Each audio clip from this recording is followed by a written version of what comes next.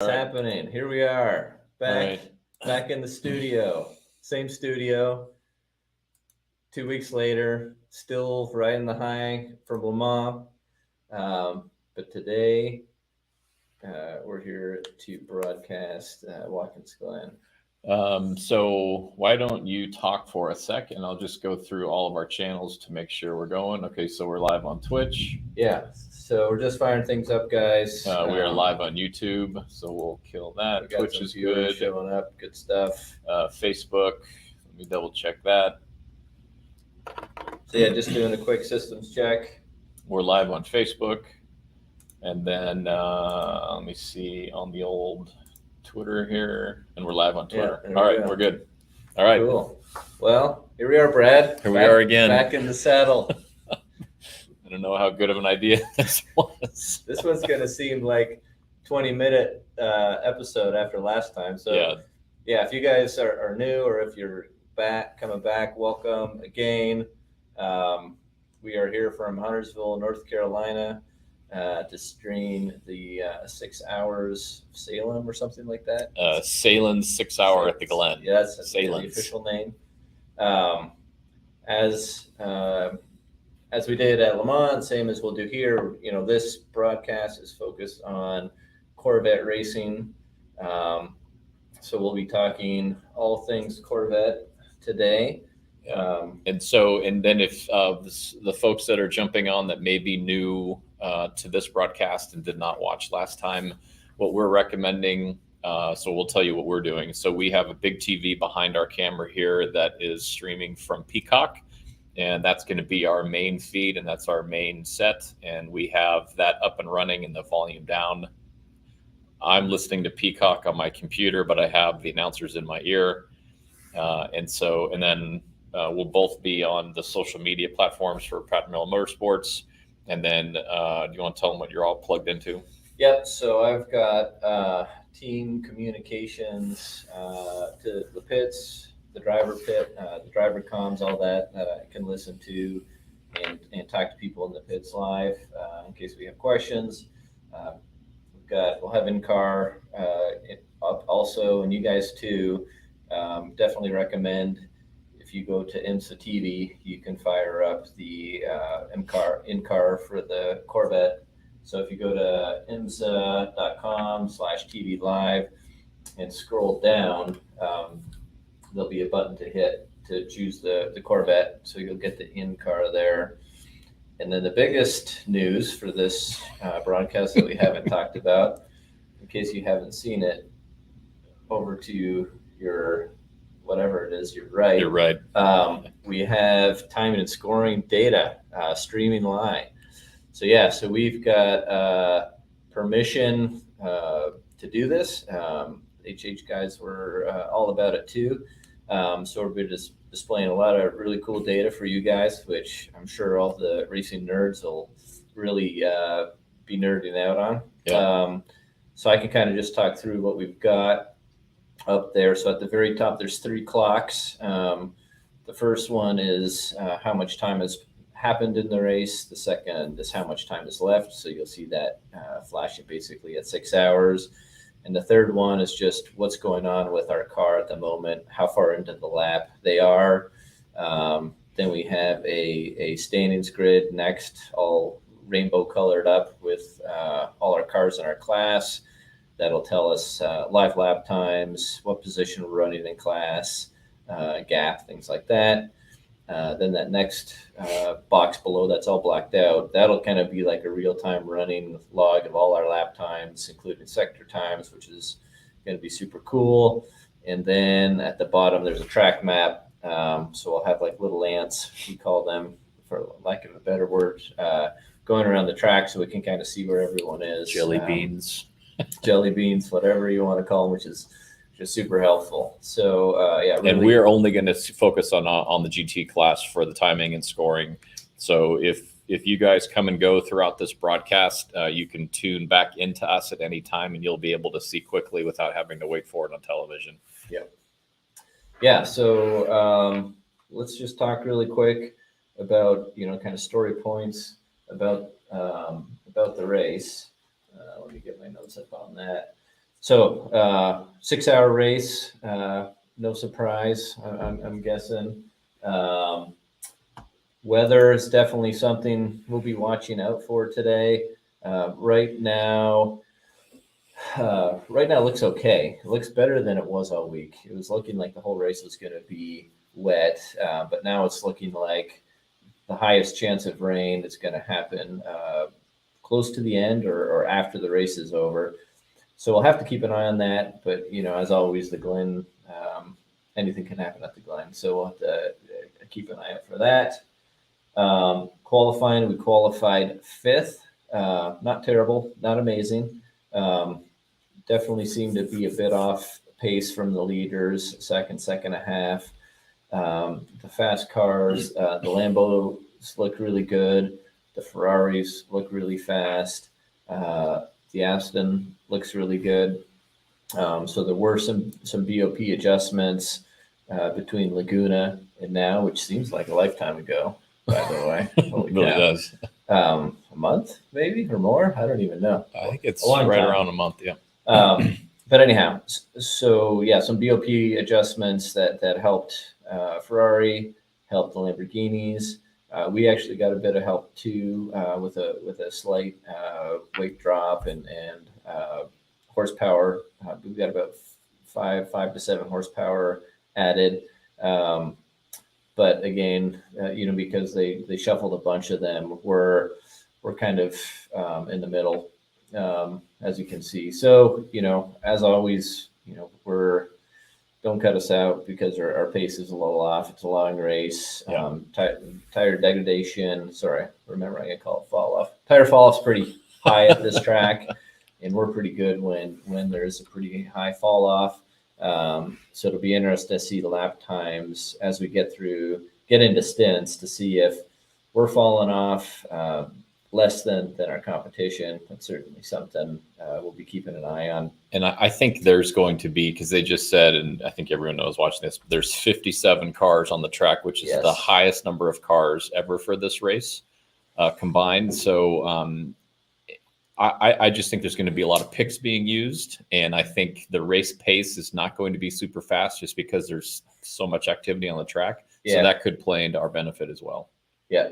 Traffic, or otherwise known as traffic, might be an issue today for sure. Yeah, with all those cars. So Le Mans, there were 62 cars on track, but that's an 8.5 mile track. This is a 3.4 mile track, and we have 57 cars, and a lot of them are in LMP3, LMP2, whatever.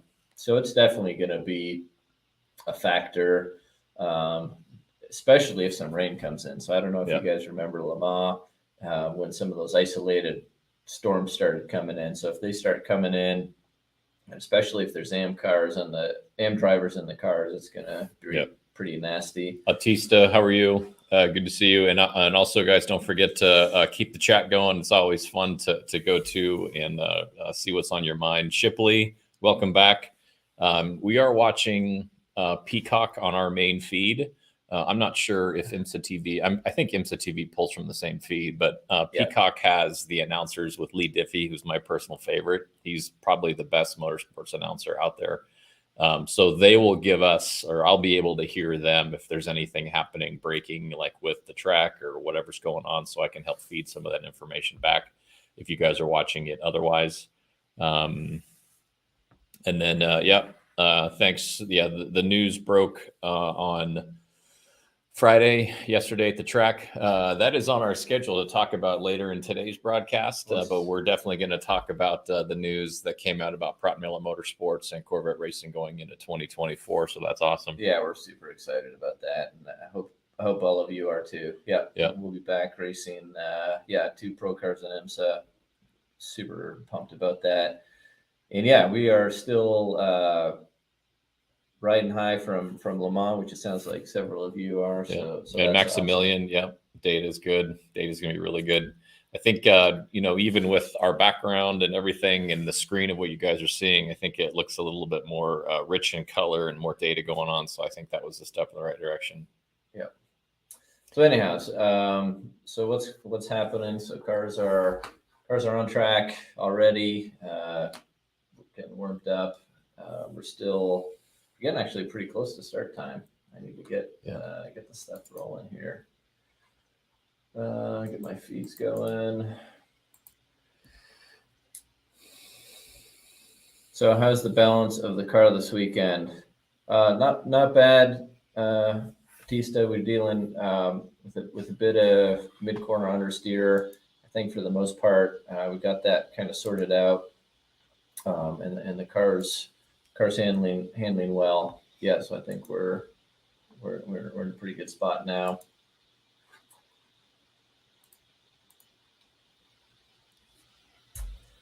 Who's starting in the car? So Jordan is starting. Yeah, okay. So Jordan qualified the car. We ended up fifth. I think it was about second and a half off the pace. So yeah, it looks like cars are on track. Pace car is out. I'm assuming we're going to go green here pretty soon, as it is 10:40. I'm going to see if I can get the in card running. So Luke touched on the weather. We have radar up right now. It looks like every once in a while there are some pop-up storms south of the track, which are staying stationary, which is probably not going to be a huge issue. But there is a pretty decent system coming, although it's a ways away. It's pretty much over Detroit right now, but it's headed right for the track. So maybe as this thing finishes up, it might hit the track, hopefully. But one thing IMSA tweeted this morning was that reminding fans that if they get lightning, to take cover. And so we races. All right, so they're green right by now. The way. They just went green. Yep. And then so if there is lightning, they will red flag the race, and there's a car off already, but they will keep the clock going. So this is going 6 hours no matter what. Yeah, sorry, did you? So we have a track is green, but yeah, they're just showing the GTD start right now. Oh, wow. TV. What are they doing? They're going to throw the green with that BMW out there?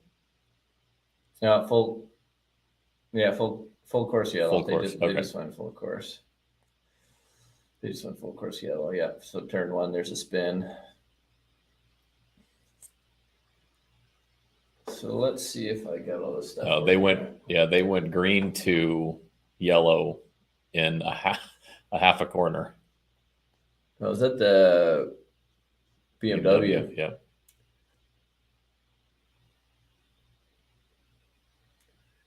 Yeah, so that's interesting. They did go green with that car off, but then they pretty quickly threw a full course.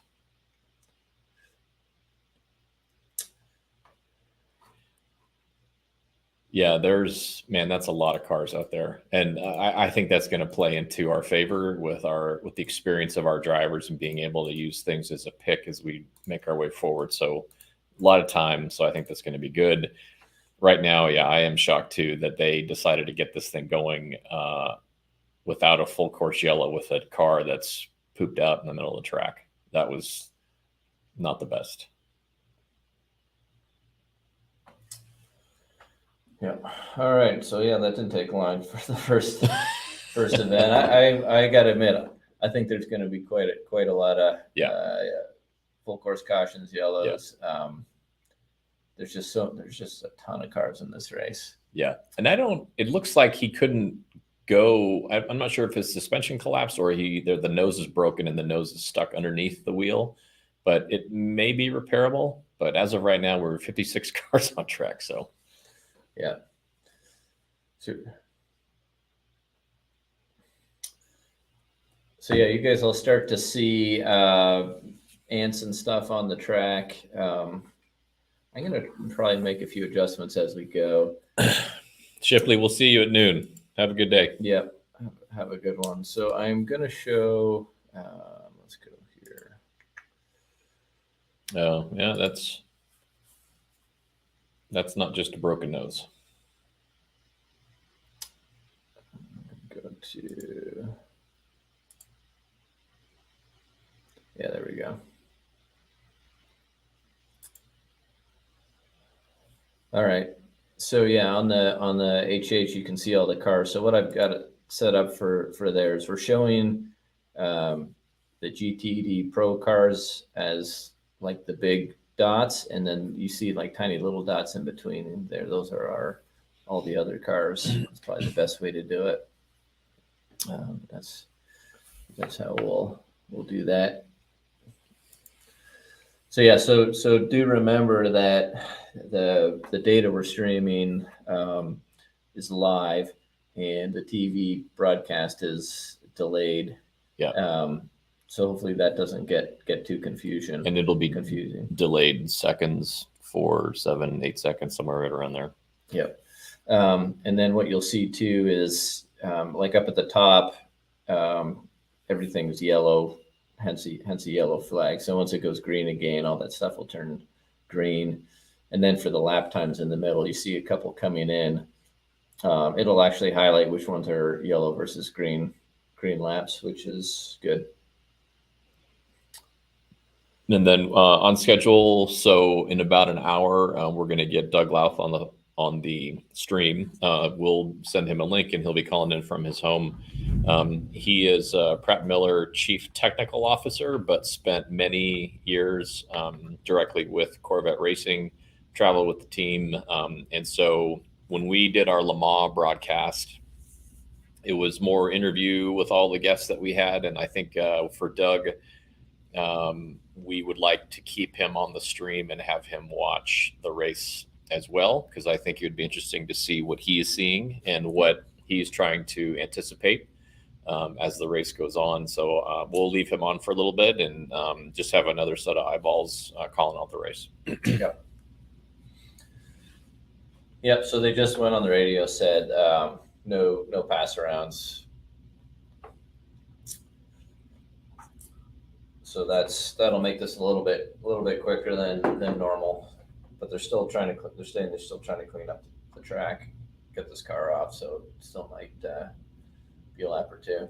Oh yeah, look at that! The whole nose is tore up. Oh my gosh, what's he doing? Oh, it's suspension. He tried to flip it around, but if like before we went live, I mentioned it, but like watch when he hits the wall. Not going super fast. That wall doesn't move. Yeah. So that was turn 1, right? That was. Yeah. Yeah, they're showing some replays. Yeah, so the first race at Watkins Glen took place. Happened? Did he get hit, or? I think they just said cold tires and he shifting, broke traction. Watkins Glen first race on this track was October 2, 1948. There's been a few different configurations, but oh, there's a GT class going by. Ooh. Wow. Yeah, look at this. Oh man. Oh my goodness. Yeah, they were yelling on TV. They're like, they can't believe they did that. Yeah.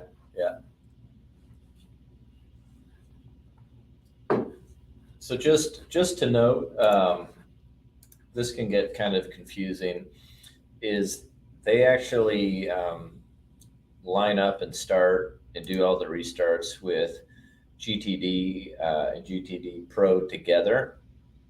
So both like qualifying, although we qualify technically in a different class, when we go to start the race, all the GTD Pros are lined up in their qualifying order collectively.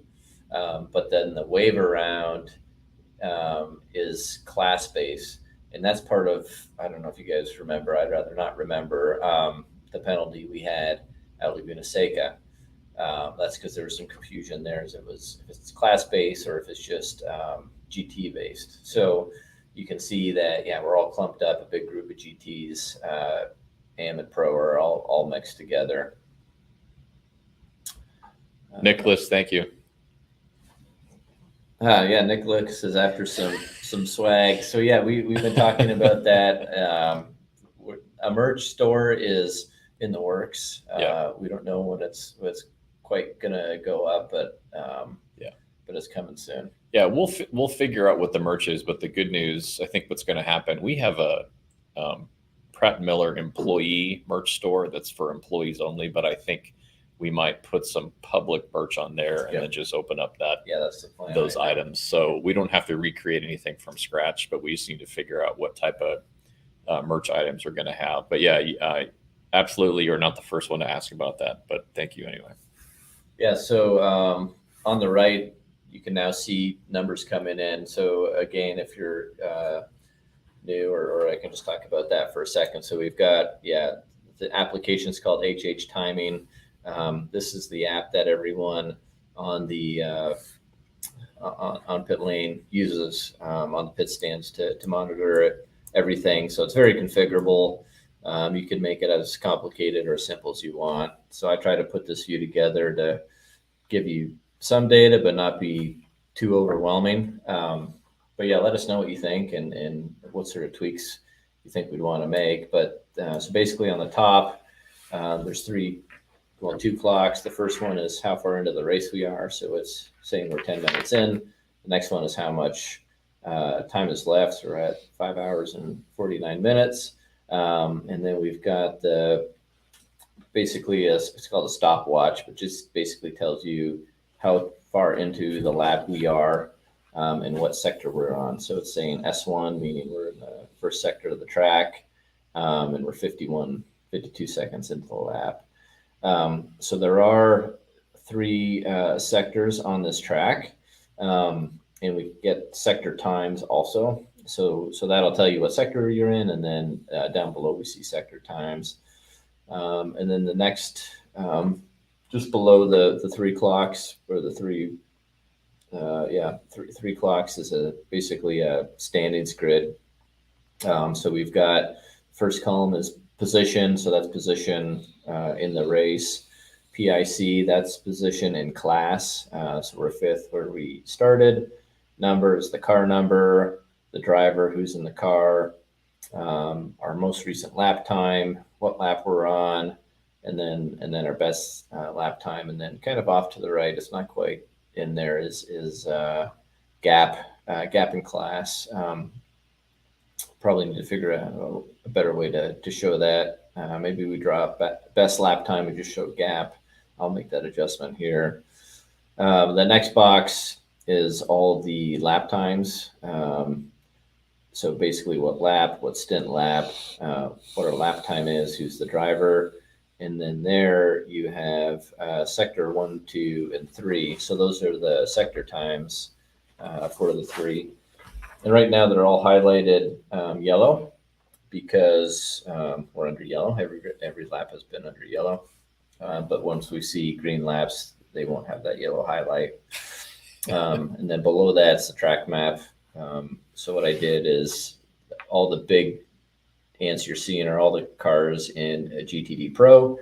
And then if you look close, there's little smaller dots. Those are all the other cars on track, just so we can see where they are.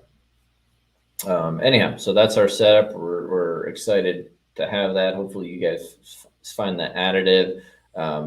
For you multi-screen people, you can probably drop a screen now because we've got timing scoring. So yeah, you don't have to go to IMSA. I just posted a picture on Twitter of what our gear setup looks like. Blake's on. He wants a shirt too. So yeah, Blake, hopefully we'll get some up. So one thing we talked about this in Le Mans, is Pratt Miller. We do a t-shirt, an employee t-shirt every year. And this is one of them. This one's a pretty old one, actually. I think it's like 3 or 4 years old, but yeah, it's one of my favorites for sure. Anyhow, we're green. Just went green now. Let me get my deal going here. See what's going on. And our buddy Ben Keating is leading an LMP2 right now. Good to see his name up on the board. Yeah, that's awesome. He was huge for us in France. Yeah, and he was involved in one of those spins during qual. They were showing that earlier. What a mess that was. I don't know if you guys watched qualifying for LMP2, LMP3, but that was a big oopsie also. They went green with not calling it a green track, and cars were spinning left and right. And you actually, if you put wets on, you were actually penalized, or your laps didn't count because you're not allowed to work on the car during qualifying, and it was not declared a wet track. So that was a bit of a mess. Anyhow, races started. Sun's breaking through at a handful of places. It looks really pretty there. Hopefully it'll stay like that. Yeah, so we are still P5. If you're watching the in-car, you can see what's going on. Looks fairly calm, which you'd hope it'd be at the beginning of a 6-hour race. Not too crazy. So we'll have to see here. We actually have a first green lap posted, 1:48.9. So yeah, we're way back in traffic.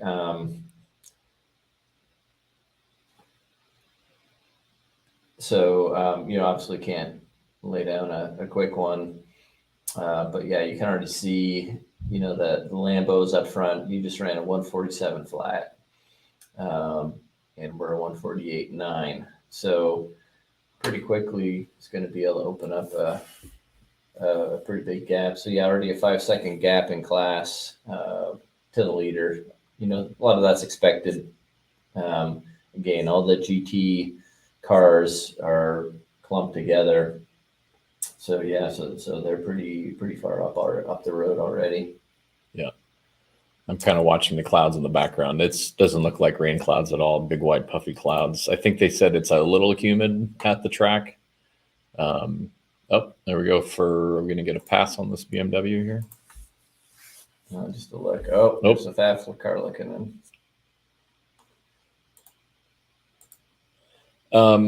So I'm not sure if we touched on it during the Le Mans race, but we finished that race without changing brakes. We did. It's close at the end, but yes. Yeah. So with this race, granted, it's not the distance, obviously, but with the elevation and especially going into turn 1 down, does that put any extra stress on the brakes? Does it eat through the brakes quicker, or is it just a non-issue? Car off. Someone has a wheel off. Yeah, so downhill braking is definitely more demanding on the car. Yeah, for sure. But we're still not. This will be a one set of brake deal. Correct. Yeah. So one note on that is, in Le Mans, when we were coming towards the end and we were watching our competitors, and the Iron Dames were running pretty slow. So come to find out, what they were trying to do is manage brakes. Oh, okay. Yeah. So they determined it'd be better if they just ran off pace and ran a little bit slower versus coming in and doing a brake change based on how many laps were remaining. All right, so what's going on? So track is still green. They're probably going to just let that car in. So one of the Ferraris serving a penalty. Are they? Okay. So yeah, we lost a spot, by the way, to the Mercedes. So the Mercedes got around us.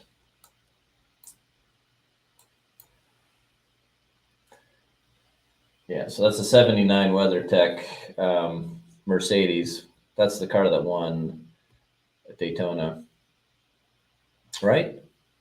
Yeah. What was it? The Mercedes won Daytona, right? Yes. Yeah. Yeah, so they just passed us. Yeah. So we're down to 7th. So yeah, we're 7.5 back from the leader. Our best time is a 1:48.3. Yeah, wow. So that Lambo just ran a 1:46.3. So basically 2 seconds. Yeah. 2 seconds faster than us at the moment. Yeah. They were just saying this Wayne Taylor car that came in, they were seeing something on the tire pressure on the left rear, so they changed it. So this guy is going to be coming up through the pack. Yeah, it looks like he's right in with the LMP3s. Yeah.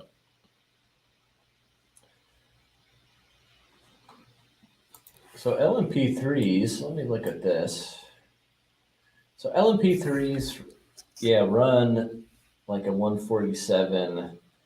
The fastest one ran a 142.2. But a lot of them are 146, 145, whatever. So the LMP3 cars are really just a titch quicker than the GT cars. And we've seen before where, depending where on the race, like we get in each other's business quite a bit. So that'll be something else we need to be keeping an eye on. But right now, the way we're lined up, I don't think there's any. Yeah, right now all the GT cars are behind LMP3 I have to keep cars. reminding myself there's like 1,900 classes on track and not 3. I'm so used to a couple of weeks ago. Yeah, so there are 5 classes. 5 classes running, 57 cars, so it's going to be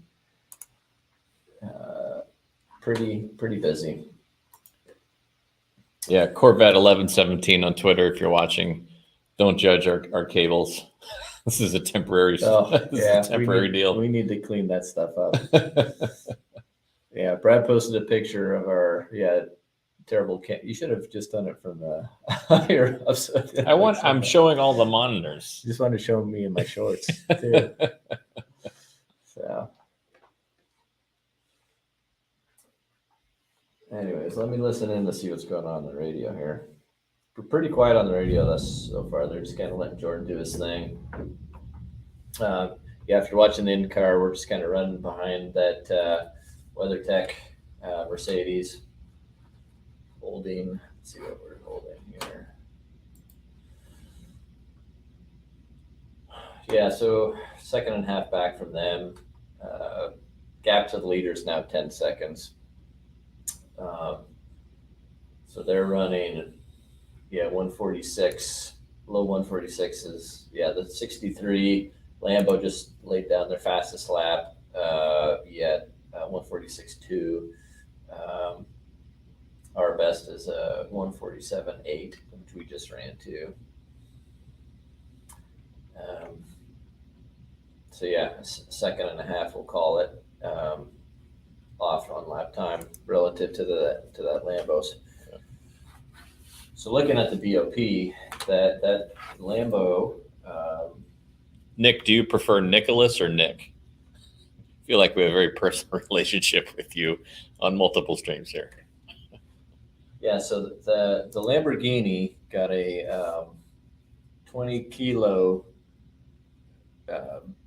decrease for this event, and the Ferrari's got a 30 kilo decrease going into this. So both them got a pretty big. Well, that's nice of them. Yeah, so they just came on the radio that the GTP cars are starting to get pretty close. It'll start to be coming up through the GT cars. Yeah, so you can kind of see it already. Yep. All right, Nick, it is.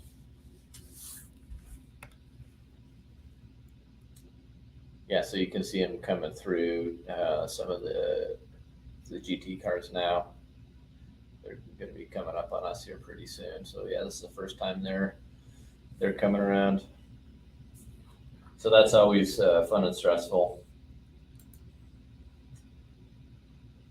So we should seem to be holding pretty even with the 79 car.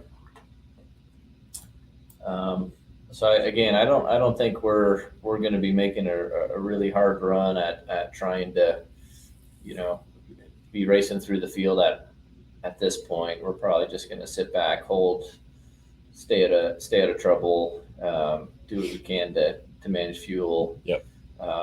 Things like that to kind of keep it simple, yep. Keep it safe. Yep. Yeah. So here you can see cars coming through. The GTP cars certainly get through the GT class. This thing's spread out. So one thing to note is right now everyone starts with kind of their pro drivers throughout the field. So in the LMP2, LMP3 cars, it's their good drivers too. So less drama, things like that. But what you really got to watch for is when we get into hour 2 to hour 4. That's when all the AM drivers will be in. Well, all the LMP2, LMP3, GTD or GTAM, and things might get a little hairy. And then, especially if that's when the weather starts coming, then it can really potentially get crazy. And I think, the Glen, is going to be somewhat like Le Mans, where you can have these really isolated. Yeah, okay, on TV, I can start to see the GTP cars come through.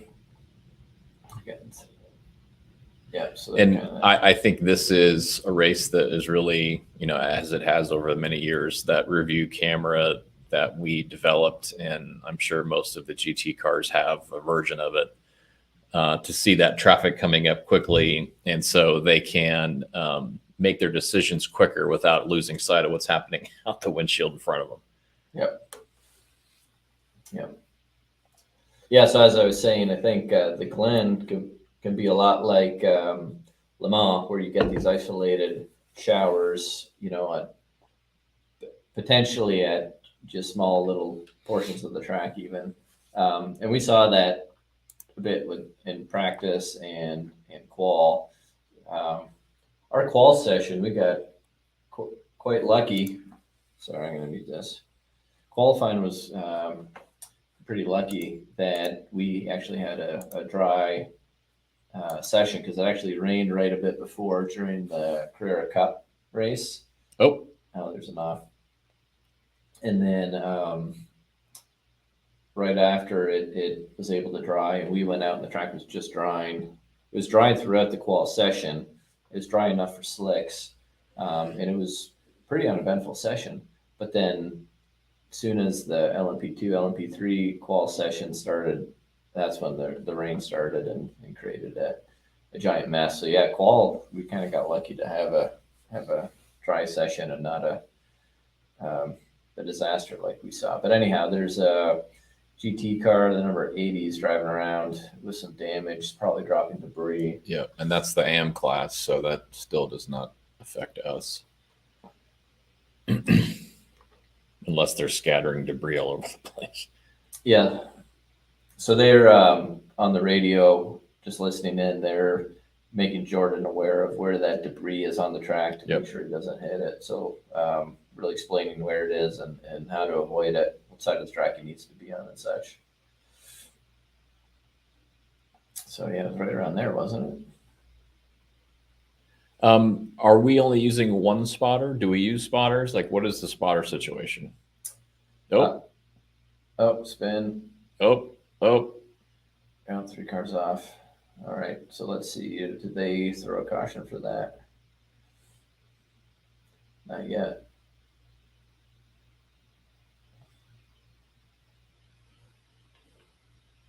Yeah, you can see a caution flag there, but that's it.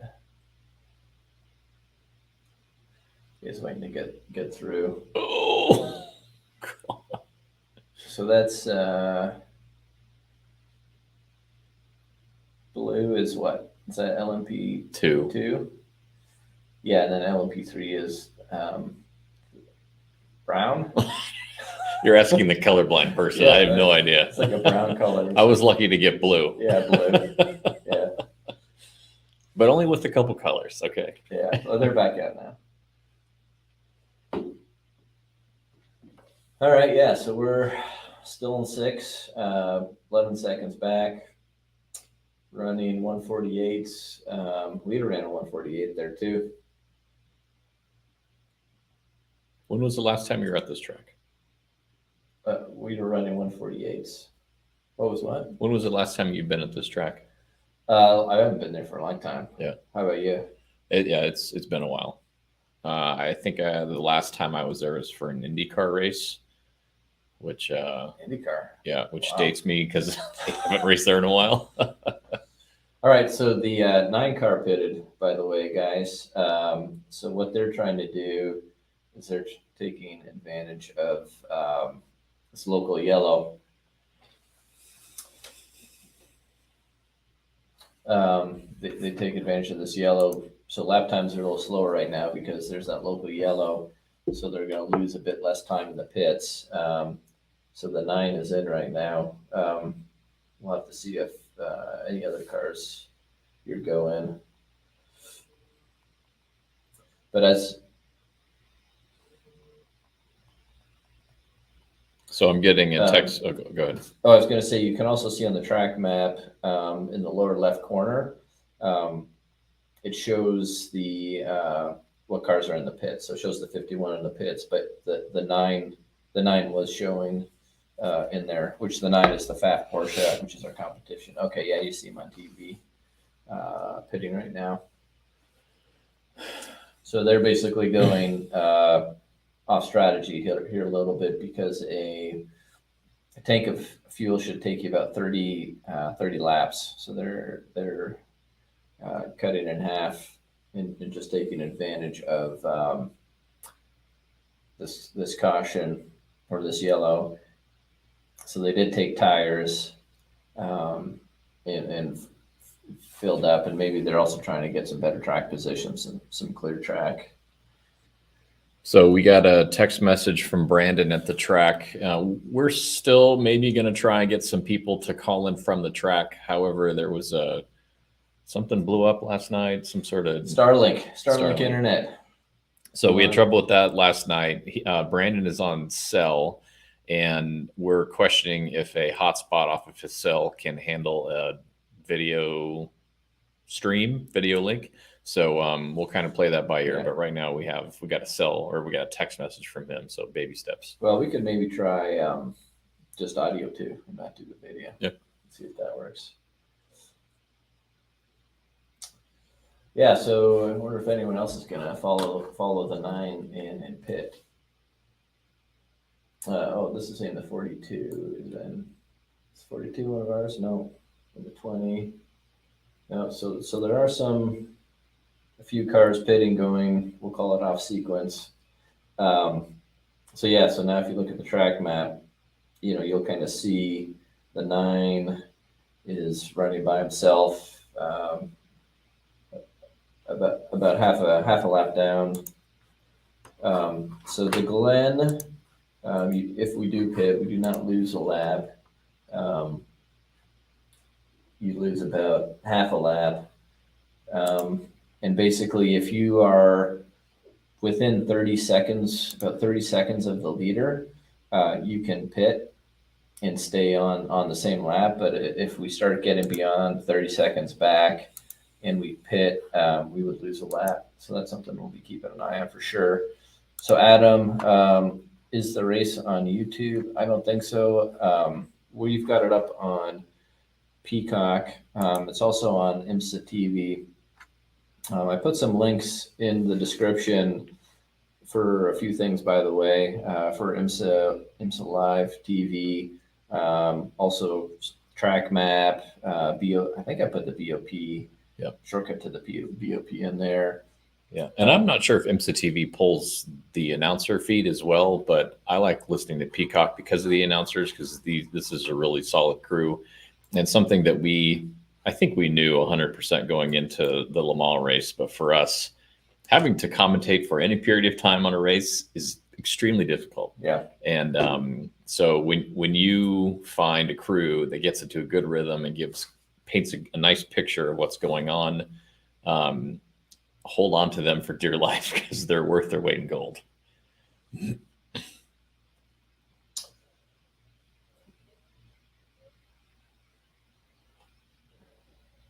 Oh, car off, car into the barrier. Is that the 01? Oh, no. That is a LMP2 car. Okay, so I wonder if anyone else is going to try to pit. There's a lot of cars in the pits right now, by the way. Taking advantage of this. So right. So full course yellow. And there's one of those LMP3 cars that's damaged, and they said that his radio is not working, so they can't get him in. But we're going to go full yellow.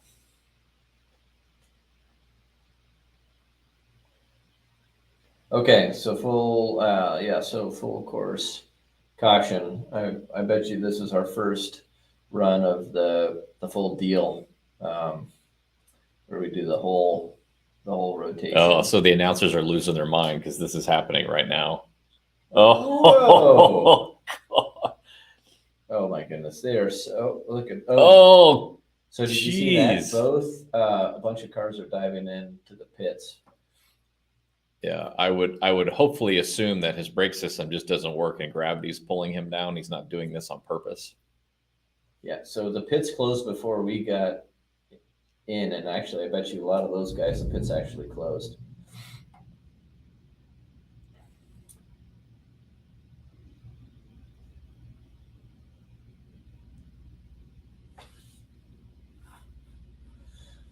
Okay, yeah, so full course. This is probably going to be our first go around of the whole wave bys and blah blah blah. A quick weather update. Just visually, it looks like the little pop-ups that were happening are still there. They're not moving, so the track still looks like it's in a good window.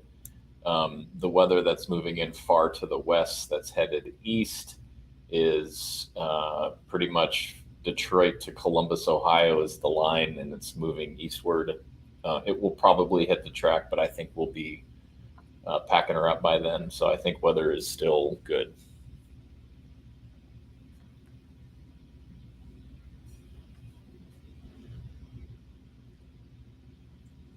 Yeah, so that looked like a pass. Was that for the lead?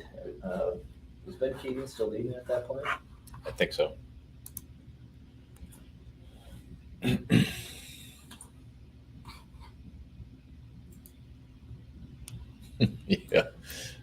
Yeah, Nick, I guess he did decide to do that on purpose. I don't know. That's a ballsy move. Yeah. Looks like Ben's car's okay. Do we cheer for Ben? I think we have to. We can give him like a polite applause. Definitely lost a few spots, but that's good. I think we need to cheer for Ben.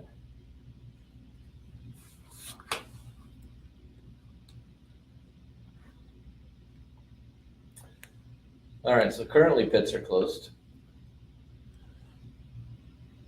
So we'll have to see. Yeah, that's Keating right there. He's down to. Yeah, he's definitely lost a few spots.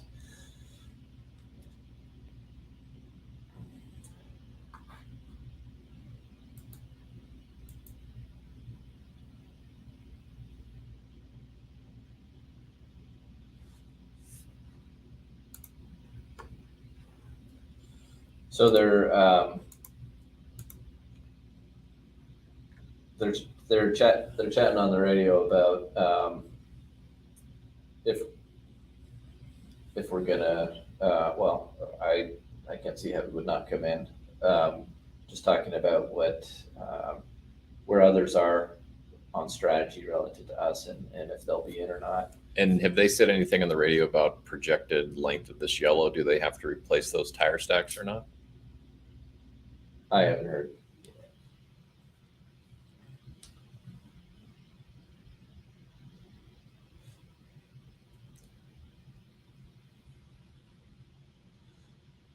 Yeah, so I want to listen to race control here and see when they start doing all of the wave bys and all that fun stuff. When pits are open and blah, blah, blah.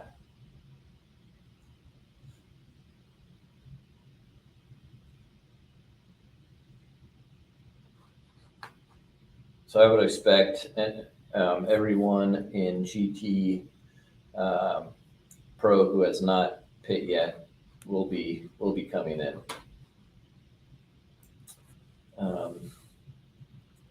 So basically, we're fourth. You see a lot of people behind us.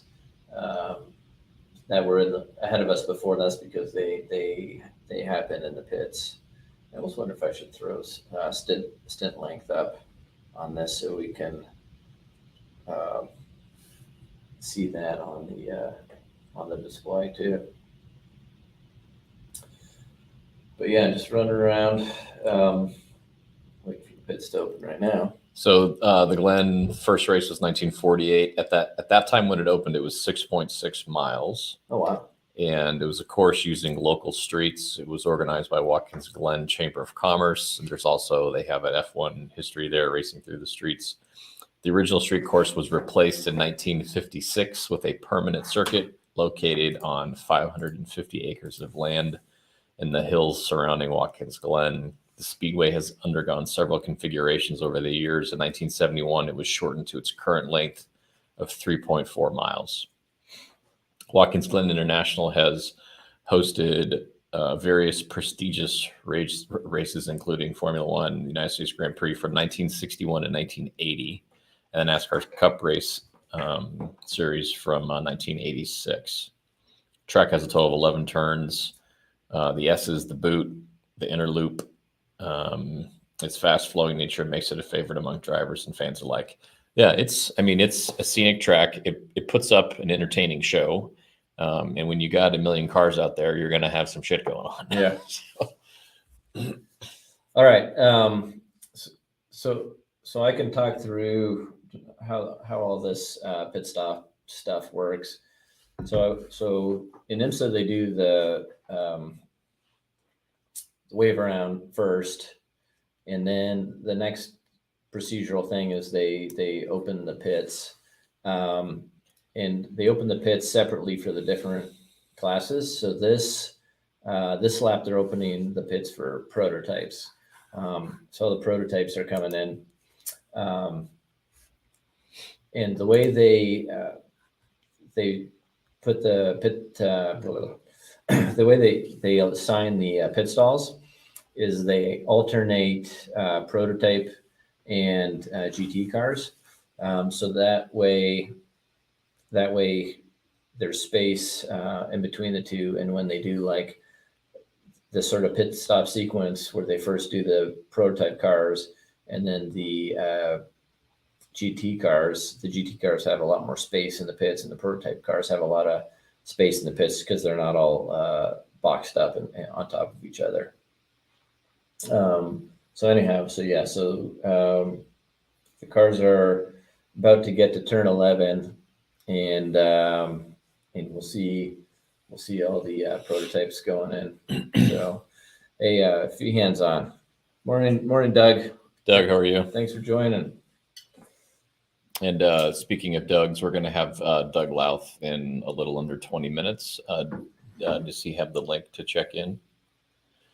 But we'll get him up, and we'll the questioning with him is just kind of what he's seeing and how he's viewing this race and what he would be looking for as this thing progresses. So just hang out with us. And hang out with us. Hang out. So we didn't get any croissants this morning. No. I did get my Starbucks though. We should. What's a good New York breakfast that we should add? Lox and bagels and lox. That would be good. Yeah, and those of you that have TikTok that are watching, I need to pick up my TikTok game, but I did my journey from my home to here this morning at 7 to get everything going. So give me some feedback on that. I thought that was a little bit different, but I think you'll enjoy it. So I got to remember that I'm twittering too. So I need to. You need to get on the tweeter. I need to get on the tweeter here and tweet what's going on. All right, so so on TV you can see all the prototype cars pitting. So I'm gonna get my tweet lined up here. What are we here?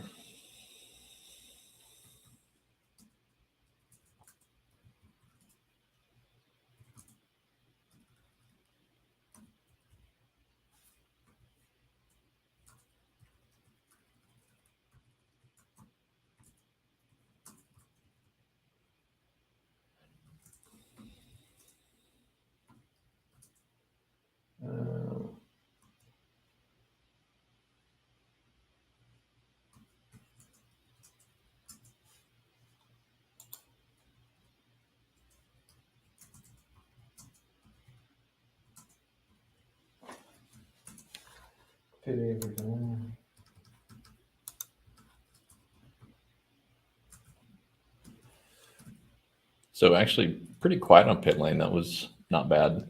Looks like one of the LMP2 cars was getting a new nose. Oh yeah, that was the one that radio was disabled. All right, so yeah, so we should, if you see the little ants riding around the track. Okay, so they're just calling, pits open GT. So we'll be pitting. Yeah, and I have not got a return text from Brandon, so the text or the bandwidth situation at the track is probably not ideal. Yeah.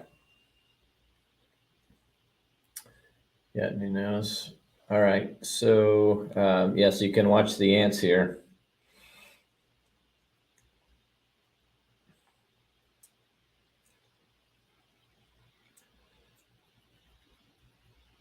So again, a lot of the cars behind us have already pit. So the whole standings will have a pretty big cycle as we go through this.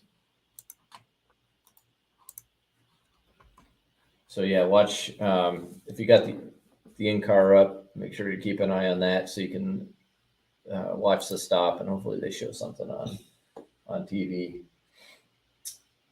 So yeah, TV looks like through the exiting the bus stop or the shoe, right? That's what it's called, the shoe. The boot. The boot. The boot. The shoe. Jesus, Canadian. The shoe. This should be almost quasi your home track. I know, it really is. What is your home track, Mosport? Yes. Yeah. All right, they're in the pits right now.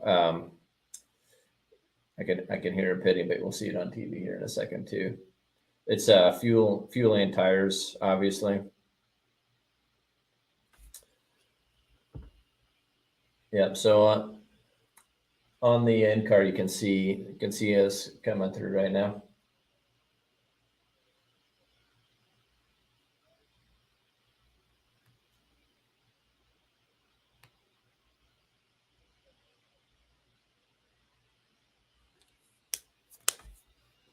All right, yeah. So they're showing the pit stop on TV. So let's see here how we did. Yeah. So people are peeling off. We're peeling off. And fuel's plugged in, tires going on. I'm sorry, what? I was just calling out. Looks like so yeah, they're showing the pit stop now. They're releasing us. Loose tire from somebody. Yeah, so pits are closed, so they stopped them all on pit exit. Oh, okay. So yeah, so did you see that? So they're just talking about that on the radio. That's our tire rolling around. Who punted it? The Aston. So that was inside our pit box. So I think we should be okay. We didn't do it. Okay, they just opened the pits. So in that situation, will the Aston Martin get a penalty, or is that just a non-issue? I think they would get a penalty. So it's inside. Yeah, it's clearly inside. It's not even close. Okay, so we picked up a position there. By the way, we passed the 79 in the pits, and here's a replay. Yeah, showing on. All right, so we should see that. Yeah, there we go.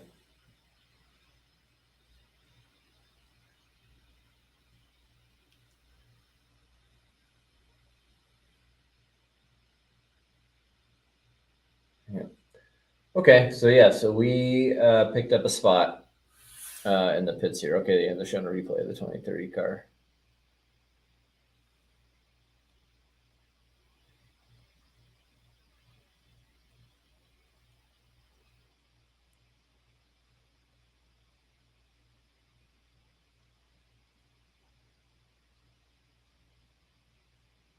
Yeah. So by rule, Do we have to grab that tire once we're done servicing that side of the car? I'm sure within a certain amount of time or something, but I think because that tire was in our box, we're okay. Yeah. So, all right. So yeah, we picked up a spot. Yeah, I know it's probably not as prevalent in sports car racing, but I remember seeing cup races, team members, when there was always a gaggle of cars coming in, the crew guys wanting to block or slow down the other teams on either side of them would like take the long way around to get to the car, so to slow them in getting in the pit lanes. Yeah. All right. So now they're doing the pass bys or whatever they call them. So this is when they separate the classes. So what they'll do is they'll line up all the classes separately, and again, this is where they mix up GTD and GTD Pro will all be kind of mixed up in one line. So it takes a couple laps to sort that out. And I need to change this here.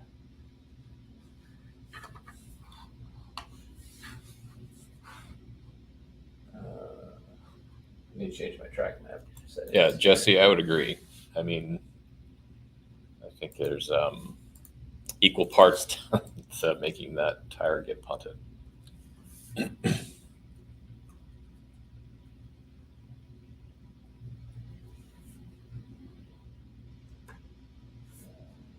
see what's going on here.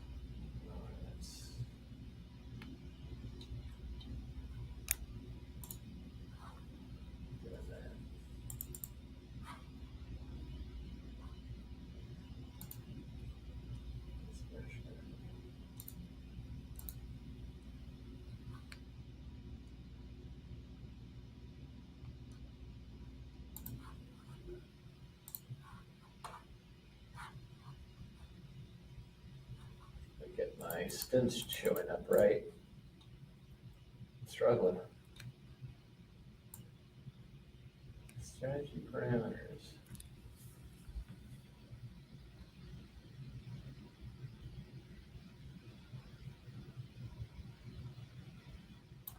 Okay. All right. Yeah. So.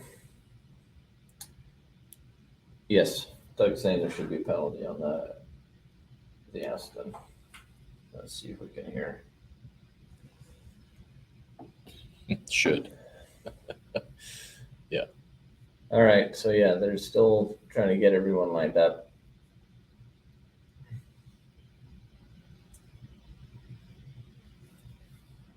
So they're calling penalties right now.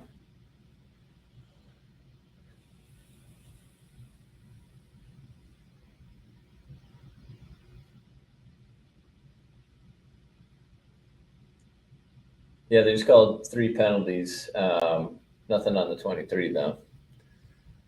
Oh, here we go. They're still going. More penalties.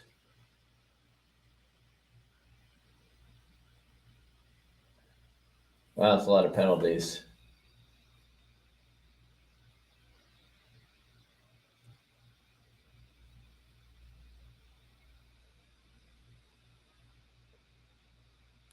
Yeah, no. So nothing for the 23 on that. There's a lot of penalties. Oh my God. It's like 6-7 penalties. And when they apply penalties, is it always penalty box on a clock? And it just depends on how much. Yeah, some are drive through, some are Yep. You have to go to the penalty box. Yep. Yeah. Okay. So we're green. Yep. So we are P4. P4, and this is saying 2.2 seconds off P1, which I think is where we want to be. Just hanging out, not getting caught up in all this mess. Yeah. Again, we got 5 hours and 6 minutes to go. Yeah. So they're cycling through the penalties as well. Want to stay out of trouble. So yeah, we are a lot closer to our class leader. So right now, the Lexus with Jack Hawksworth is in the lead, and we're just 2.6 seconds back at the moment. But it's just the restart here, so we'll kind of see what happens. So it looks like a pretty clean restart. No, not too much drama yet, which is nice.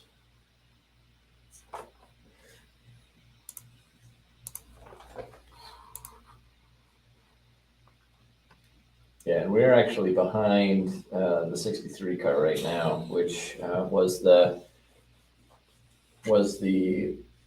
race or the class leader. So the reason the 14 and the 9 got ahead is because they either pit early, got off sequence. So the 9 pit early, got off sequence, which turns out to be a pretty smart move. And then I believe the 14 got in before the pits closed there. Tommy Milner getting a little sassy on the Twitter. Is he? Yeah. Okay. Yeah. Earlier when the race started and they should have put a yellow out immediately. He just said, just throw the yellow early. What are we doing here? And then he retweeted that again 10 minutes ago. And he said, how many times can I retweet this today? Yeah, there's been some questionable officiating on all this. So the IMSA officials that govern this race, how many of them travel and are consistent at each race, and how many are locals? Yeah, I don't know how much of that is track specific versus IMSA.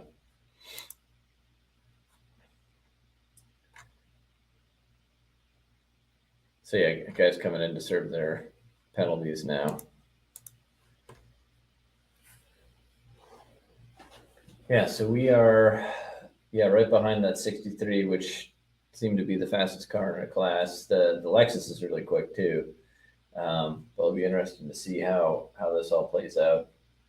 Looks like our gap to the 63 is holding. They're right in front of us, so we do look pretty good.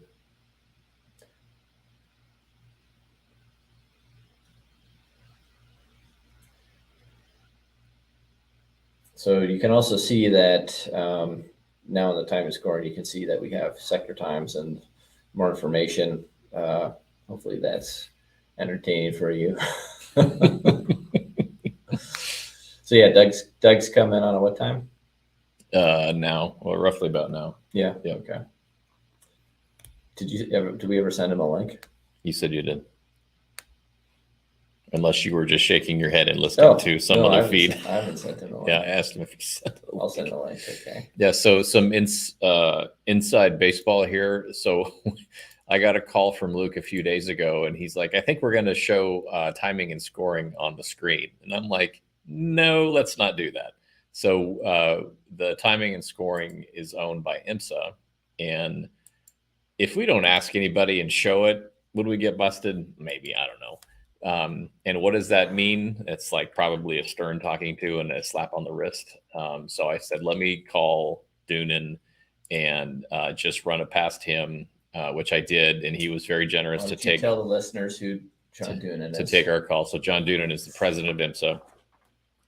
And he said he was just getting ready to jump on another call, and he saw it was me, and he's like, I just wanted to grab your call really quick. And I told him, I said, give me a minute and I'll tell you what's going on. And right away he's like, I think we can do that. Yeah. So we got, I mean, we would like to lay a ton of information, but as long as it's thumbs up, that's better for us, because I don't want this thing to get killed just as quickly as we started it. Right. Yeah. Yeah. So here we are. We're almost 1 hour officially into the race. Do you believe it? Yeah, that is another thing to get used to, is to think, talk, and listen to multiple feeds. Yeah. So we were before we got on air, we were talking a little bit about the F1 alternative broadcast, and I don't know if any of you guys watched that. Daniel Ricciardo and Will Arnett, is that right? Will Arnett, yeah. Doing that, and I got to tell you, that made me feel a lot better about what we're doing. I mean, so kudos to Formula One and any team or series or whoever that decides to do that, because it's really an extremely new idea. Yeah. And I do want to point out that when we announced ours, we beat Formula One by a day. So we were ahead of the curve on there publicly. And so that was cool. And I saw it pop up, and I'm like, oh, well, that's going to be interesting. I'll definitely tune in and watch, which I did. The broadcaster was also the rights holder. So the biggest difference between our stream and their stream is that they had Danny and Will on screen the same time, and they're watching the race. Will, I think, was calling from his house, and Ricciardo was at the track. He was there, yeah. And I turned it on. I was like, cool, I'm going to watch it. And I'm telling you, within 30 seconds, it was uncomfortable. And you could tell. So the biggest thing I could tell is they didn't practice. No. They were both like, they turned those cameras on, and they're like, And it was interesting because Daniel Ricciardo technically still is a race car driver, not a retired race car driver. And he even mentioned during the broadcast, he's like, I'm just not used to doing this. I'm used to like focusing on what I'm doing and not having to call everybody else. Yeah, the multiple stuff coming at you and be talking at the same time is certainly a challenge. And you could see them really, really struggling with that. Yeah, and I thought everyone that we had on for our Le Mans broadcast did great from a guest standpoint. I think that was a bit of a miss from Formula One, because the couple guests I saw was Patrick Dempsey, which I don't think has any connection to Formula One. Yes, he's a race car driver, but he's a Porsche guy. Keep going though. And then the other guest was Marshawn Lynch, which no connection to anything. He's just Marshawn Lynch. So those didn't really make sense. Obviously they're doing that to bring the fan bases in and to get more people watching the broadcast. And they weren't necessarily focusing on any one car or team, much like we are. So I think that was a little bit different dynamic. Full course yellow. So yeah, you can see on the time and scoring things flashing yellow.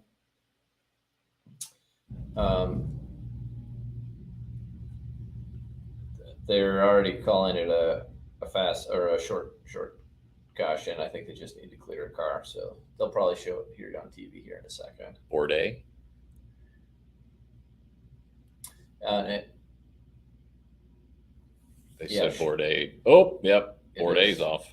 So short yellow, pits stay closed during a short yellow. So I think they're just going to clear this car, sweep the track, and it should be pretty short. Yeah, I was going to say the left part of the car looks okay, but not the front right. So is that under braking is where it spun? This is the final turn before he heads on the front straight, I believe. Yeah, splitter's destroyed. He just ran over it. Yeah, it'll be a new nose. New nose is cracked. New tail too. Tail. Suspension. It's like it's somewhat together. Okay, showing replay here. Around a GT car. I think. Whoa. Oh, just got loose and then got Oh, wow. ran from behind. So that was not a light hit. Yeah. Okay. So that's interesting. It's like maybe he was doing something and didn't really even recognize it. It was kind of a weird move there. It's like the car didn't seem planted enough when he came off the gas. I think the back end just came around. Huh. But anyhow, my thoughts on that broadcast are similar to yours. It's kind of nice to see them struggle some with just processing things in their ear and talking at the same time. You'd see them a lot, just kind of frozen. Yep. Trying to do things. And I would say the biggest sort of bummer I thought is they missed a lot of things that were happening on track. Yeah. So once they had a guest on and started talking, they completely lost track of the race, and cars were pitting or there were wrecks or whatever.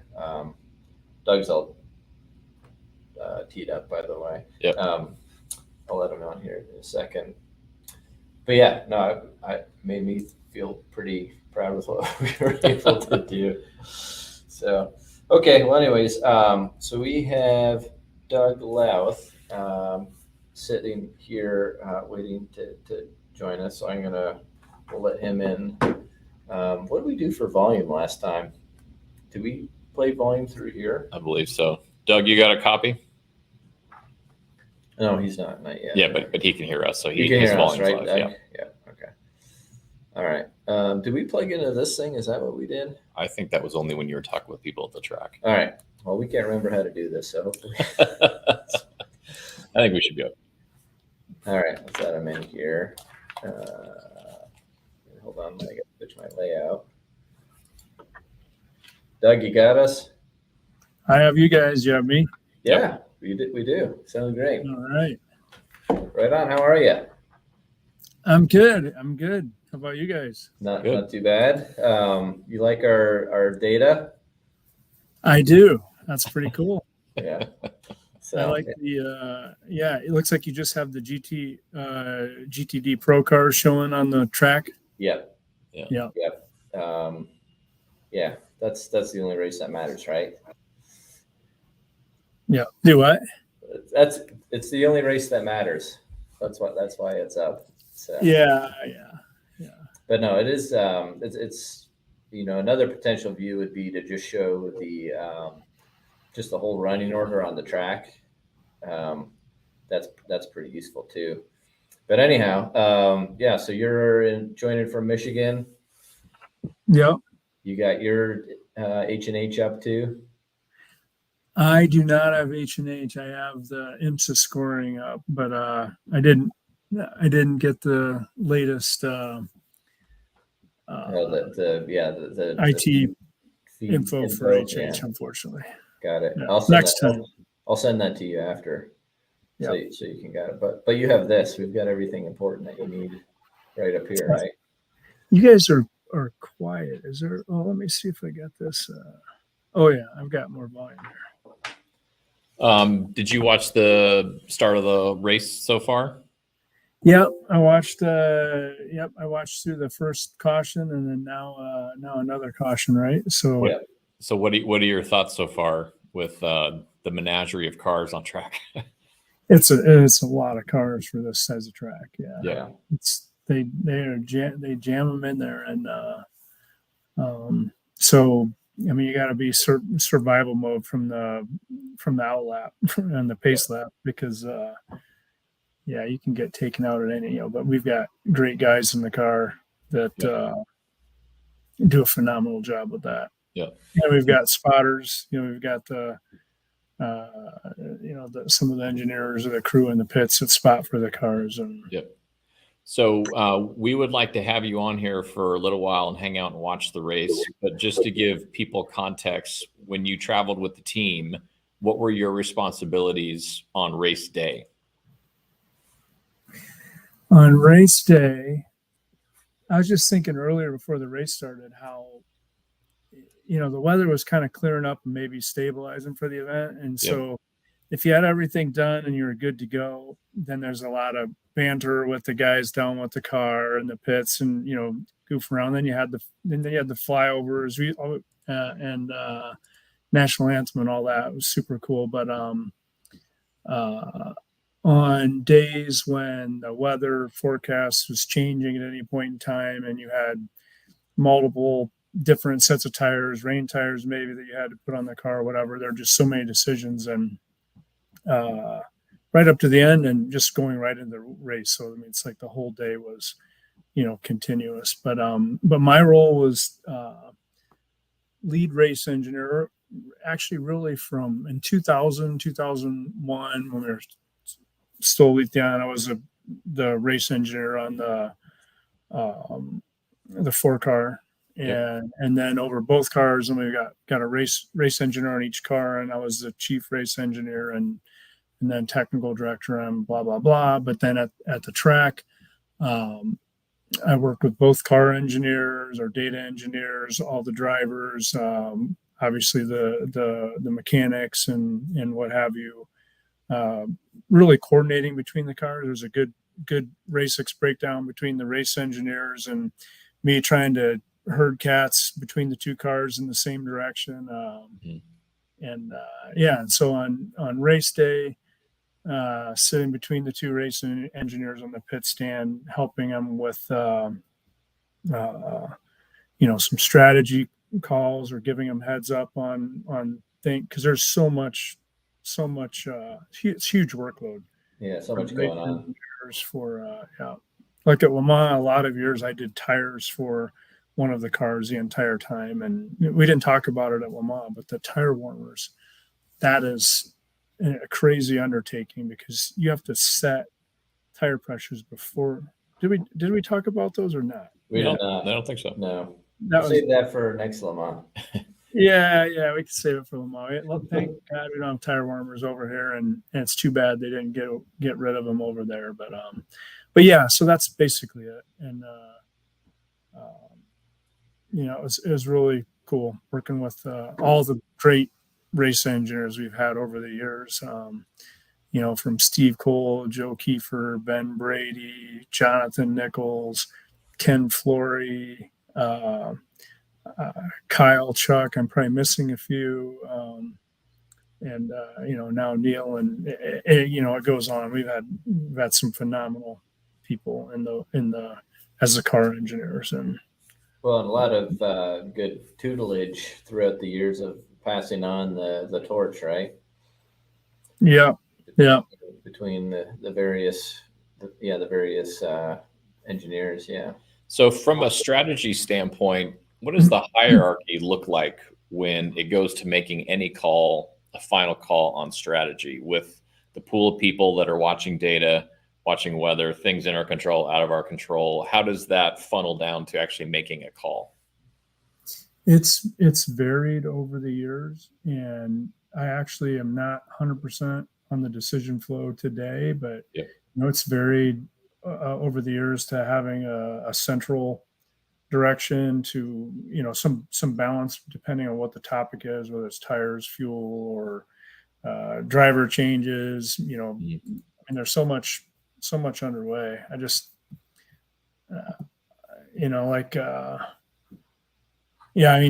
race strategy. I mean, you got fuel, tires, and drivers, or driver changes are the basics, right? And you got minimum or maximum drive times. You got to know, and then you want to do a driver change ideally under caution, or depending on the sporting regs, in the minimum amount of time. But then at the next level down, okay, which tires? What are the cold pressures that you're going to go with that are forecasts for the track conditions? The forecast of track conditions for the next hour or 2 hours or 3 hours if you're double or triple stinting. Yep. Most of the time you're topping up fuel, but other times you're doing a partial fill or a short fill to get to the end of the race or get to another window or what have you. There's a lot, and it all depends. And that's why I was looking at the map you guys had up, because the running order is big time. And in 2001 Daytona, that was the first time they introduced some of these wave by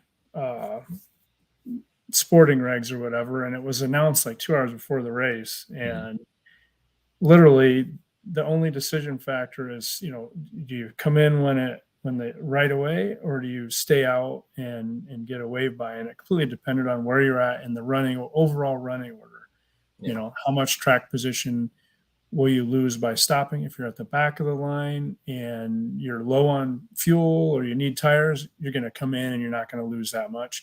If you're ahead of the class leader and you want to stay out for a wave around, especially, hopefully you have enough fuel to stay out to get to the pass around. Sometimes that's been a problem where you're eligible for a pass around, but you got to come in and get fuel. So then you got to do an emergency service, take 5 gallons, maybe only 1 tire, and then go back out and then get a full stop in after the. Anyway, there's a lot to it. Okay, so then you finish a race and you have all that data. Win, lose, or draw, you have that data.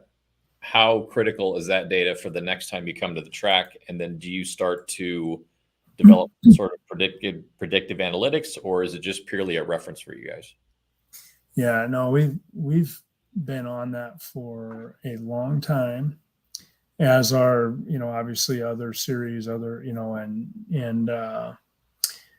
but as in all data analytics, it depends on if the data set is there to support it. We're back green, by the way. Keep going, Doug, but we're back green. Yeah. No, keep going, Doug. Oh, there's a car off course already. Turn 5. I gotta refresh my.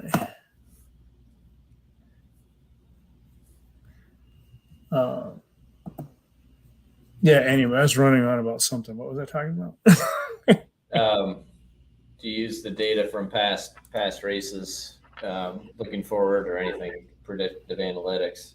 But yeah, and there's some basic things, but in some cases there's just not enough data points to to have any type of a realistic trend. Too many variables, too many possibilities, not enough data, and it changes. I mean, we did this in IndyCar, we did this in NASCAR. We worked with some other colleagues, I'll say, or partners under the NASCAR umbrella that were doing this work. And NASCAR was the easiest because they ran more races, they had more pit stops, they had longer races, they had more laps, they had more cars. Whereas, for IndyCar, it was borderline questionable if the data was really there to support any type of predictive modeling. And then for this series, there are a few things, but everybody's working on it. Maybe the new AI things will figure it out for us, right? Yeah, there's too many variables and not enough data, basically. Especially in racing. Yeah, you can just sit on the pit stand and do chat GTP and should I stop or not?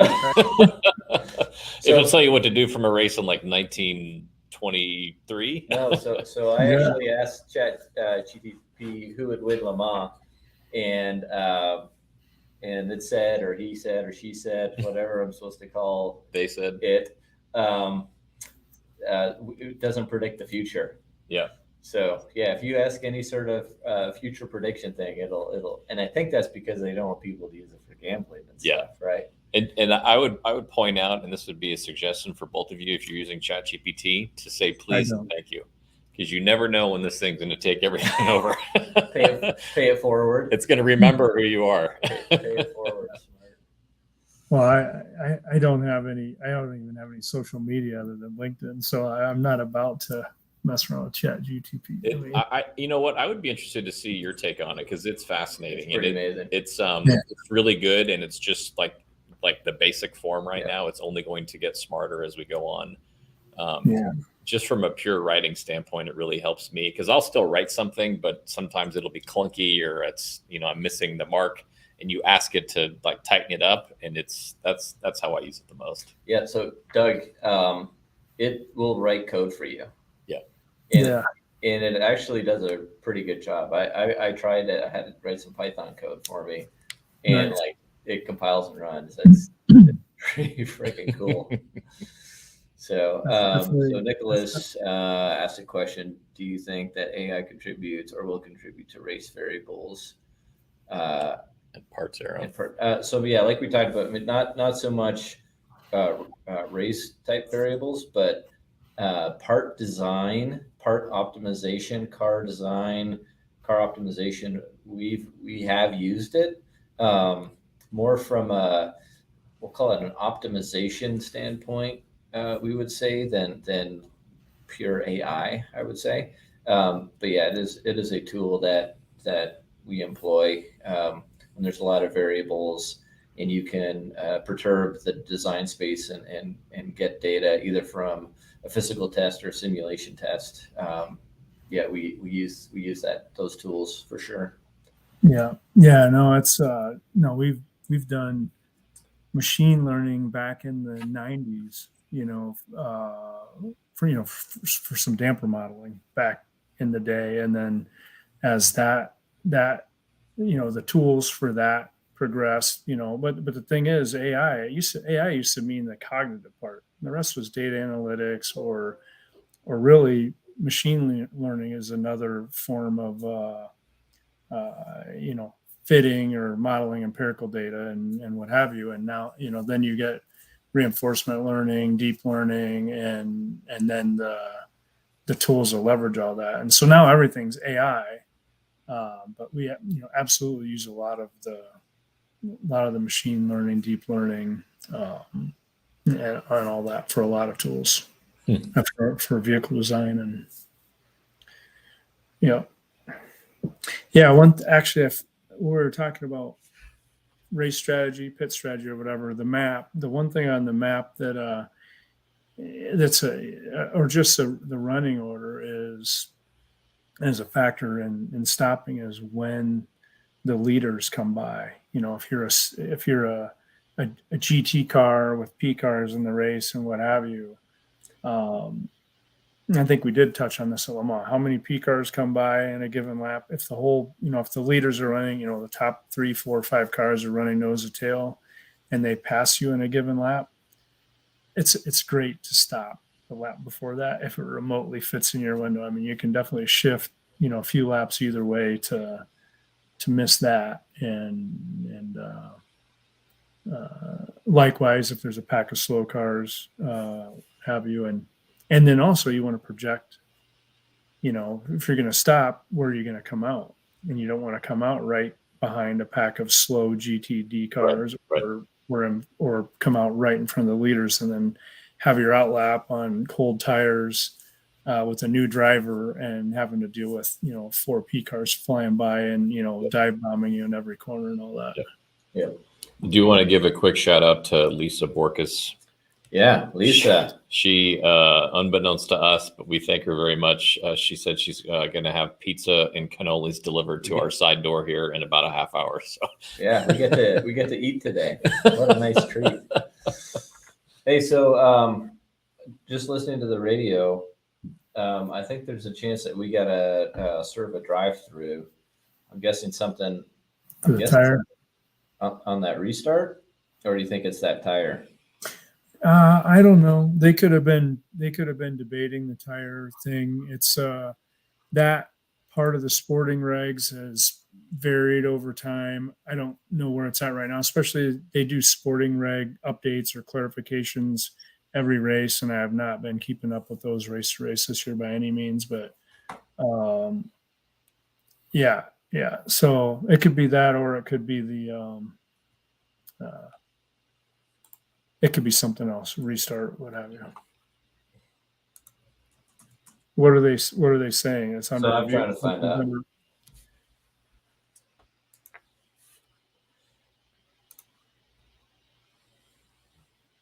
Oh, it's for the tire.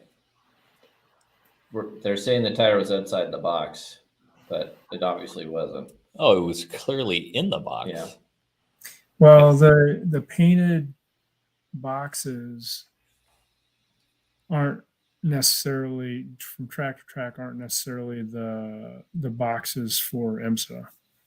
And Oh, okay. a lot of times you'll see teams putting tape down on the track, or Oh. to define. Especially it's. So I don't know. Those are pretty wide boxes. Yeah. So the guys are saying they think it's in the box. It's definitely in between the box defined by the white lines on the track. Yeah. They're saying it was in the box, and they're all pretty frustrated. Yeah. So so the car's in the pits right now.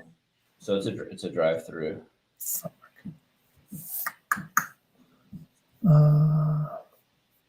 Well, that's about.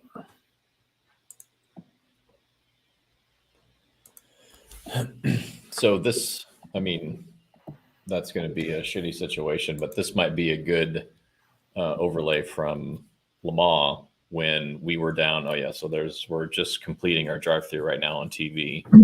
When we were down 2 laps and it took us damn near the whole race to get them back. We'll see how quickly that can happen here. Yeah. So that's one thing. I think Watkins Glen is a pretty short roll compared to some of the other tracks we go to. So if it's stop and go roll time at pit lane speed, and it's also, a minute 47 laps. So it's a somewhat longer lap time than average for the U.S. tracks, and then a short roll time. So it may be less of an impact here. We may have more of an opportunity to get back in the the game.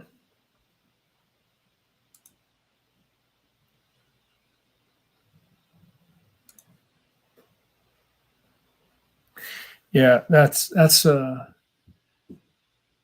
yeah. I have to take a look at what the sporting regs are at some point and figure out what the because it was definitely in the box defined by those white lines.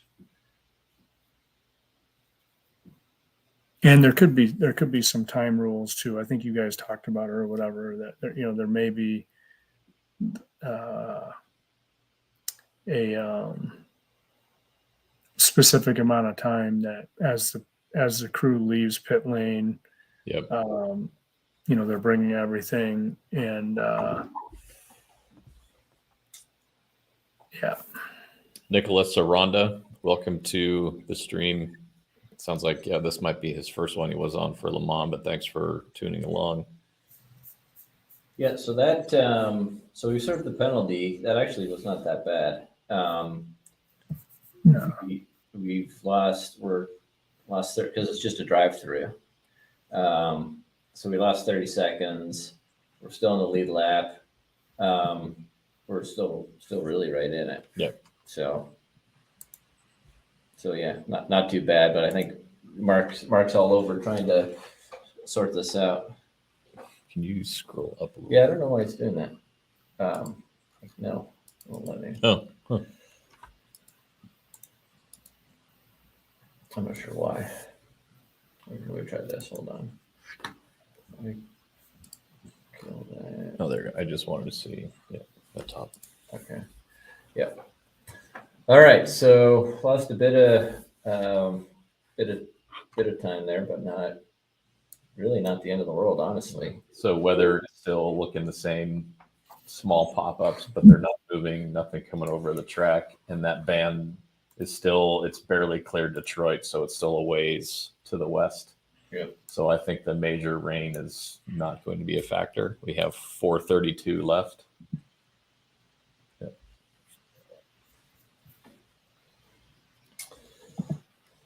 Yeah. All right. So 34 seconds. We are, how far into the stint are we? We are just really a few laps into the stint. 4 laps. So the next exciting thing is next set of stops. LMP2, LMP3, GTD will start putting all their AM drivers in. I think we're probably still at least 30 minutes away from that, but that's going to be kind of the next fun we'll experience. But yeah, the weather looks like it's holding up pretty well. So I would expect we just kind of sit happy where we are. Try to kind of hold within this range. So because we're 35 seconds back, we are now at a point that if we pit for any reason, we would lose a lap. So it's going to be important that we don't try to go off sequence or anything at this point. Anything else strategy-wise you think guys are thinking about right now, Doug? Yeah,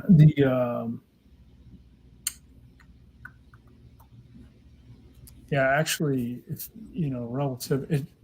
everything depends on the future, right? So, Yes.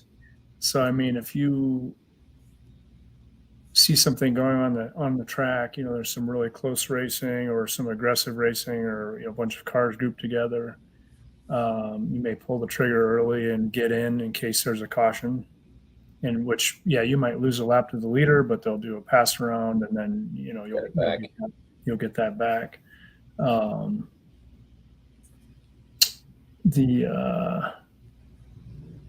But getting in the window, and you said their forecast was no rain for the rest of the race. Looking better. Yeah. But in New York, this stuff could pop up at any time, right? Yeah. There's been small blurbs that are popping up ever since I started watching this morning, right around the track, but they don't seem to move either way. They just kind of pop up and dissipate. Yeah. Yeah, and that's what happened during qualifying the other day. Is that kind of popped up out of nowhere. Right.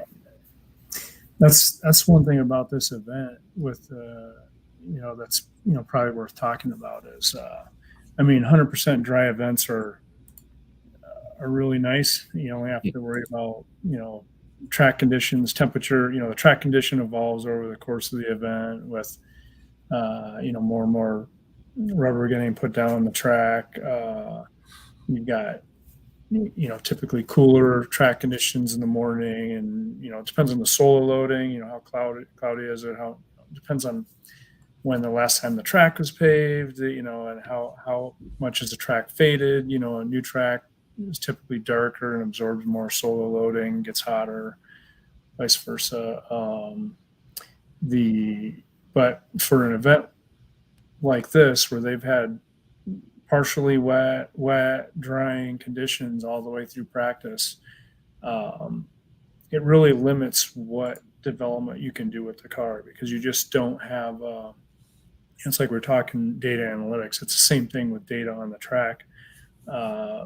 There's too much noise, too many variables, to get a lot of things done. So you really focus on what you can get done, and then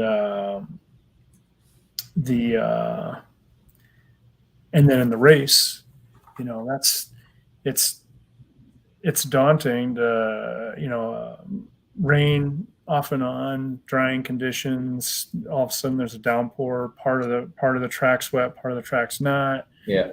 Mixing that on. Yeah. Yeah, exactly. And then mixing that all in with the all the other normal factors you have, it's chaos. But that's actually it's crazy to wish for that, but that's what our team is really, really good at, is figuring that stuff out. And so with where things are at BOP wise, this track and whatever, where we're at, right now, I think chaos would be in our favor. Although there's definitely high risk, but I think it would be in our favor. We've got great drivers, safe drivers. So we are now we're actually decently into the stint. We're 22, 23 laps into this run. So we had to do that, stop and go or drive through 5 laps ago. But we're probably 10 laps away from seeing pit stops. What is the interaction like with the Michelin rep at track in terms of any other questions about the track, or are the teams individually responsible for figuring out the tire length, how it's going to hold up, when to use what, or are they, can they be another brain for you to figure stuff out? They're definitely another brain, and they're part of the team. We have had Lee Willard for years. I think he's only doing the big events if he's doing that now, but I mean, he's one of the top Michelin tire designers for performance tires. He's done all the tires on the Corvette since tire moved to Michelin, moved from Goodyear to Michelin, which was the race team actually led the way on that. Yep. No, they're looking at the tires, they're looking at the conditions. No, it's great, and they're able to take measurements. Say you've got and it depends. I don't know what the sporting regs are right now here in IMSA, but at Le Mans, different places where the tire technician, the Michelin tire technician, can go in the pit box during, say, refueling, for instance. I don't know if that's the case now, or it can be an extra guy over the line, and he can get some tire pressures, especially if you're leaving tires on. You got TPMS, but he can get some tire temps, get some wear numbers, and come back, and you've got a little bit of extra data, where you're at right now and what you need to do for the next set of tires you put on. And Copy, Mark. Yeah, thank you. they're key. And then in our the digital engineering environment, systems engineering environment, or VS, all of the brake technician, the tire technician, all of those members of the team have their own interface to go in and enter their data, put in their notes, and then they can see the relevant data, that's collected on the car from telemetry data to, they can see the relevant parts of the data that are important to what they're doing with the tires, for instance, or with the brakes or what have you. Got it. Huh. Yes. So, looking at lap times, it seems like the Ferraris are really, really hauling right now, laying down some fast times. And then the Lexus just laid down a pretty quick one too, a 146.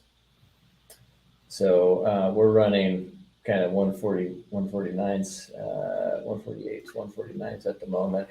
Yeah, it could be that that 14 Lexus just broke free of traffic, had a clean lap. I mean, with this many cars, it's probably pretty rare that you get a lap that you weren't passed or you haven't had to pass cars. And so that's sometimes exciting and cool if it's you, where you get a clean lap and you all of a sudden, boom, you set this great time.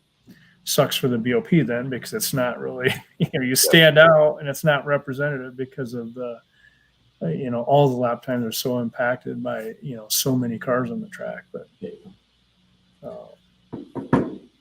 yeah, you can see it on the in-car. You can see a lot of quite a bit of traffic. So, but yeah, there's the 62 is right behind us, and that's for position. And yeah, he has run some pretty quick lap times. So we'll be able to see if we can hold it off or if we let him go here. That's one thing that's, you talk about data analytics. That's an example of something where you can detrend or you can normalize stuff, where you can go in and filter or basically have access to any competitor's lap times, the number of passes the car's made, in every lap, or been passed, and actually filter out the and then some cars are better offline, and some drivers are better at letting letting the P cars go, and then finding a quick, efficient time to go by the slower cars. And some of the drivers we've had, I'm sure that Jordan and Antonio are certainly examples of this, but a lot of the best drivers that we've worked with, or I've worked with, even Tommy Kendall back in Trans Am, it's like, go by them right when you get to them. don't get stuck in rhythm behind them. Don't let them start, driving in their mirrors. Just go. But that's not realistic all the time. But anyway. Yeah, it'd be actually really nice right now if the in-car, if that camera could turn around and see at the back and see the 62. Or actually, I wonder if we can switch to that. What if they have an in-car? It'd be really cool if we could see the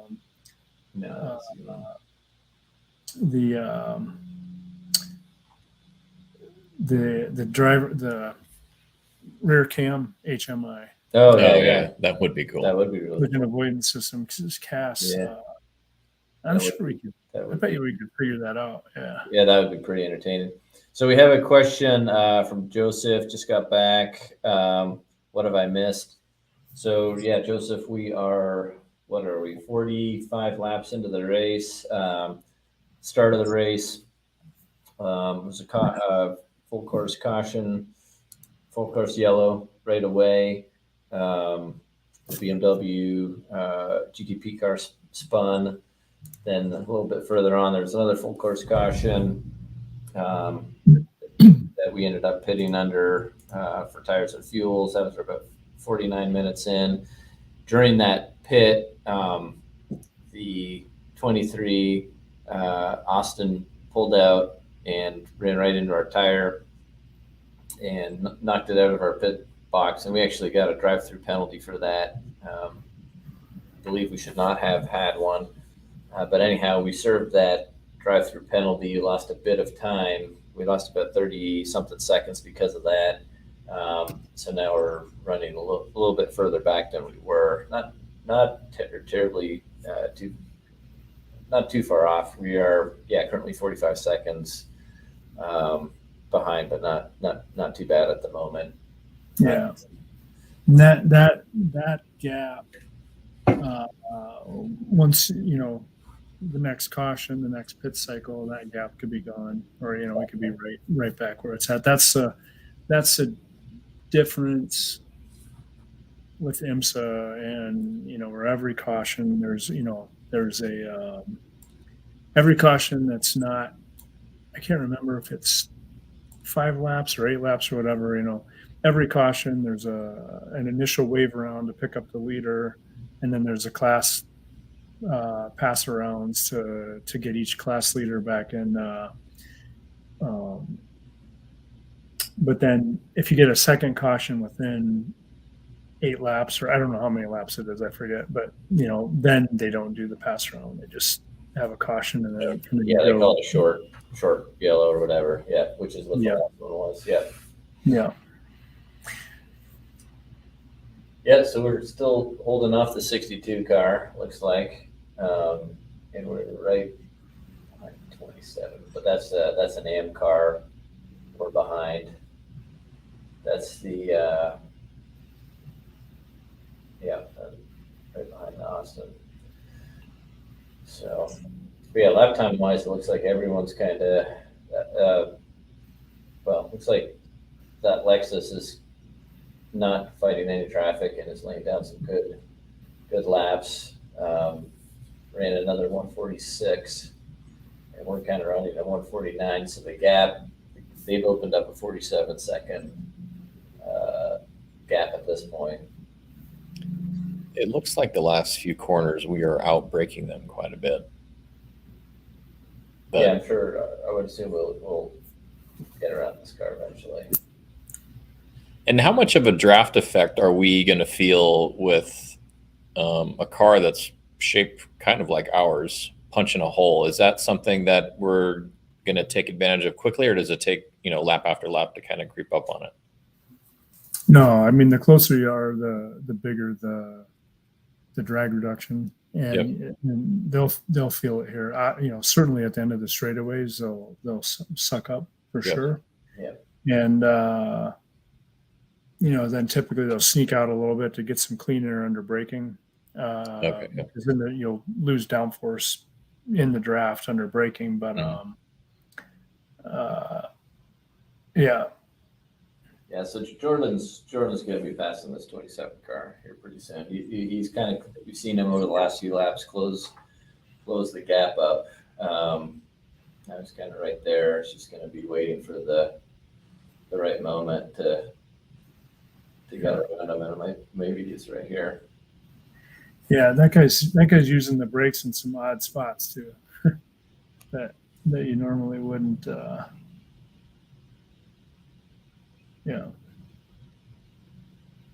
So the weather there still looks decent. Those clouds don't look threatening. Oh, and we just got passed by the two. Got stuck behind the GTD and then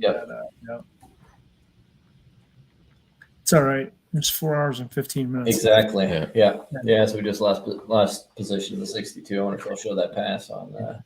And then he could take the Aston out, that GTD car, and himself out. Being a little less patient than Jordan is. Yeah.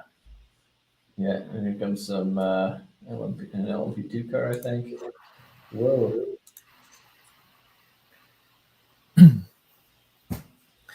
I mean, as fast as the Aston's been, I mean,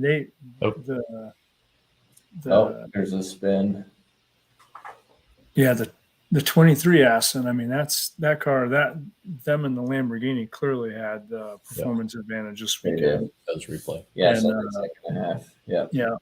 And so that car, even the GTD version of that car is probably has a pretty significant performance advantage in terms of, straight line performance, braking performance, if the driver can utilize that. But they all have ABS too, so you have, even the AM drivers, they'll they go pretty deep in the corner and pretty aggressive on the brakes. Yeah. Yeah, so we're pretty far into the stint now. It's got him. We got him. The 30. This is showing that the Lexus has done 33 laps. So I bet you they're going to be pitting here any moment. And then we are good. We are good. Let's see where we are here. Yeah, so we're 12. Well, are we 12 laps into this fuel run? Yeah, Nicholas said Lexus doing driver change in the next 6 to 8 laps. Yeah, we have an idea when we're going to do the change, but we will announce that after the change happens. Yeah. Yeah, but we should see. Let's see here. Yeah, these leaders will definitely need to be pitting.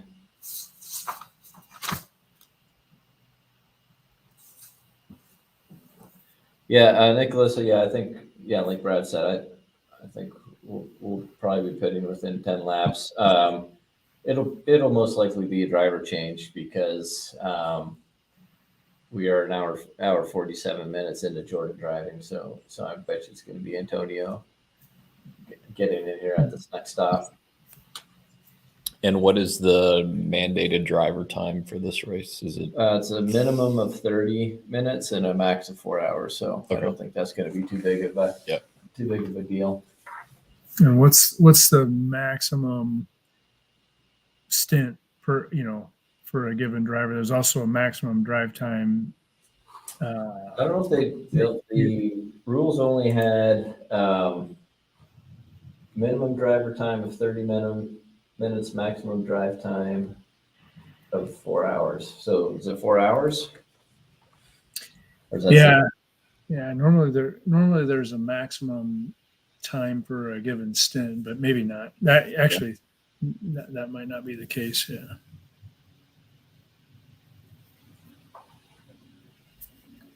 All right, so the 14's going around turn 11 now. Let's see if he does this. No, he's still going.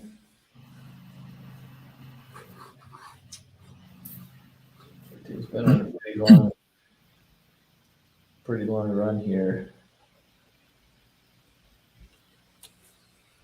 Oh wait, no. Well, that's interesting. I got to change my map here. Data selection.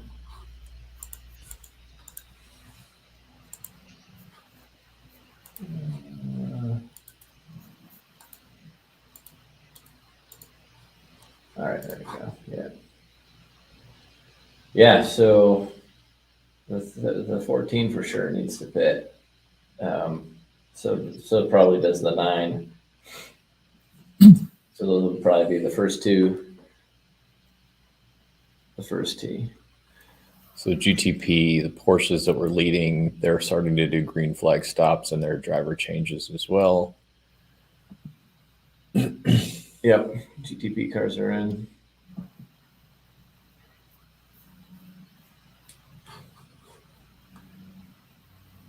So yeah, so after we got around that 23 car, our lap times have picked up quite a bit. So we were running like a 149 when we were behind, and just knocked out a 147, 148, and then 147. So yeah, to your point, Doug, you get into clear traffic, and you can lay down a lot of quick laps. So, but yeah, we're a bit off the 60. What is it? The 62. You can see the 62 ahead of us. A second or two on track. Yeah, and that just shows a car, actual car in your class there, or it's GTD, versus GTD Pro. Yeah. But sometimes it's crazy the interaction between two classes. Yes. And I remember one time at Petit Le Mans where Porsche had their hybrid car, and it was in the race, but it was supposed to not affect. It was a exhibition, and it was running, and we got stuck behind it, and it should have let us by, or they should have pulled it in. But we went, I don't know, 10, 15 laps behind that car, where it was so fast on the straightaways and so slow in the corners, but it was unpassable. Turn 7, turn 6, turn 7. A lot of those corners, you're just not. It's not going to happen. And but we were literally 9 seconds a lap faster than that car. But we couldn't get by it. Right on. Yeah. I mean, there's no chance to get by it, and that's brutal. So they try to have the separation of classes. That's another, balance of performance type activity where they're trying to separate the classes so the interaction is, provides good racing and, for each class and whatever. But I haven't seen too much. The LMP3 cars used to be a real problem. Yeah. They for a while, they were way too close to GTE times, but fast. They're pretty close right now. Yeah, they're pretty close right now. Just a second or two quicker than the fastest GTD cars. So yeah. And I'm sure they're fast on the opposite parts of the track. All right, we have food now. Yes. Lisa, did they come to that door? Were they on the side door? They were just right here. Okay, cool. Doug, unfortunately we can't pass you a piece of pizza through the broadcast, or we would. That's all right. I grabbed food, and I do have to jump off in a little bit here, but I think I can get back and probably maybe for the last hour or two if you guys want. Yeah, so that would be great. So let's see what's going on now. Stops are happening, yeah. So the 14's in the pits now. Yep. So the 14 is in. Let's Let's see anyone else in our class. 62. 9 is in. So yeah, so things are cycling on the leaderboard right now. Yeah, they're showing the Lexus in the pit now. Let's see where they leave their tire. Yeah. Rear tire. I didn't see any extra lines in the pit. Yeah, I didn't either. Yeah. Yeah. So Mark sent me a video. What are they doing? Like the pit video of the pits, and what you saw is after our car pulled out, you saw our mechanic go to pick up the tire, but then stopped and came back because at the Austin was heading right at him, so he kind of took a few steps back, so he didn't get hit. Yeah, I mean that's going back to get that tire at that point after you get the gun across, you get the other stuff across, back to pit wall, and then running out there with that car sitting there, getting dropped off the jacks. Yeah, that should not have been called. Yeah. And there's no, it must anyway. Well, that's what it is. Yeah, it is what it is now. Unfortunately, they made us do it. So okay, so things are cycling through. Yeah, so now you see the 14 drop down to fourth, and we are up to third. Yeah, the 63, the 62, and ourselves have a pit, but we will need to.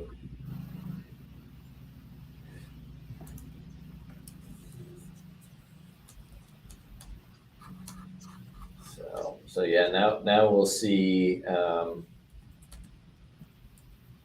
Once that 14 car gets those tires hot, we'll probably see pretty quick laps. So here are the strategy question is, cars cycling in and out of the pits, fresh drivers going out on cold tires, the probability of some incident on track and a caution coming out, or and say, hey, let's get in now, or you're under green, stretch it out, wait for a caution, stop under caution, but also stretch your range. It could just stay green through this whole cycle, and then you want to go, till you're on the reserve, get in on the reserve and maximize your range. And depending on, it's a long way to go. I mean, what are we at? We're just at 4 hours, or is that? Yeah. So the 14 was able to go 37 laps on that stint, but that included a pretty long. That included 1, 2, 3, 4, 6 laps of caution. Yeah. So extended your range. It's ballpark 50%, 2 to 1. So that extended the range. 3 laps. And we're coming up. We're getting close to 36 laps ourselves now. Yeah, and for people watching also on Twitter, Corvette Racing, which is operated by GM PR person Ryan, this was from a few minutes ago, but we appealed the penalty, but it was denied, even though we submitted video proof. We took a couple screenshots from our overhead camera, and showed clearly that it was not only in the box, but there was no other smaller box taped off or painted. So we raised our hand, and I'm sure very politely said, hey, this is incorrect. And they said to go away. Oh, did he? Yeah, you want to go on record. Yeah. Sorry. Yeah, you want to go on record, and then it gets discussed after the race, and maybe they issue a bulletin, sporting regulations bulletin for the next race or whatever. And but yeah, it sounds like that was a bad call. Yeah. Especially if a crew member was on their way with no pause, on their way to grab the tire, and the Aston's coming off the jack. I mean, there's, right. Yeah, and I'm not sure who that was on our team, but for sure he was watching the whole way, and he saw that our car was gone and the Aston Martin was getting ready to go, so he took one step forward and then pulled back. Yeah. Did you retweet that? I will. Right, let me. I can quote it.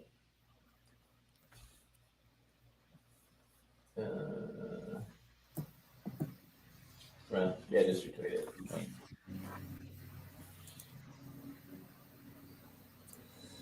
Yeah, so we're probably going to be, I assume, pretty soon here. Let's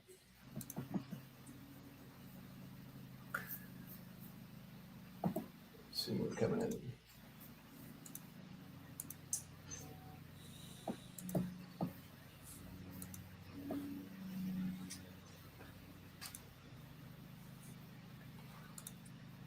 So Yeah, so folks on Twitter, it's been retweeted, and you'll be able to see the thread with the screenshots of very clearly it should have not been a penalty, but we will move on. yeah. So Doug, right now we've got actually quite a bit of, or a clear track. So yeah, it might be good to, as long as we can, lay down some traffic-free laps. Yeah. That's another good reason to stay out if that's what it looks like you're going to have for sure.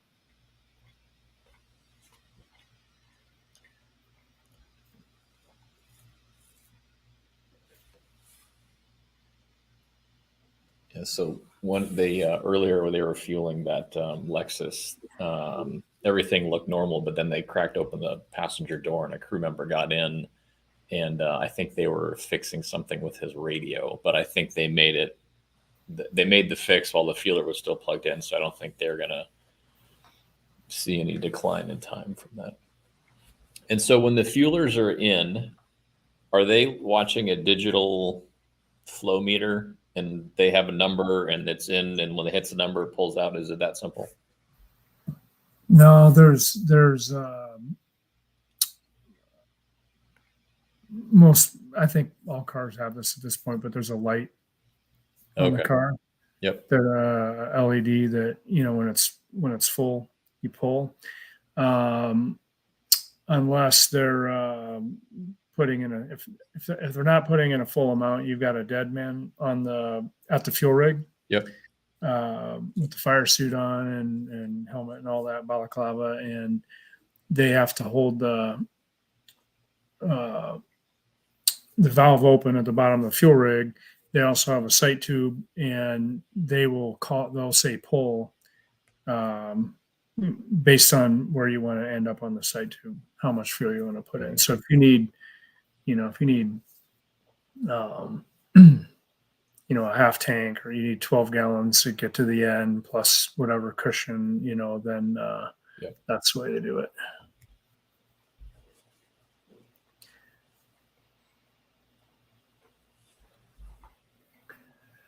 Some classes, I think, some classes have really sophisticated fuel rigs provided by the regulations, permitted by the regulations, but they can program the rig to, basically do that for you. Really? Put the exact amount in and flash an indicator for the fueler to disengage. And yeah, I've been familiar with the flash. I've also been familiar with the poker.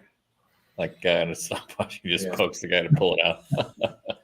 Yeah, so we just ran, so that was 38.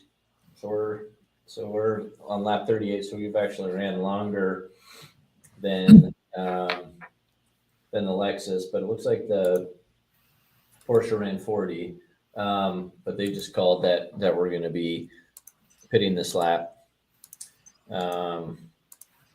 Yeah, so we're going through debut now, and we'll be in this lap. So yeah, you'll probably want to see, these guys are going to lose some time right now. The Ferrari and that Aston Martin with the P cars coming by.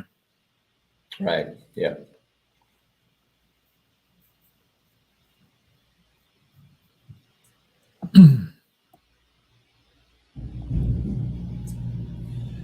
So these rumble strips, I've noticed that pretty much all throughout the track, they're being used by a lot of cars very liberally. It doesn't seem to disrupt the cars as much. Is this just because the track is worn and they're not as defined? But it almost looks like sometimes with other tracks that may be newer, their rumble strips will really get the car uneasy and unload it. Yeah, that's definitely different from track to track. And theoretically, there's a FI spec for them, but there's enough variability that, okay. So yeah. And it's like at Le Mans and the Ford chicane, the gator teeth they have there. I mean, that can just rip the bottom of a car off. It's crazy. Yeah. All right, so we're in the pits right now.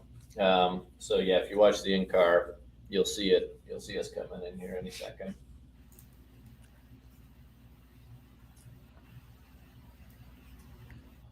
So yeah, you can see it pulling in right now.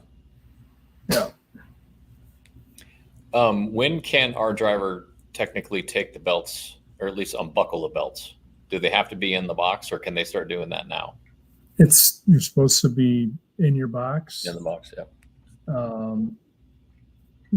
You can adjust them when you're in the car. So if you adjusted them a little looser, that's okay. But if you can't go full loose. You can't unbuckle. You're not supposed to. Yeah. A lot. There have been times where we saw other cars that were clearly they had their belts off. They're coming in the pits and yeah. And do we?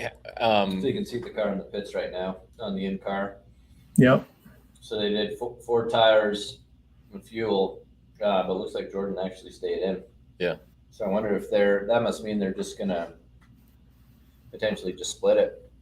Yeah. Triple. Yeah. He's a young kid. So yeah, you can see him wait for fuel, go. The cars with the air conditioning and the temperature limits and the flow through seat and all that are on the Corvette racing cars that will be in the GT3 cars. Yep.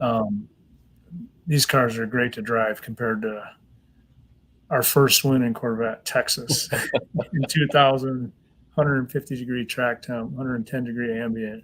Oh, it was insane. We won several races where our competitors dropped out of in fact, dropped like flies because of the at Pro Drive, George Chappell, great guy, but he was so on it in terms of mass and vehicle weight and what have you, and the driver just needed to live deal with it.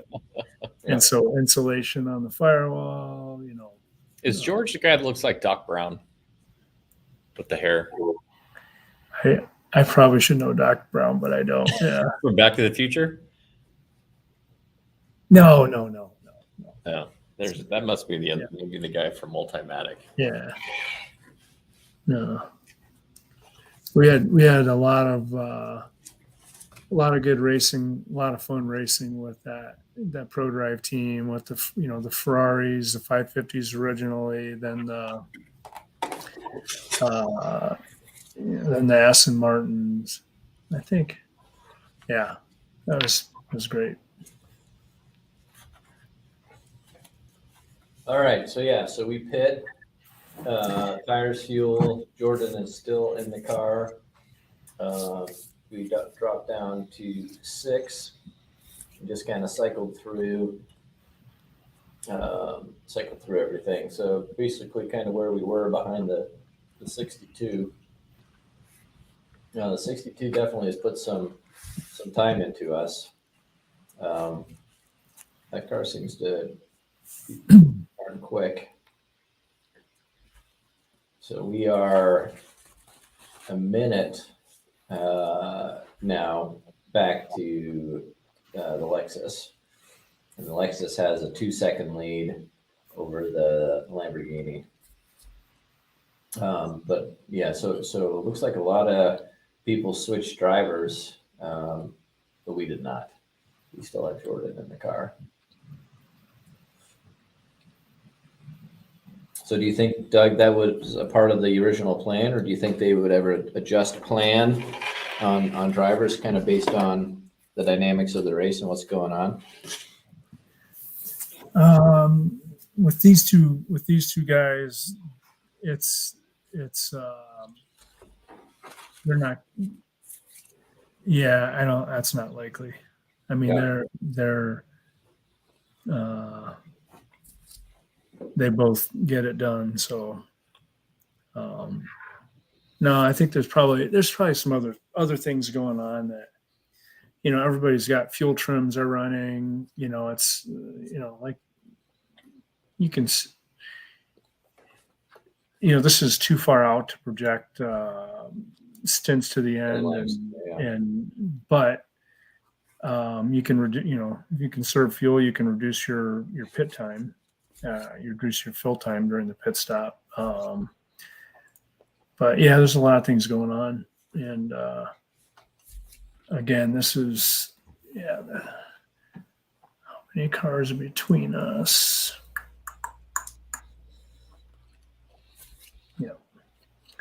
Anyway, it's still a long way to go. It looks like we have some pretty good track position right now to run some fast laps. So,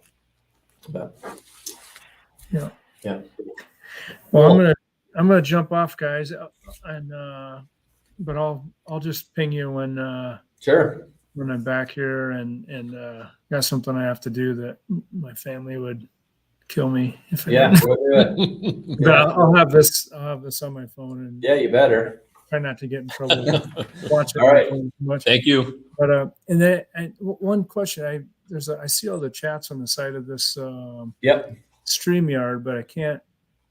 It doesn't seem like I can send any chats back. But anyway, Nick and Joseph and all those guys I'm seeing their chats.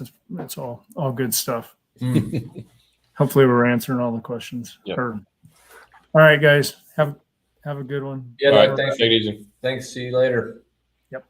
All right. Yep. That's fun. That was good. All right. Doug Louth, everybody. Racing legend. For sure. So here we are 2 hours in, enjoying some delicious pizza. This pizza is really good. That was good. Yes. Thank you, Lisa.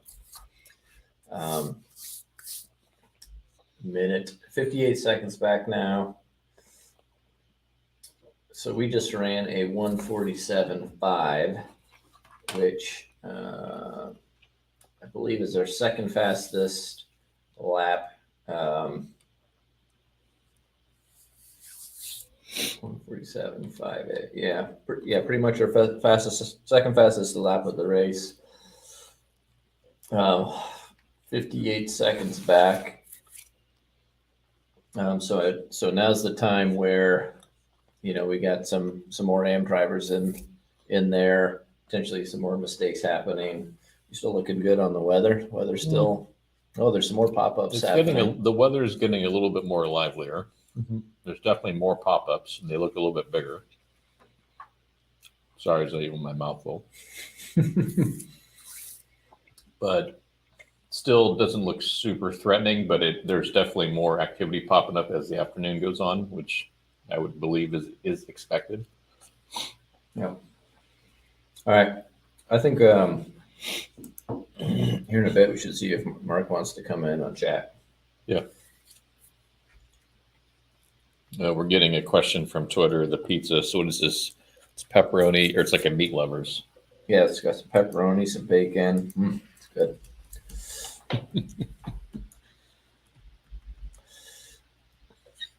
All right.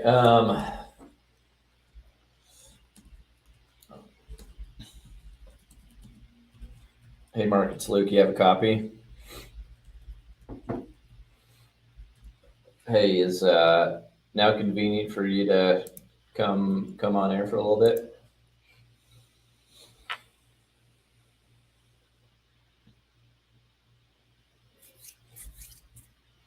Okay, give me a second to rewire things, and I'll let you know when we're ready.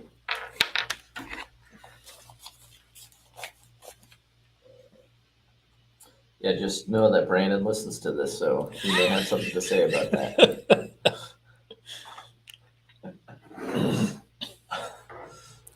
All right. Is he still hot and bothered about the penalty? Yeah, he is. All right, so I got to figure this out again. You let me know when you're plugged in, and I'll take you off mute. Yeah, okay, that's that.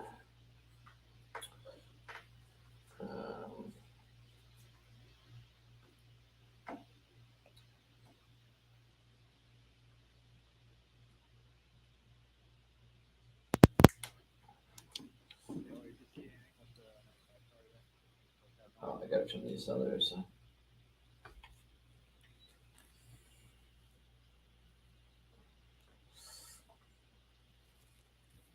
All right, Mark, you got me? You turn the volume up on that. It should be around 7 or 8. Yeah, I think you're there. All right, so you're on live with us now. You've been enjoying watching the race until that unfortunate penalty, but it looks like we honestly didn't lose too much time, about 30 seconds or so. So now we're about 57 seconds off the lead, just kind of cruising, hopefully waiting for a full course or something to kind of make up some time, right?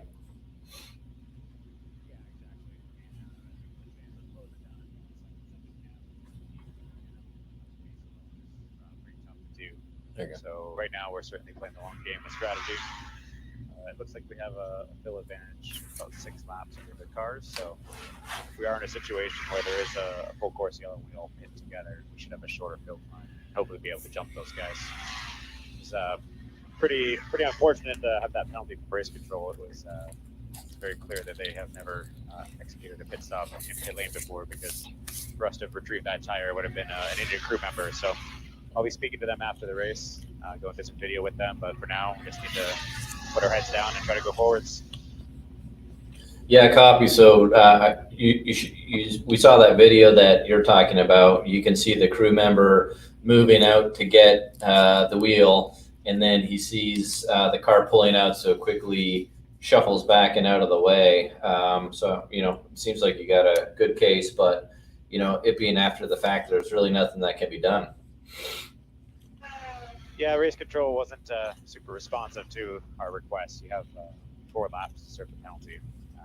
And they took approximately 4 laps to even reply to our initial request to review it. So by that point in time, we had to serve the penalty, whether we agree with it or not, which obviously we do not. But that'll be a post-race discussion between myself and the race director.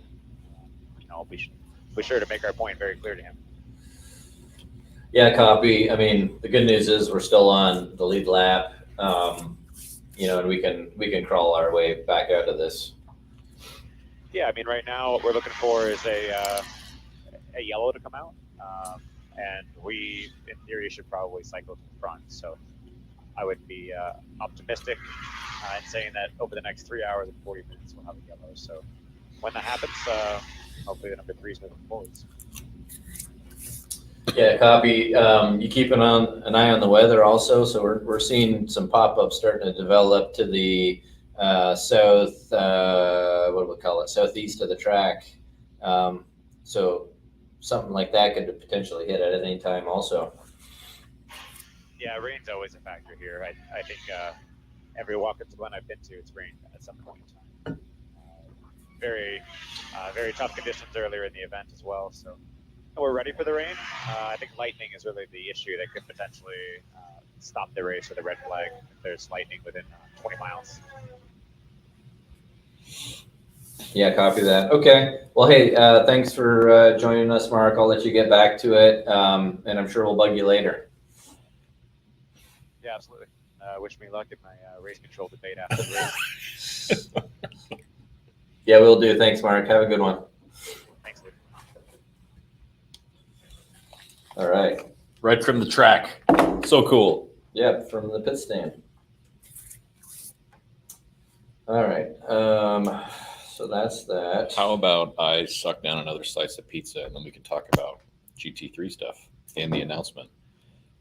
Because I'm sure everyone watching and listening will want to hear something about that. Yeah, for sure. For sure. So, all right. So, still 57 seconds back. We're running a 147.9. The leader's running a 148. So, yeah, we've got some pretty clear track in front of us, which is nice. So, we should be able to just take off some decent laps. Fastest GT cars or GTD Pro cars on track, it looks to be the 62. Was able to run some pretty quick ones, and then the 23 also laid down. So wow, yeah. So the 23 laid down a 146.1, which I think is that the fastest? 146.1. So that's kind of the fastest lap we've seen in our class, and that was the 23 car. Interesting enough. They are well off the pace. They are a 128 off the pace. So, well, not quite a risk of going a lap down, but that's probably why they're pretty motivated to run some quick laps, because you can see the 14 and 63. So it does look like there's a bit of a class battle going on for the lead with the 14 Lexus and the 63 Lambo. They're separated by a second. Yeah, they're just showing them on TV there. Or is it no, that's not them on TV. They may have flashed it a second ago. But yeah, they're pretty close. Yeah, TV's saying the gap's 0.3. So notice that first part of the track, the sun is not as dominant. Looks like clouds are rolling out over there.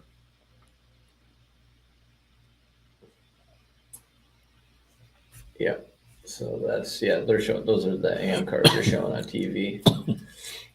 So that's interesting. There's a Lexus battling for the lead in AM and Pro at the same time.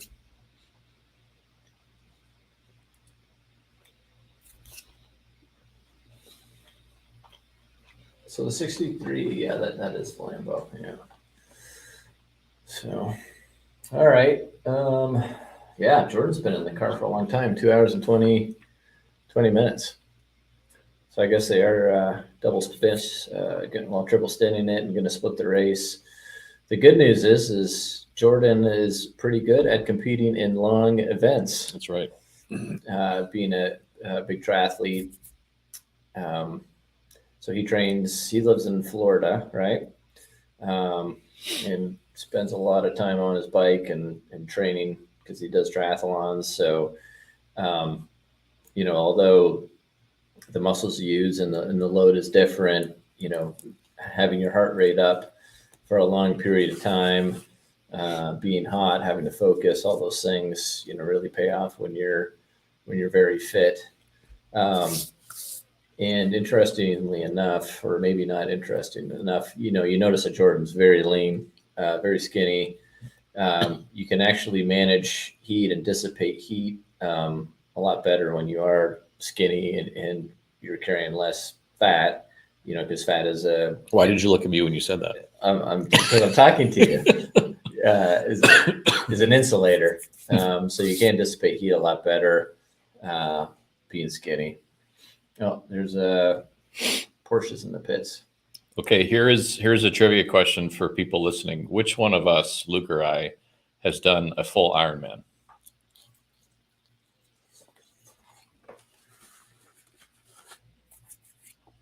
They'll all get it wrong.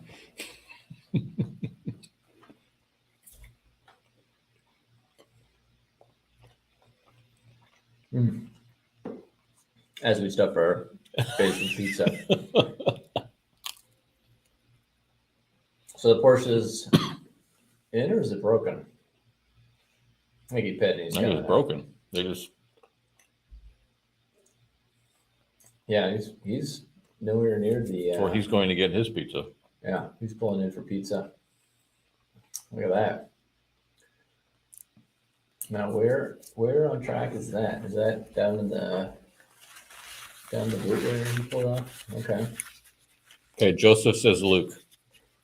Do we have any other guesses? He's half right. Is that a fat joke, Joseph? Which Ironman did you do and what year? Well, so basically the answer is we both have. Yep. So I did Ironman Canada in 2002.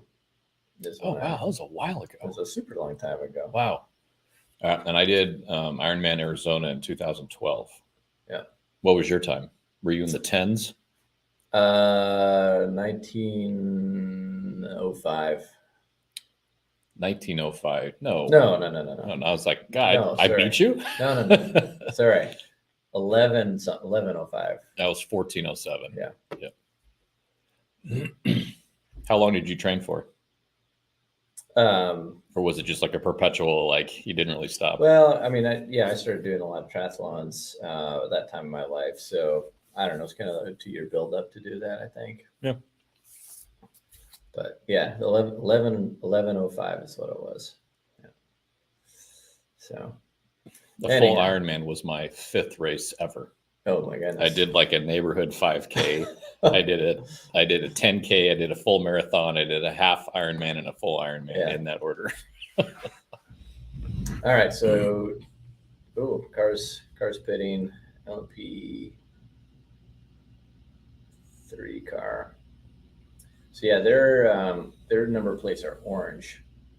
On TV they look kind of brown, and they are kind of pretty close to the red of. Oh, they're going to get the car. Yeah, there's something. The guy's going to get the Porsche. Why did he put his hands up like that? I don't know. Maybe because of that those rules about touching it and. Oh yeah, that's right. Yeah, that's right. High do voltage. You know much about that? No. So I don't know all the details of it. But I can let people know what I saw in Sebring. There was a hybrid car. It was the Peugeot that crapped out on the track. And if you watch on TV right now, you have AMSR not wanting to people to touch the car.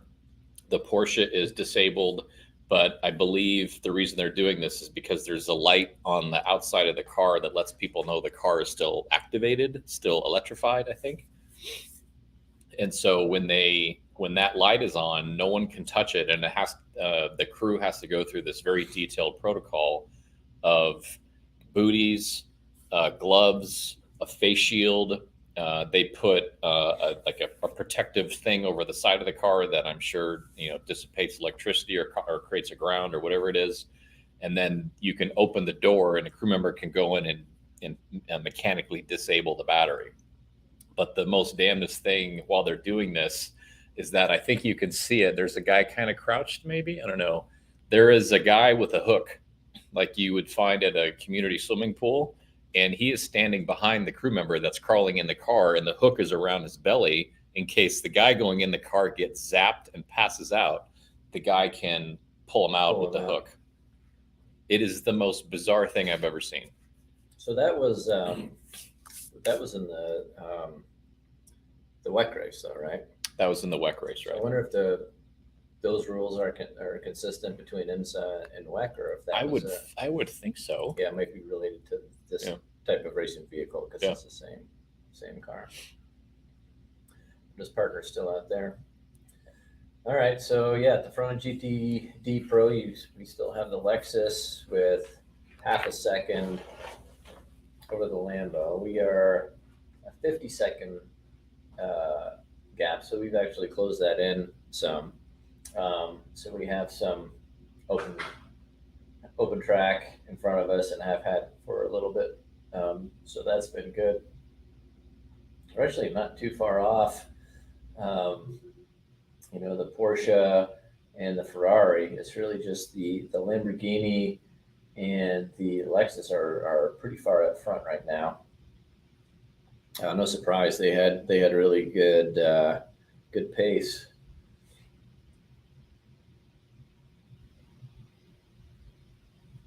Oh, see, Ankit's on. Hey, Ankit.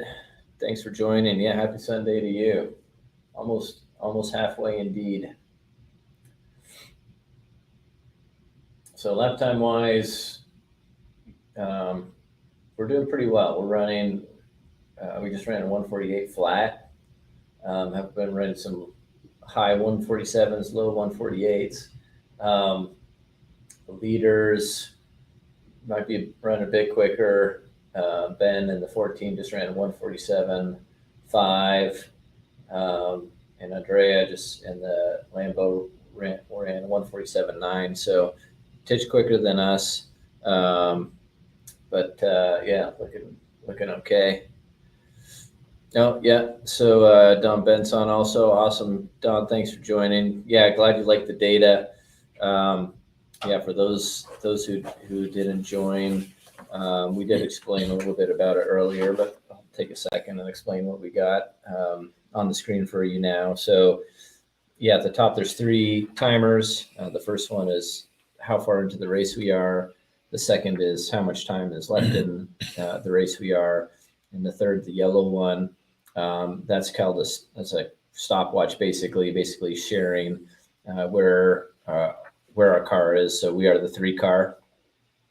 That's what the 3 is for. And then the S3, that's what sector of the track we're in. And then 127 is kind of like our rolling lap time. And then below that is standings of just the GTD Pro cars. So we can keep an eye on that. And you guys can all see that with lap time. So it's got position is the PIC is the position in class. Number is the car number. Driver, obviously. Lap time, what lap number we're on, and then their best. And then below that is kind of like a rolling log of all our laps, including the sector times. And then, yeah, finally track map, which is really cool. So the way that's set up is we are showing our class are all like the big dots that you can see going around the track. And then you'll see like smaller little dots. Those are other cars on track, but not our class cars. So that's nice. So you can see traffic and things like that.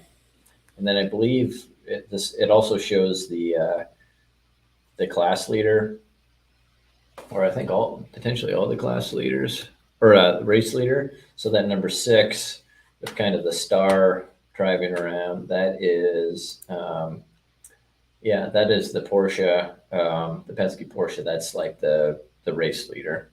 So you can see him also. So yeah, Charlie's chiming in. She likes the data. Yeah, right on. Yeah, we're glad we were able to show that and share it with you.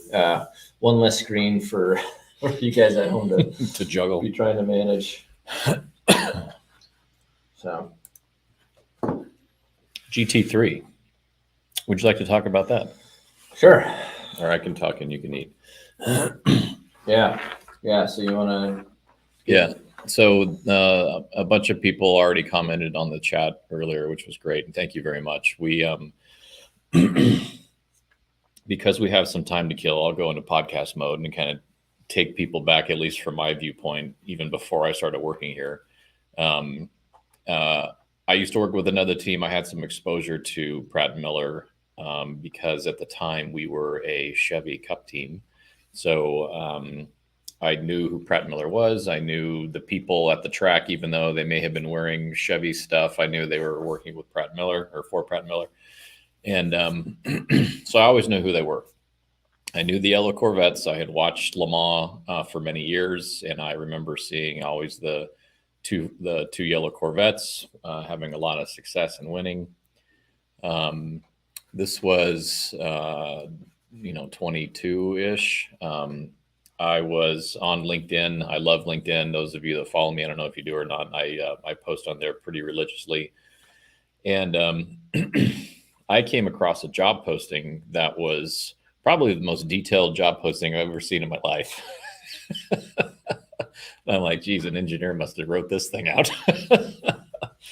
But it was like, it was motorsports sales, motorsports marketing, and account management. All kind of, it was broken down nicely, but that's how I read it. So it's a very detailed position, and it was a broad role. Yeah, right. And it was with Pratt Miller. I'm like, huh. And I live in Davidson, and I knew Pratt Miller was based in Michigan, but I also knew they had an office here in Huntersville, which if you watch my TikTok this morning, I think it's like 8 miles from my house. So I was like, it was great. So I went through the process of interviewing and talked with people on the phone, and flew out to Michigan and talked with people there. Got offered the job, and off we went.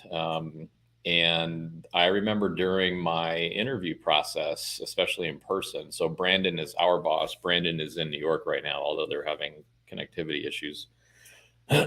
He told me at that time, and this had been going on well before I was starting to talk with them, that the arrangement between General Motors and Pratt Miller was going to change slightly.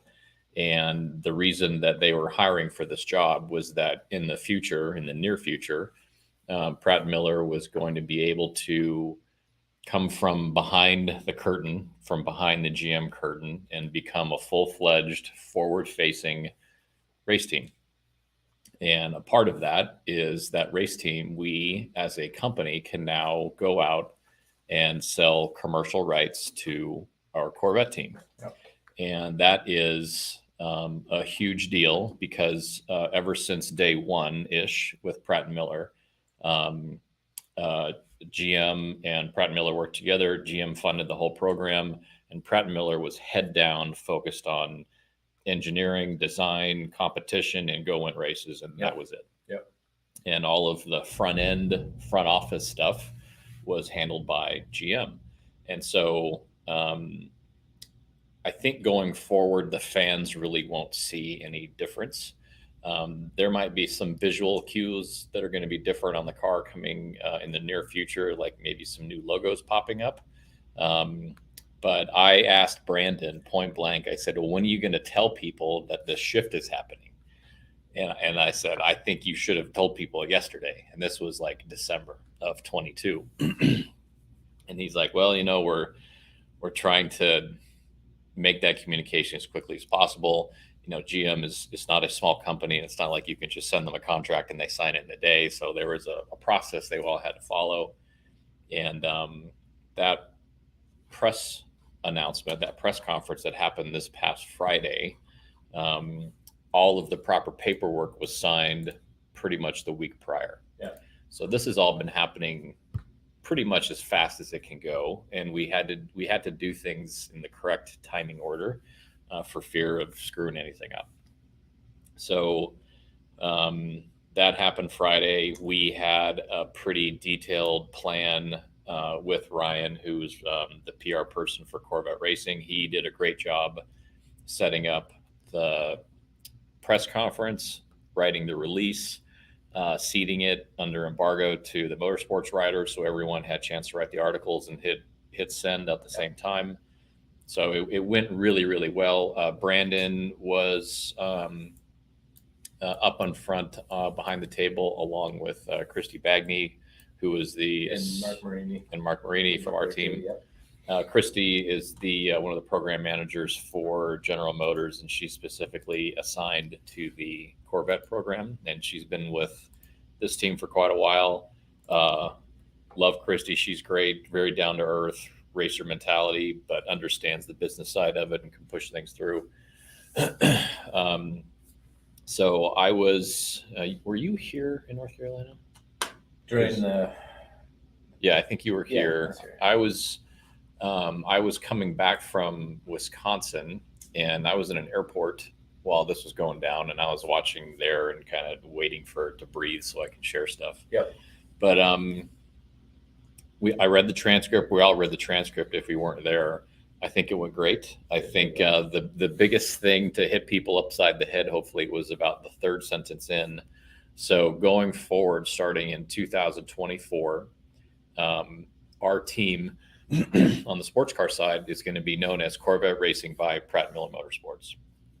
And I happened to run into Chris Houghton, who's our COO in Michigan the night before. And he was pumped up. And he's like, this is a really big moment in our company's history. It really is. Yeah. So everyone on our side was really pumped and dialed in that the shift is happening, because this literally is a new chapter going forward with how we operate our team, with who we can bring in to help fund our team. It just opens up a lot of doors. And so during my interview process, I was being told basically all these details. And those of you that are following us or have been following us over the past several months, and specifically the last month, to see all of our new social accounts, I'm very much a content first marketing person. And there are just so many things that are either hardly anything cost wise or free. And I just think to put out as much content as possible to provide value to people, to keep people in the loop at a top line. And then for the people that want to do a deeper dive and see behind the scenes, we have that as well. Yeah. This stream is a really good example of wanting to do more and connect our fans, because I don't care which team you're on, with 57 cars, being on TV is tough. Yeah. So we decided to grab the bull by the horns and basically put ourselves on TV the whole race. And, Luke and I have a podcast that we try and put out every Tuesday, which is a recap of just motorsports in general from the previous weekend. Right now we're currently streaming on Twitch, which I think is huge, because that's represents a younger generation of race fans coming up. So there's just all of this. My previous background, I saw this need on the marketing side to be crystallized in racing.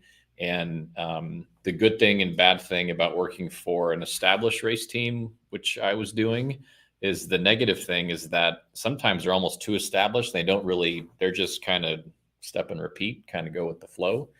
And here with Pratt Miller, it may take a PowerPoint or two, but I get a lot of thumbs up and let's just go do it. Yeah. So I think over the past 4 or 5 weeks, we've been doing all of these pieces of content, whether they're long form or short form. And across the board, plus the comments from the fans, has all been extremely positive. So we're gonna try and keep the gas down as much as possible. Am I missing anything so far?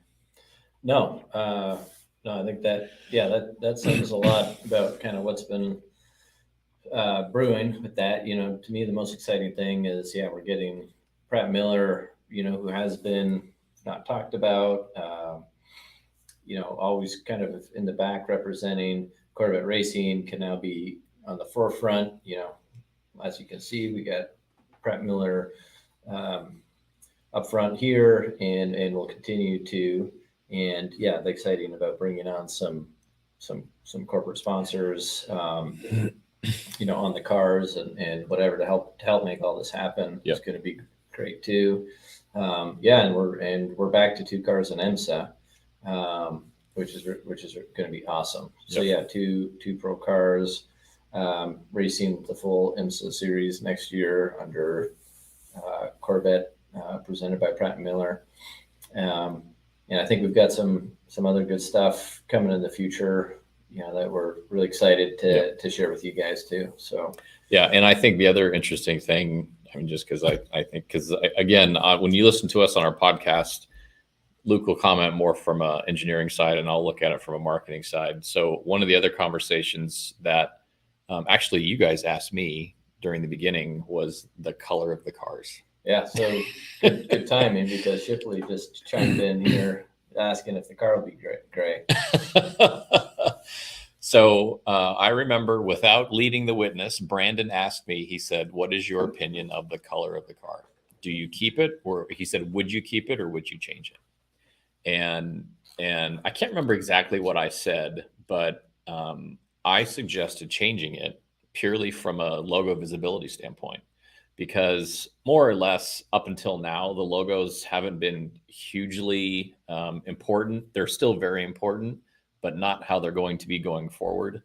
And all of the literal scientific data with the company that I used to work with would show us what color combos picked up the best on television and what can be seen close up and far away.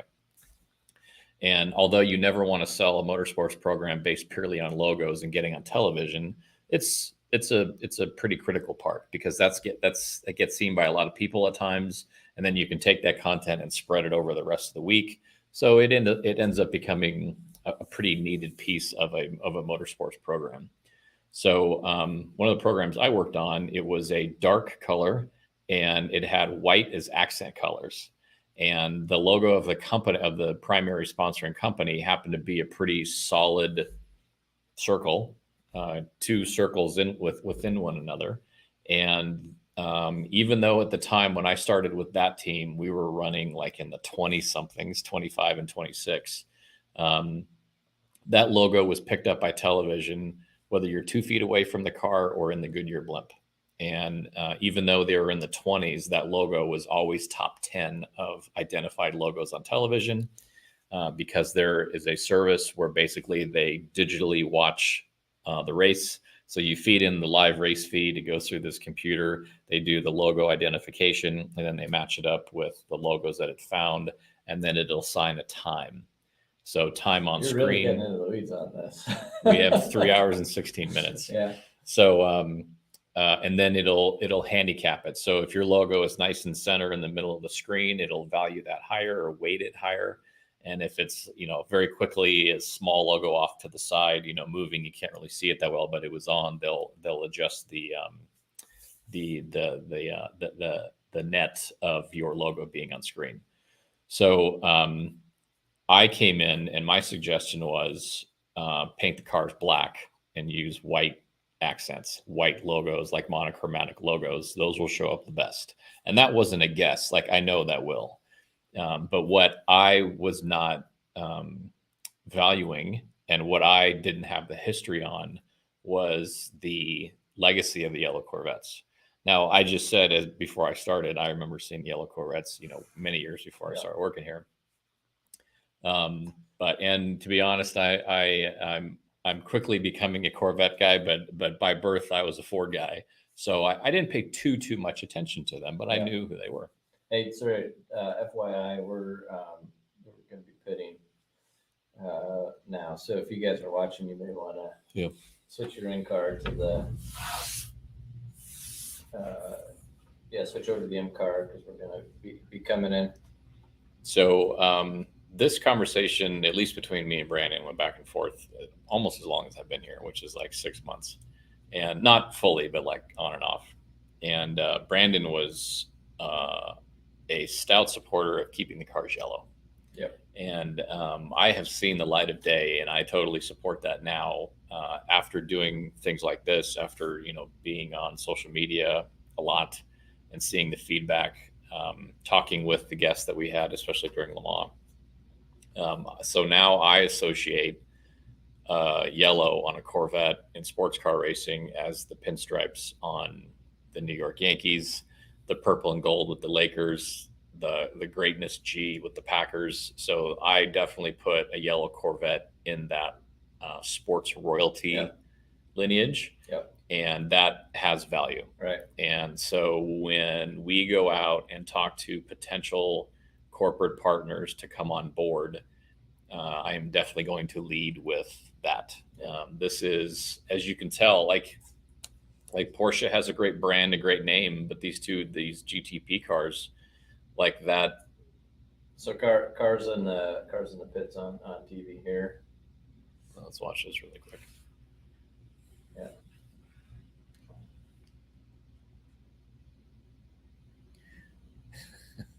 Yeah, Charlie, thank you for doing the poll. I didn't need it because I know that they all want a yellow car.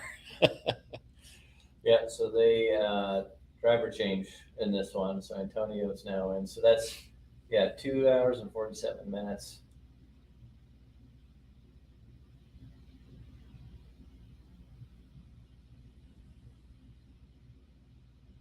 So this camera's not as nice as the I think the white one articulated. Yeah. And you could sometimes go to the back and the front and different things. All right, so there he is. All right, so Antonio's now in the car.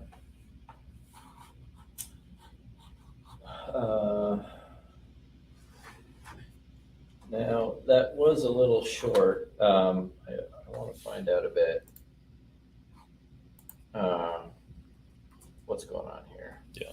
You were talking. I was trying to listen to you, so I didn't really pay attention. Hey, I'm very engaging. You are. I was so engaged I couldn't follow what happened. Right So there. yeah, people are chiming in like, yeah, the yellow on the C8R looks great. Yellow and black attack, glad to hear it. Never blue again. So I believe that was one of the examples that Brandon specifically told me about, where they totally went off script for a race, and there was no yellow on at least one of the cars. And he thought people were going to go burn the Ren Center down in Detroit for changing the color. So we have not come up with any final livery designs and what accent colors it's going to be. But when these cars roll out in public, you will say, oh yeah, there are the yellow Corvettes. So we have had a couple discussions with some potential partners. We have explained all of this to them. They're on board. So, that's another learning curve that I think Pratt and Miller will need to go through. And I think that the first couple of people we've talked with on the corporate side, they totally get it and they're cool with it. But we are now going from being laser focused on competition to now having to service a sponsor. And since sponsors write checks, we do what sponsors want. Yeah. So that's the balance. That's going to be the balance for sure. Yeah. So a few questions here rolling in. I think we can address most of these. First one, any plans for doing FIA WEC teams? So there's going to be an WEC announcement coming up soon. That's all we can say about that. But next week, I believe you'll hear something on the WEC side. Now, also remember, no matter where Corvettes race, and which we've been talking about, and there's going to be cars in WEC, there's going to be cars in IMSA. We're going to do SRO. World GT or whatever it's called. Yeah.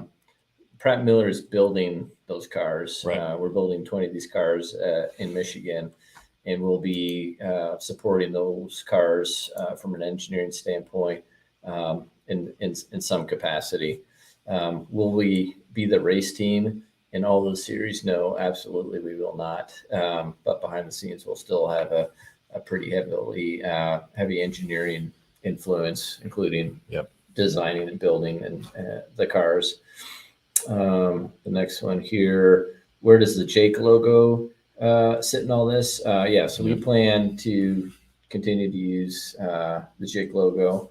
That is a GM mark, but we have permission to use it. Yeah, we were actually discussing the details of that.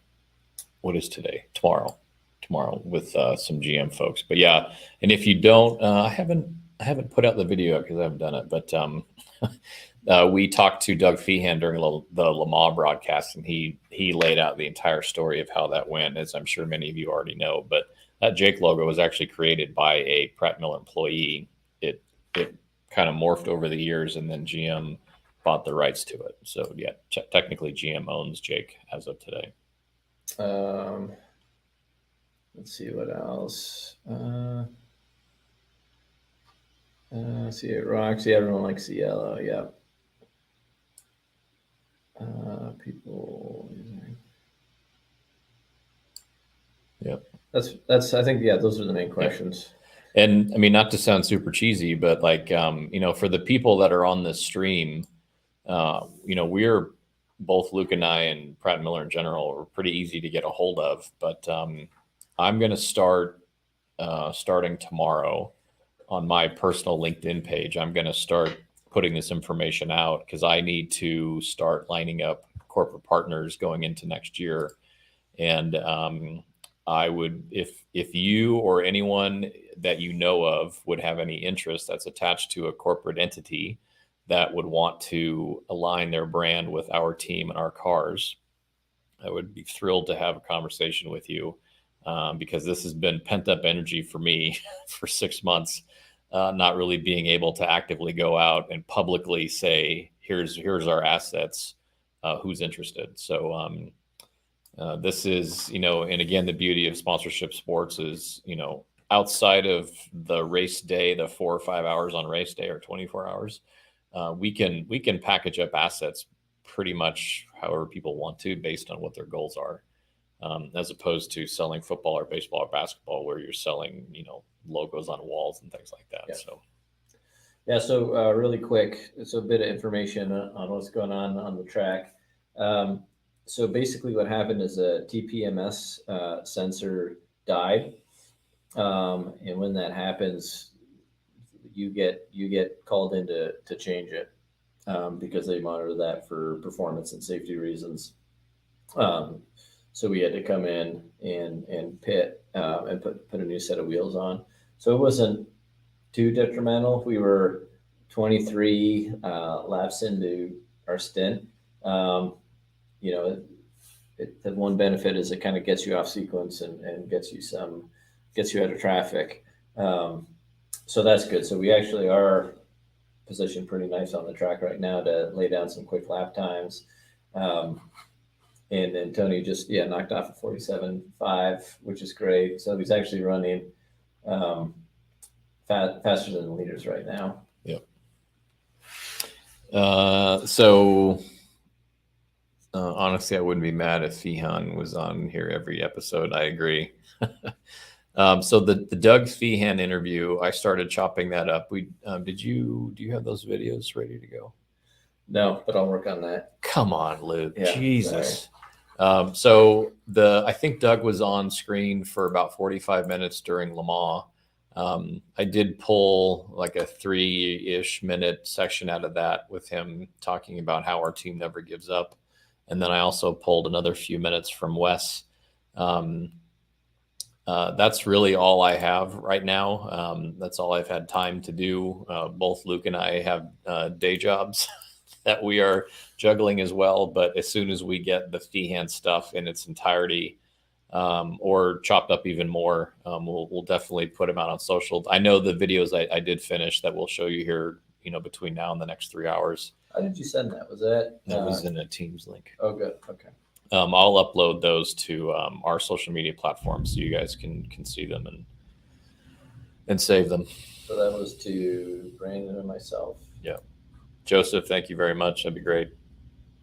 Let's see. Yeah, even Joseph's like, come on, man. All right. Yeah, here they are. I got Jeez. them. Okay. I'll download it. I know. Shipley, Luke, total amateur hour. Right. And he's Canadian. Jeez. Easy. Double whammy. Easy. All right. So yeah, thanks for listening to my GT3 spiel, but and Corvette racing by Pratt Miller Motorsports. It's a really big deal, and at least me being the new guy, it's pretty exciting to witness all this stuff, because I'm working with, like, Luke is a junior guy. Luke has been here 6 years. There's a lot of 10, 15, 20-year people that have been here, and they don't really know any different. And it's really cool to see everyone's faces light up. Like, it literally is just the next chapter of what we're all about. All right. So I'm going to download some videos. Yeah.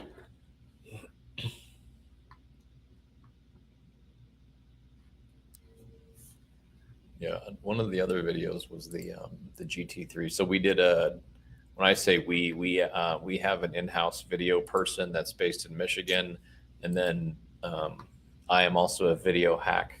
So You're way better than a video hack. Jeremy does beautiful videos. I do disposable videos that people watch for 27 seconds and move on.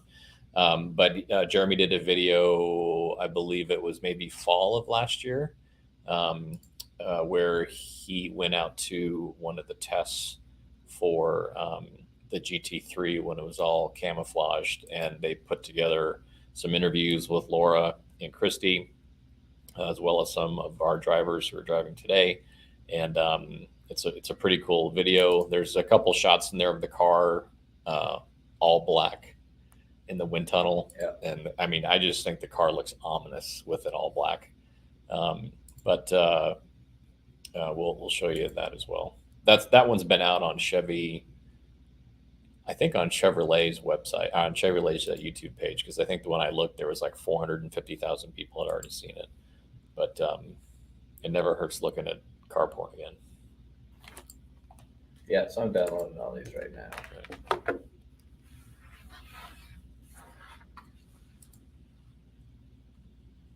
All right, I got it all. Oh, here's Jordan.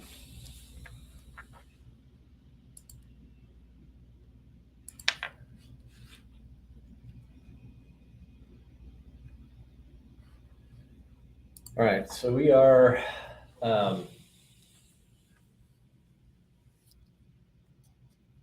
a lap down at the moment, but we are, most likely going to have a way to get that back with a full course. So we'll have to keep an eye out for that. So did you want to play one of these videos now? If you want to play the GT3 video. See if I can do that.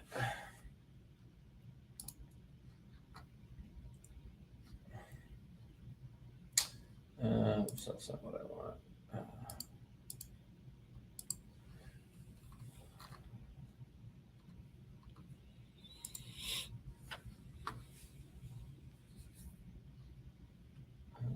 Where did I put this?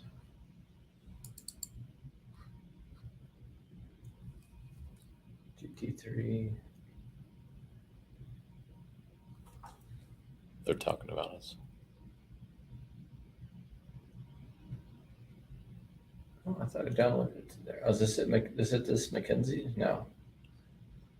What was that one called?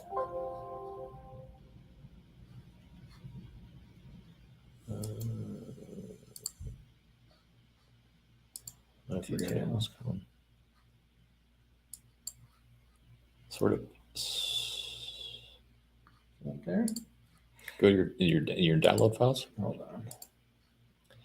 So the announcers on NBC were just talking about, they finished interviewing Jordan. They were talking about the future of Corvette. And I will let everyone know that I was doing the same thing a little bit ahead. Mine was way more detailed than what they said. But again, that's the beauty of doing something like this, is we can control all the messaging going out. And I don't expect the TV guys to know every detail of what we're doing. So they do a great job. But I think, again, this is another value point for doing these streams, especially with races that are longer than 2 hours and 40 minutes. It's wide open. And this is something that we can kind of craft and put together. And for potential sponsors, we don't have a huge audience now for this stream, but we saw for Le Mans, we can get, the longer we go, we get a bigger audience and more view hours. So it becomes even though it's small, it becomes a very critical pointed platform to help communicate to the hardcore people that follow our team. Yeah. All right. Do you want to introduce the? Yeah. So this is, and I probably get the date wrong, but I think this was like a fall of last year. When they were testing the GT3 in full camouflage. I think it's Sebring. It was, earlier this year. I think it was right after the race, right? Oh, yeah. They stayed and tested. Okay. Yeah. And so Laura, and they'll have their name and titles, but Laura she's the person that oversees the sports car program, and then Christy reports to her, and Christy is dedicated to the Corvette team. All right, here we go. This next generation Corvette race car, the Corvette Z06 GT3R, is the closest race car to production car that we've ever done in the history of Corvette racing.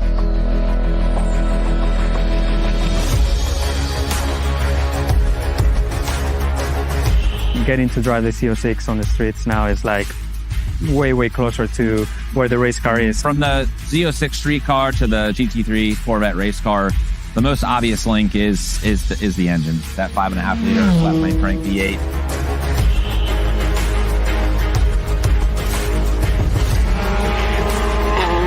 The benefit of using more production content in this vehicle, especially the body in white that we're getting directly from Bowling Green, is knowing that we're getting the same quality parts that we put in all of our production cars to use for the race car.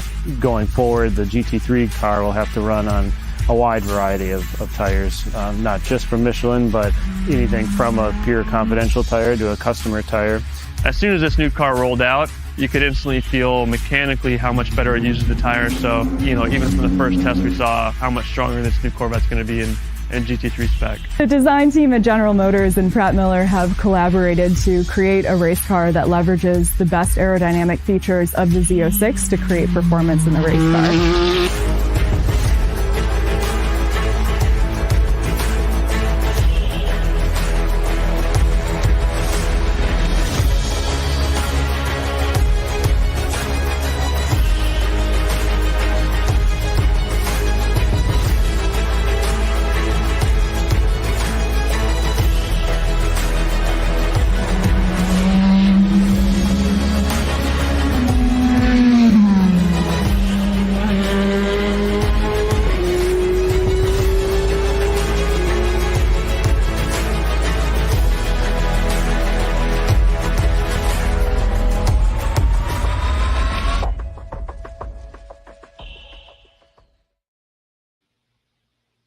There you go. Very cool video. Yeah, so right now, that whole team, or I should say that whole team, a lot of the engineers and people working on that program have been actually in Europe since Le Mans. So they basically stayed on since Le Mans to work on the homologation process of that GT3 car. So they've been in the wind tunnel, and then they've been, we'll have to find out when we get Ben on or someone like that, he can maybe tell us, but with the FIA, inspecting the chassis. So they sent over a full car to go in the wind tunnel and chassis dyno and things like that. But then there's like just the center section piece for them to inspect and look at all the making sure it matches the drawings that we sent them and all those sort of things. So we have a few engineers supporting the race today that are in a hotel somewhere in Europe, and we'll hit them up too here in a little bit. By the way, we should hit up Ben. Can you put that link in the chat?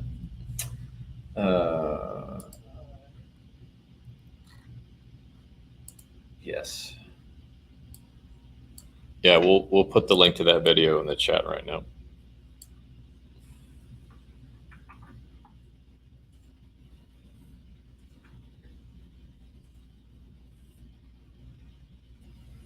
Yeah, there we go. Cool. Okay, so is the race going on here or what? So we are 6. So on the lead, kind of on the lead lap, we'll say, because the other guys had to pit. Yes, I think. Let's look here. Yeah, so the other cars are pitted now, so we're kind of back on the same lap as leaders, basically. Back to about 1 minute behind on pace. We've run some pretty quick laps, by the way. We ran a 1:46.8 with Antonio's third lap in the car, but then it slowed down a little bit and seemed to be just trucking along here at 6th place here.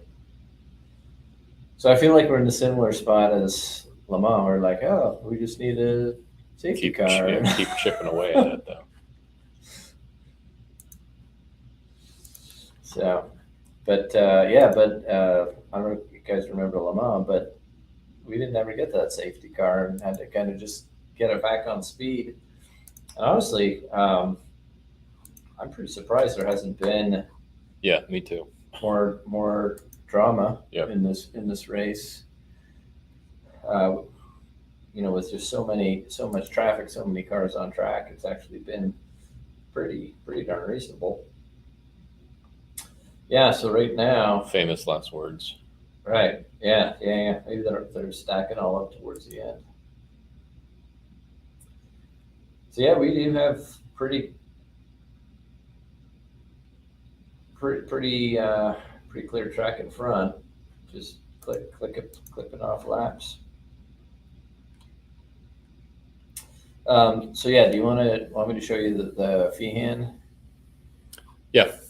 Yeah, so the Feehan video, this was clipped out from the Le Mans broadcast that we did, and this was Doug. This is I wouldn't say right at, but we had been down and still 2 laps down in Le Mans, and he was explaining that it's hard to get your lap backs Where is at that one? Le Mans, but if anyone could do it, our group could do Hold it. on, I don't see that one. So, It was called Doug 1. yeah, I don't think it was in there. Sorry. Oh, Feehan one. Let's see.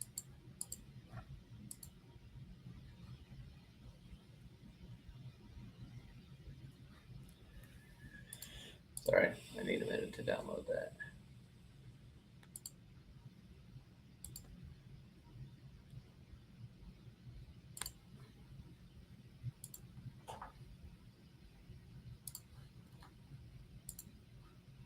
All right, 540.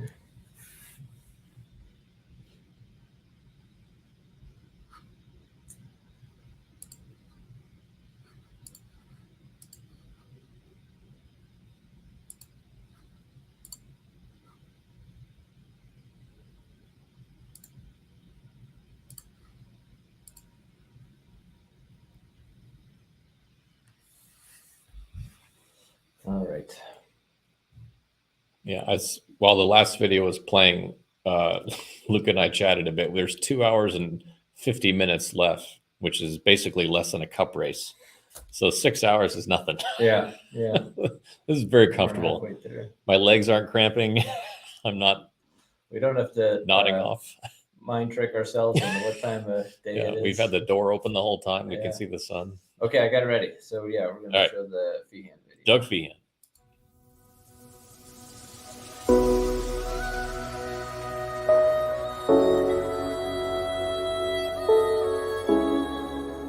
So yeah, so we're still out there running. We're 2 laps down. We're showing really good pace. Okay, well, last time I looked, we had the fastest GT lap of the race. Yeah.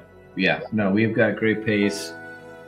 We just really need some safety cars to help us make up some track. I mean, we can make up some on pace, but that's a lot of. We're 8 minutes, 7 minutes back now. Yeah. I can tell you this. There was a year not long ago. I don't know what it would be, maybe 17, 18. Early on in the race, probably 2-3 hours in, had a safety car incident under the old safety car protocol.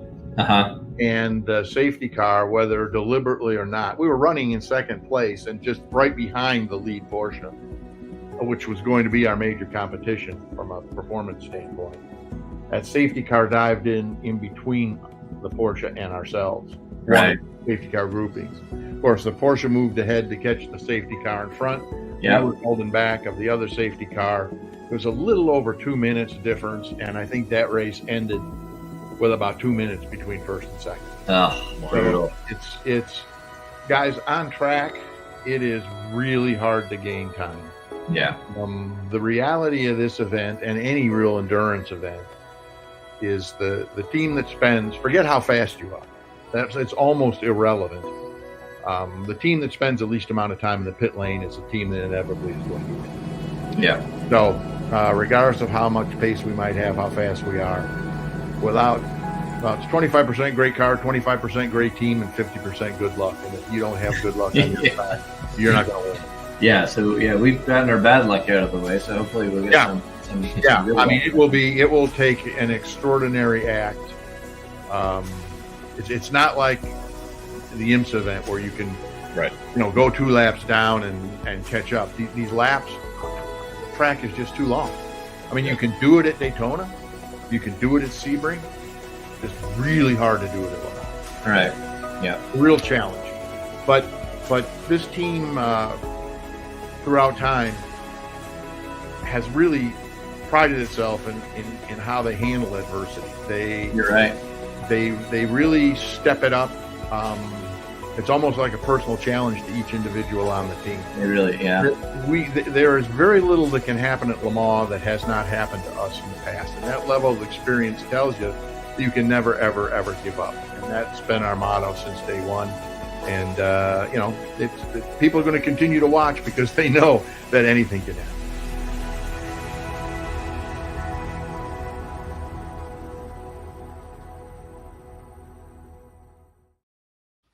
From Doug's lips Holy cow. Wow. to the real world. Yeah. My gosh. So what time that was like 10, 11 o'clock at night or something? Yes. So that was, 10 o'clock, Yeah. 10, 11 o'clock at night, late Saturday night. We were saying we're 8 minutes off. We're like, how the hell is this going to happen? And Doug called it. He's like, if anyone's got that never give up attitude and the willing to persevere, it's us. And holy cow. In the comments, I would love to know, do you guys prefer those short little bites, or would you be willing to watch if something was 5, 10, 15, 20 minutes long? What would be your preference? I'm just curious. All right. With the sort of cycling of pits, we're kind of at a different strategy than some. So we're actually up to 4th. But 60 seconds. Some of that's because of how a bunch of cars just pitted and are cycling back. So it doesn't mean too much at this point, just because we've got a long way to go. In true pole fashion. Yeah. Longer bites, shorter bites. Yeah, so to keep you guys kind of updated, the 14, the leader, is 10 laps into their stint. The 63 is 6 laps. The 62, 19. So and then we're 15. And then a lot of cars behind us, the 79, the 95, they just pit. So there's a lot of cars out of sequence at the moment. So it's really, really kind of hard to make too much sense of this. Just know we are that sort of 1 minute back to the leader is real. And some of these cars behind us, could definitely slot in between us based on exactly where we are on the pit sequence. Yep. And it's kind of still maybe a bit too far to play the pit sequences all out through the end of the race to really understand where that's going to fall. But pretty shortly here, we need to kind of see where that's all going to play out. So I need to. Yeah, thanks for everyone's comments. I agree. I like doing them both, like long and short. So I might chop them all up and then as well have one, like the full interview without the B-roll, just there on our YouTube page, just in case anyone wants to reference it. Luke Walsh, my asthma was acting up. Otherwise, I would have had a Le Mans victory cigar since then. We love our cigar people. Yes, there you go. Yeah, speaking of which, I'm going to go to your cigar shop. Yeah, I might need to send you an order. Yeah, go for it. Videos are hard to pay attention to. If a link were provided, I'd catch up after the race. And I am here for court racing, but do like racing journalists. Got it. Michael, thank you. Yeah, no, that's good feedback. Yep.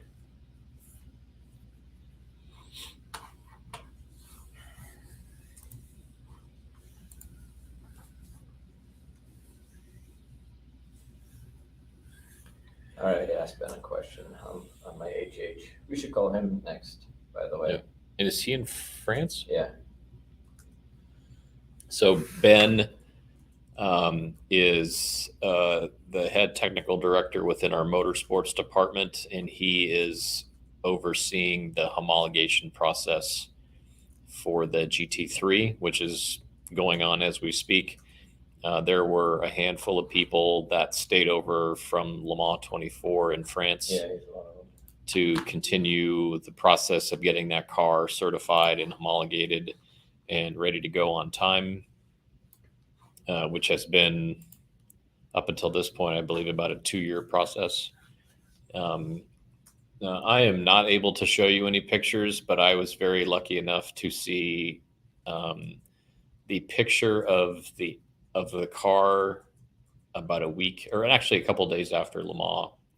So the new GT3 car, which was just like painted in a flat gray, was parked next to the C8R that won Le Mans in a garage over in Europe, and it was pretty cool. And it was also pretty interesting to see the differences from one car to the next. But the thing looks like a beast.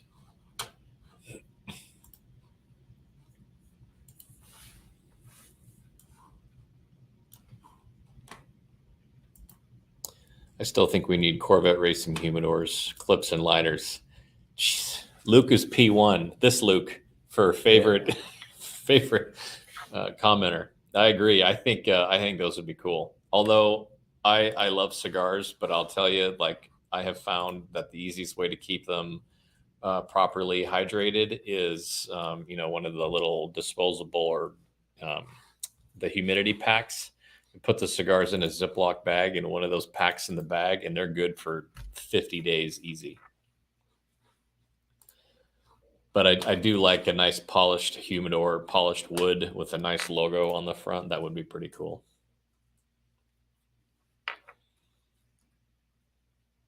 Yeah, Morton. Yeah, Twitch and Twitter. Yeah, that's good feedback too. Twitch. We, other than these live streams, we are not active on Twitch, so that's probably why we're not getting shown as much, or there's not a lot of people tuning in.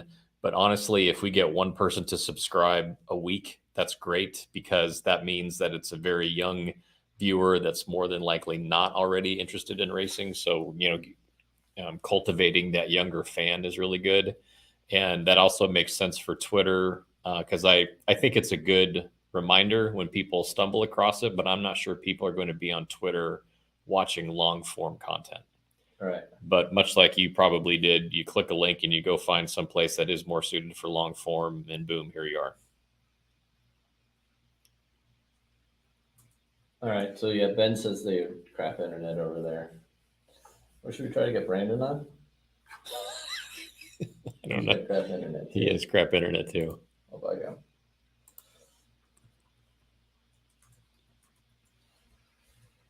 to join stream. Checking it. Oh, they're showing Le Mans highlights. Huh. Oh, Daytona highlights, Sebring highlights. Is this a commercial or what is this? This is like an in-broadcast recap of IMSA.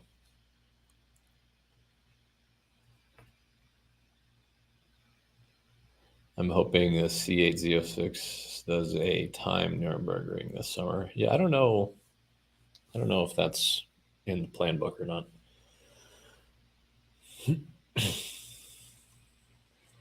Yeah, I don't know if that's in the plans or not.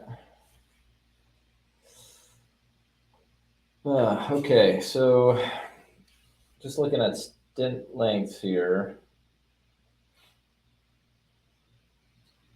Right now we've got 1, 2, 3 stops. 1, 2.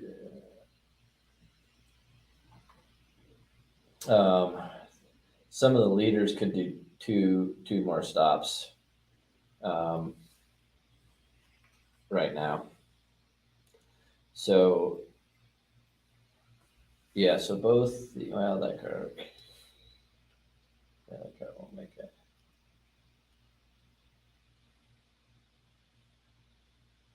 Yeah, so there's a couple 2-stoppers possible out there.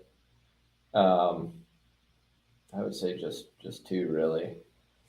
So we are, kind of behind on strategy based on the fact that we would need to pit 3 more times, and a couple of our competitors would only need to compete 2. But all that obviously can get erased with a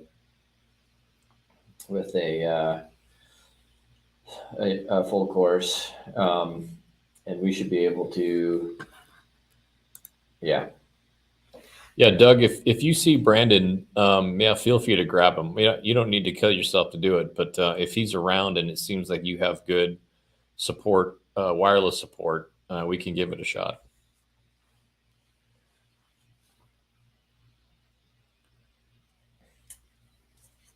All right. So now, if you're watching the in-car, quite a bit of traffic around us. So our lap times are slowing. So we just ran a 149.8, which is pretty slow, but we're right up. So TV's commenting on the rain. He said that it's getting sunnier and hotter, and that is representative of what I'm seeing on the radar here. There's very few pop-ups now, and nice clear bubble around the track area. And yeah, there's some chatter on the radio. So Antonio's pretty frustrated because he was racing a 47 AM car.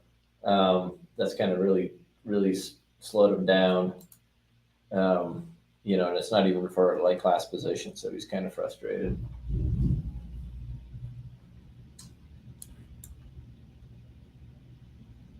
Yeah, and it looks like the weather system that just now cleared Detroit that was headed this way is almost totally dissipated. No, so the 9 cars having issues, either fluid or smoke that they're talking about.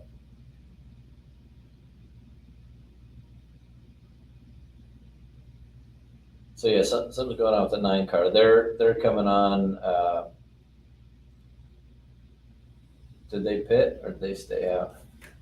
Let's see here.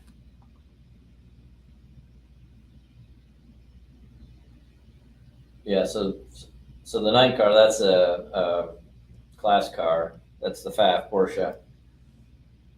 Is in the pits. They had an issue. Oh yeah, just showing on TV. Looks like it's a blown tire. Thank you, Doug. Yeah, it's right front tire. Looks like. Luke and Joe, just think of yourselves as you guys are both on the front row. Exactly.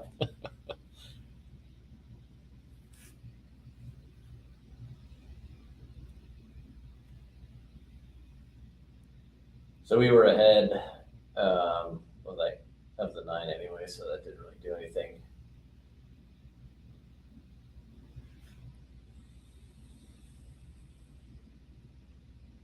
Yeah. So our gaps, 106 at the moment to the leader. Yeah, so they're showing the 9 car in the pits right now. They'll be getting. So how far into the stint are they? Yeah, so they were 15 laps in, kind of right in the middle. So not ideal timing for them. So they're doing the full 4 tires and no driver change.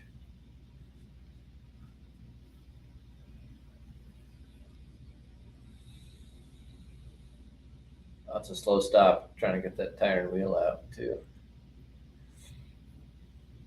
So they're checking probably for something that broke or junk in there that they need to get out.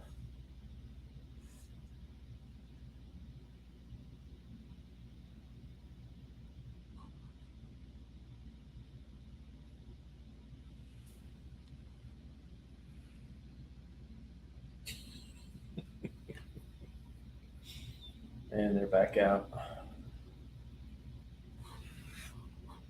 Yep, still showing a minute off.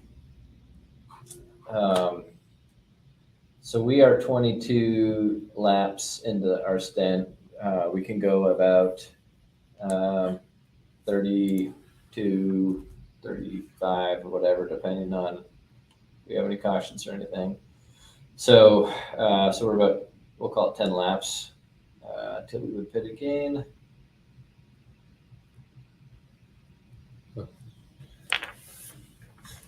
I mean, I'm 99% confident, but I was on the Twitter, and there was some pretty confident. There was some NASCAR stuff starting to pop up, and they're getting ready. And I remember reading this. The Cup race is at 7. Yeah, it's a night race tonight. It's a night race, but you have NBC and NBC, so they are not stepping on each other's toes. They will for maybe 30 minutes or so, but as opposed to competing broadcast platforms having like a NASCAR and IndyCar race, and they wanting to purposely run it on top of each other to try and steal away the audience. Whereas here, NBC has them both, so they're going to do their best to string them out so they get all the motorsports fans, which is a topic that we talk about on our podcast, which is called the Coast Down Podcast. It's on Spotify and Apple. It's amazing. Cheap plug. And I think we're up to 8 or 9 episodes. And we do talk about TV ratings, TV broadcasters, what the strategy is. We'll start to, I think as the year goes on, we'll start to talk more about the Cup TV contract negotiations as more information either comes out or gets leaked out. But yeah, there's never a dull moment in motorsports, so there's always plenty to talk about. Yeah. So what are you going to do next week? So I'm going to be out again. I will probably go solo again. So Brad did it solo last week because I was out. I thought you did an awesome job. It was a little shorter than we typically would be, which makes sense. But I thought it was great. I think you should talk about the F1 alternative broadcast. I think I will. Yeah. I mean, I'll give my 2 cents. I don't want to totally boot him in the stomach because it's difficult. Yeah. But it was a little shocking that it wasn't a little bit more polished or thought through. Yeah. For being on the big TV. Yeah. Yeah, I agree. It was. They just were both very. It's like someone threw him in a room and said, "Go." Yeah. Yes. Exactly. It's exactly what it was like. And said, "Good luck."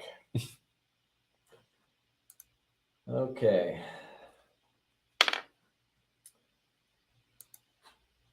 So yeah, let us know what you guys think of the data that we're showing. I think we're kind of showing some good stuff, but if you guys have other ideas of potentially what you'd want to see. And if you're not following us on Twitter, we have 6 more to go, and we'll be at 600 followers, which would be awesome. Oh, there we go. I'm going to try to hide some columns on this really quick. And keep in mind that, again, we started all of our Pratt Miller Motorsports social channels actually a month ago today. So we all started from 0. So the growth across the board has been phenomenal. And we really appreciate you guys following us wherever you can.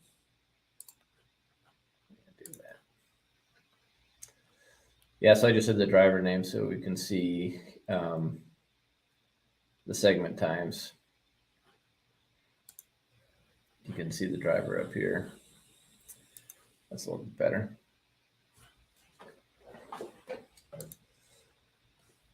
All right. So that gap's kind of holding steady-ish.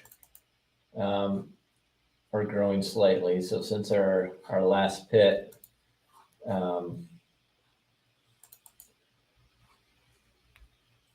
it's kind of been growing from around about a minute, I would say, to a minute 5.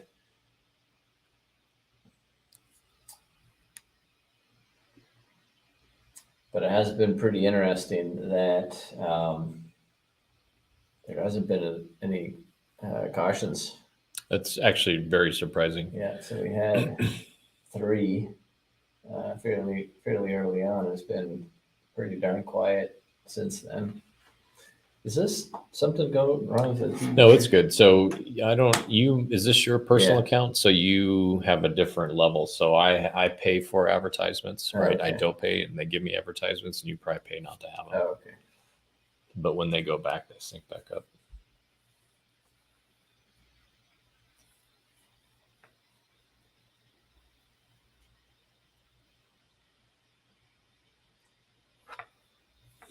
Yeah, so they're just talking on the radio. We are right behind the GT DM leader, and behind us is second place. So we're kind of in the middle of the GTM race, but we would expect that we're lapping faster than them, so we're expecting to get by, and the race be behind us. So Ben Keating just, well, I don't know if it was Ben, but the team that Ben's driving for just passed us. Let's see if Ben's in the car right now. No, it's not Ben. I assume you're supposed to refrigerate cannolis. We're not going to let a canola go to waste. Yeah, definitely not.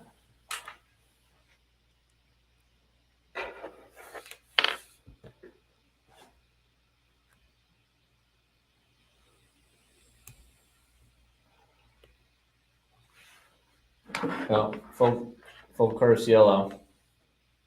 There you go. Can you? Yeah, turn 6,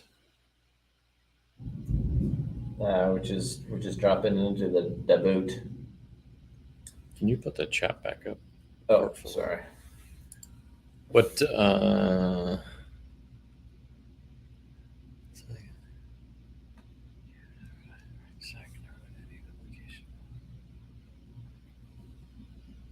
Wow. Oh, board A again. Okay.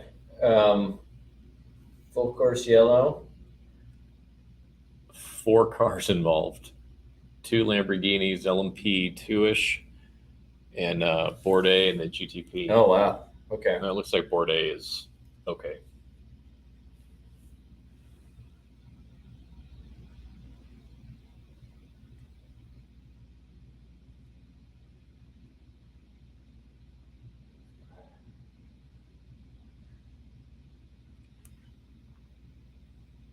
Okay, so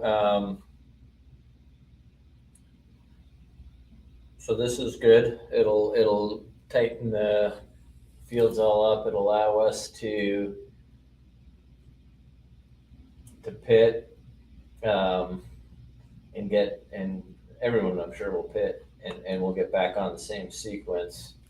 Do you want to talk about that in a second? Oh, no, let me listen.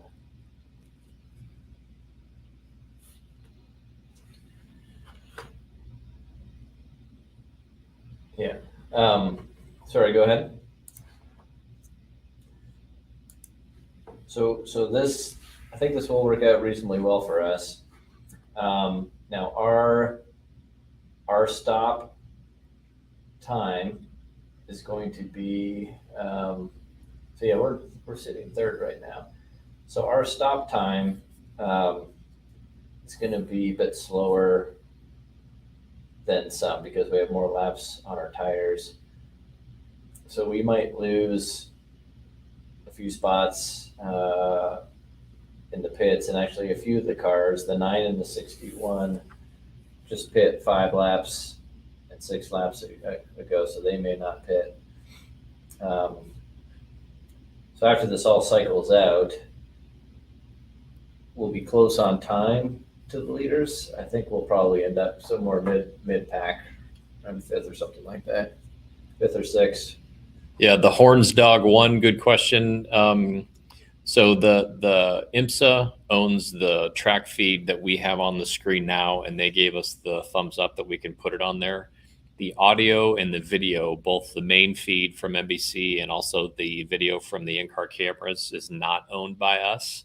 And I'm sure they would love to sell us that feed so we can put it on our stream, but we're not going to pay for it. So that's why everything else video and audio wise is not being transmitted, because that would be a real big no-no. So yeah, we want to make sure we stay above the board with this and not retransmit anything we do not own. But Yeah. Good question.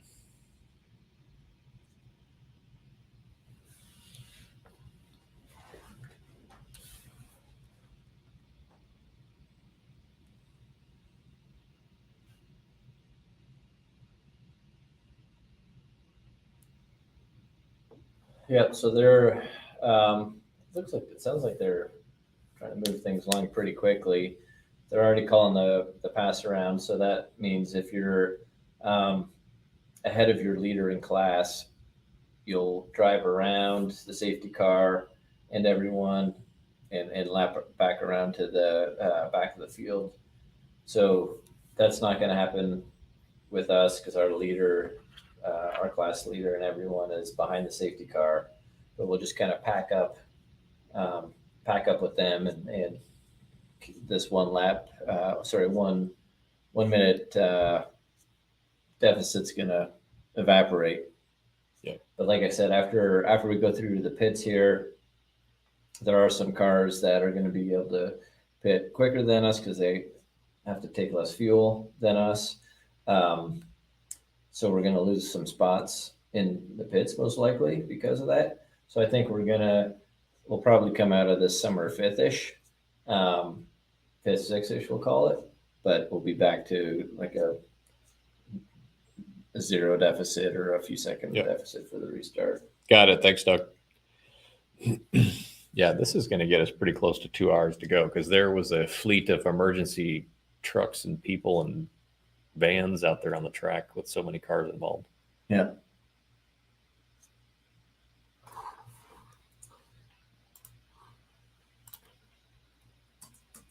Yeah, can you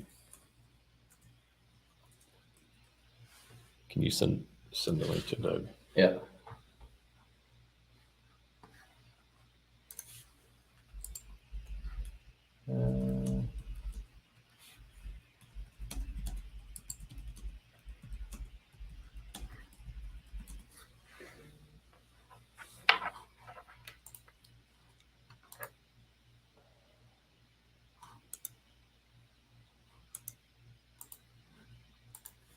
All right, so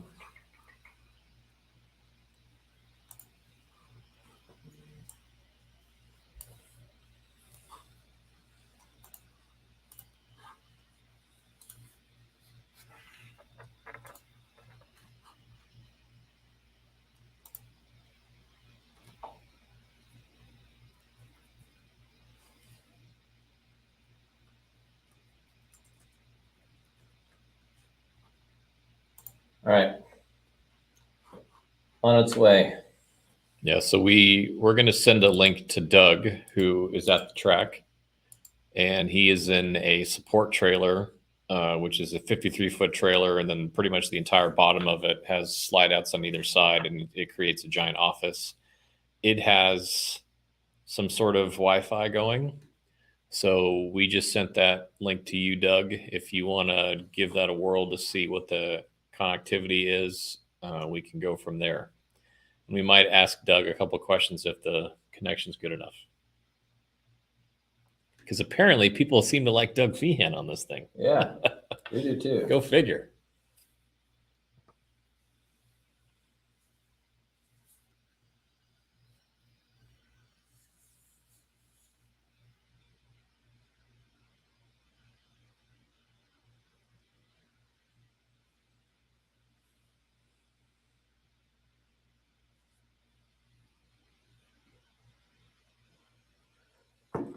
All right.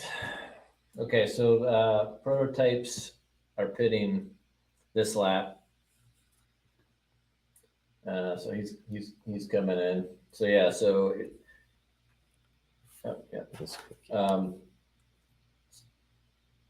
so on the timing and scoring at the bottom under the track map, you see all those car numbers popping up. Those are all the cars that are in the pits.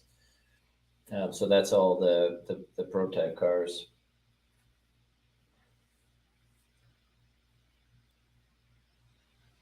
And then next lap, they'll open up the pits for GT.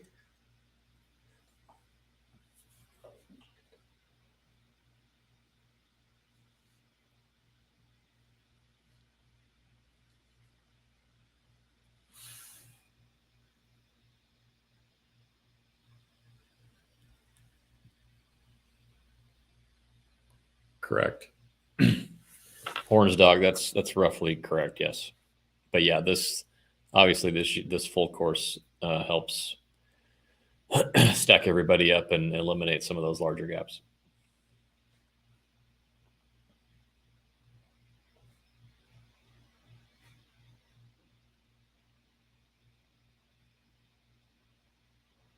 This is another interesting thing TV's talking about is the Garage 56 deal. Because I remember years ago when people started talking about electric cars, and I'm like, the technology is awesome. I love it. I need a car that makes some sort of sound. Mm. And fast forward all these years, and it seems that sentiment doesn't seem to pop up enough. It's like I think people are getting younger where they haven't grown up with throaty V8s, so they just don't know what they're missing. But then Garage 56 goes to Le Mans. Their car sounds great. Our car sounds great. The Cadillacs sound great. And really the only thing that you heard about Garage 56 in France was the sound. Yeah. And Europe seems to be a little bit ahead of the curve. You're right. With electric cars and their adoption rate. But yet when they hear a car that sounds great, they're like, hey, sounds great. So that's going to be interesting just from a whole electric car standpoint to see if that sound is going to be simulated or piped through the stereo system. Or I think we talked a bit about that in Le Mans. Yep. All right, so they're going to open the pits for GT cars. We are definitely going to be pitting here. Yeah. So we'll see who else kind of comes in. Oh, there's Doug. Yeah. Hey, Doug. You want to? So we got. Let's try to add Doug in here. See how it goes.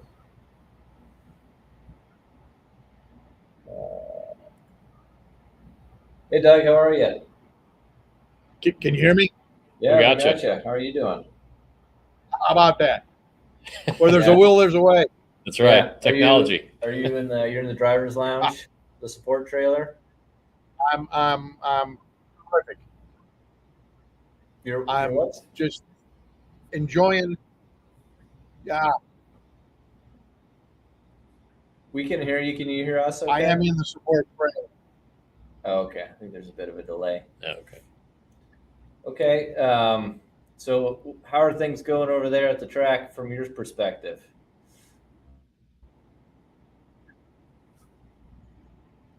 Hang on just a second because I've got you guys on here twice. I got to figure out how to get rid of that. Oh, okay. Does he have to kill one of the volumes? Yeah, I'll just use this until it gets. Yeah. So kill your YouTube.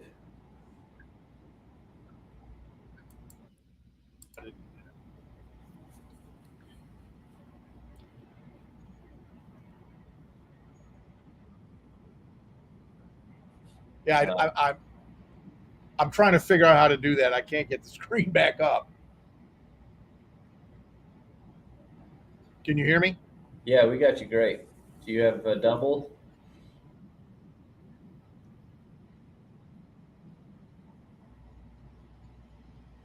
So let me log out and log back in. Okay, yeah, no problem. All right. So they're showing right now all the cars going to the pits right now. So yeah, you can see everyone diving in, who's pitting. Pretty much everyone who would I expect to pit just dove in.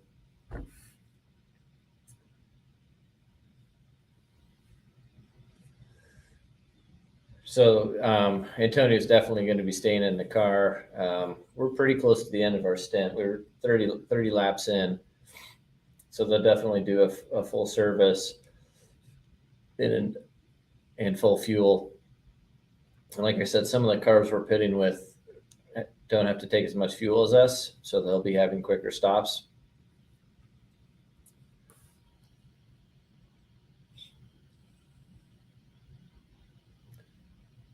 but the way this will all play out will at least be packed up with all our fellow GT cars. So let's see how this all cycles out. So not bad. We still stayed ahead of some cars. Okay.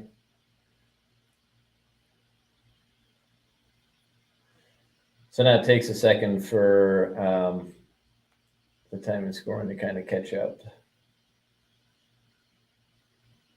So this is showing us in third. Huh. After that. That's better than I expected. Yeah. So it looks like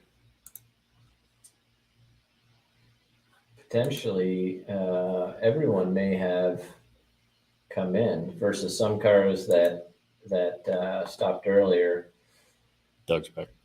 Yeah. Okay. I'm gonna try to have you in, Doug. How about now? You got us? Yeah, I think we're good now. Okay, good. Awesome. Yeah, how you doing? Hanging out in the support trailer, huh? Well, we only have one car. The pit box down there is about 32% of what it should be. Yes. There's barely enough space to put 4 tires and guys to change them. Yeah. I'm anybody who is not required to do a pit stop is kind of in the way down there. Right. And we've got TV and air conditioning up here. And I know what the track looks like. So, well, this is and not plus a you bad have, spot. and plus Not a you bad have spot. us.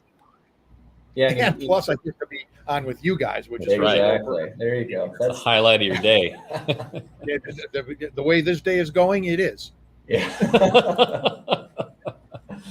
Yeah. So were you on when we had Mark on talking about the tire, The penalty. the penalty?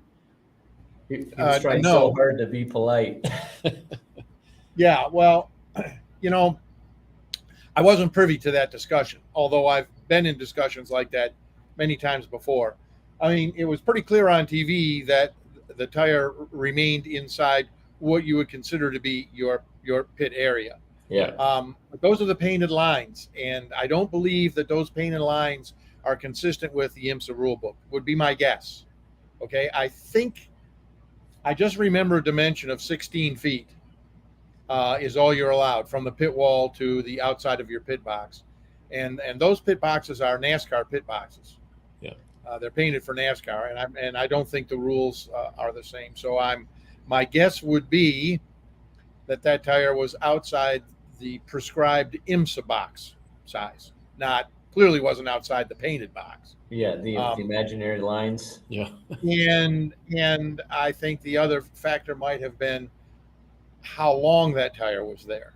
It was pretty clear in the video that one of the crew guys had taken a step forward to try and retrieve that when the car, who was, by the way, 2 pit stalls down, chose to run through 2 pit stalls to get back on the track. Yeah. And he hesitated and stepped back so that he would not be run over. That's a tough call. Well, That's a tough call. Without those things clearly indicated on the race surface to the teams, you'd have to go out there with a measuring tape to figure out what it was. But quite frankly, that's our responsibility. We should have that area marked out at each place we go. And I think going forward, that'd probably be the case. yeah. Hey, so that's That's why my guess. I can't get in the mind of the race director. Yeah. Just FYI, I don't think we got to worry too much though, because we are currently showing third after that pit cycle, which is pretty impressive. Yeah. Considering we had a bigger fulfill than most of our competition did. But yeah, so now we're right in it, honestly. That's the beauty of the yellow flag program that we run here in IMSA. It allows for great racing. Yeah. At the end of the day, guys, we cannot forget that we are in the entertainment business. You can set up right, rules yeah. that may Thank make you. more sense Yeah. from a pure competitive standpoint, but you're not really fulfilling the entertainment mission. And without fans, we're not here. That's right. So, there's a lot of things to take into consideration when you look at all these things. And I'm a full supporter of it. There's half the time you're the beneficiary, and half the time you're not. But if you do this long enough, it all comes out in the laundry.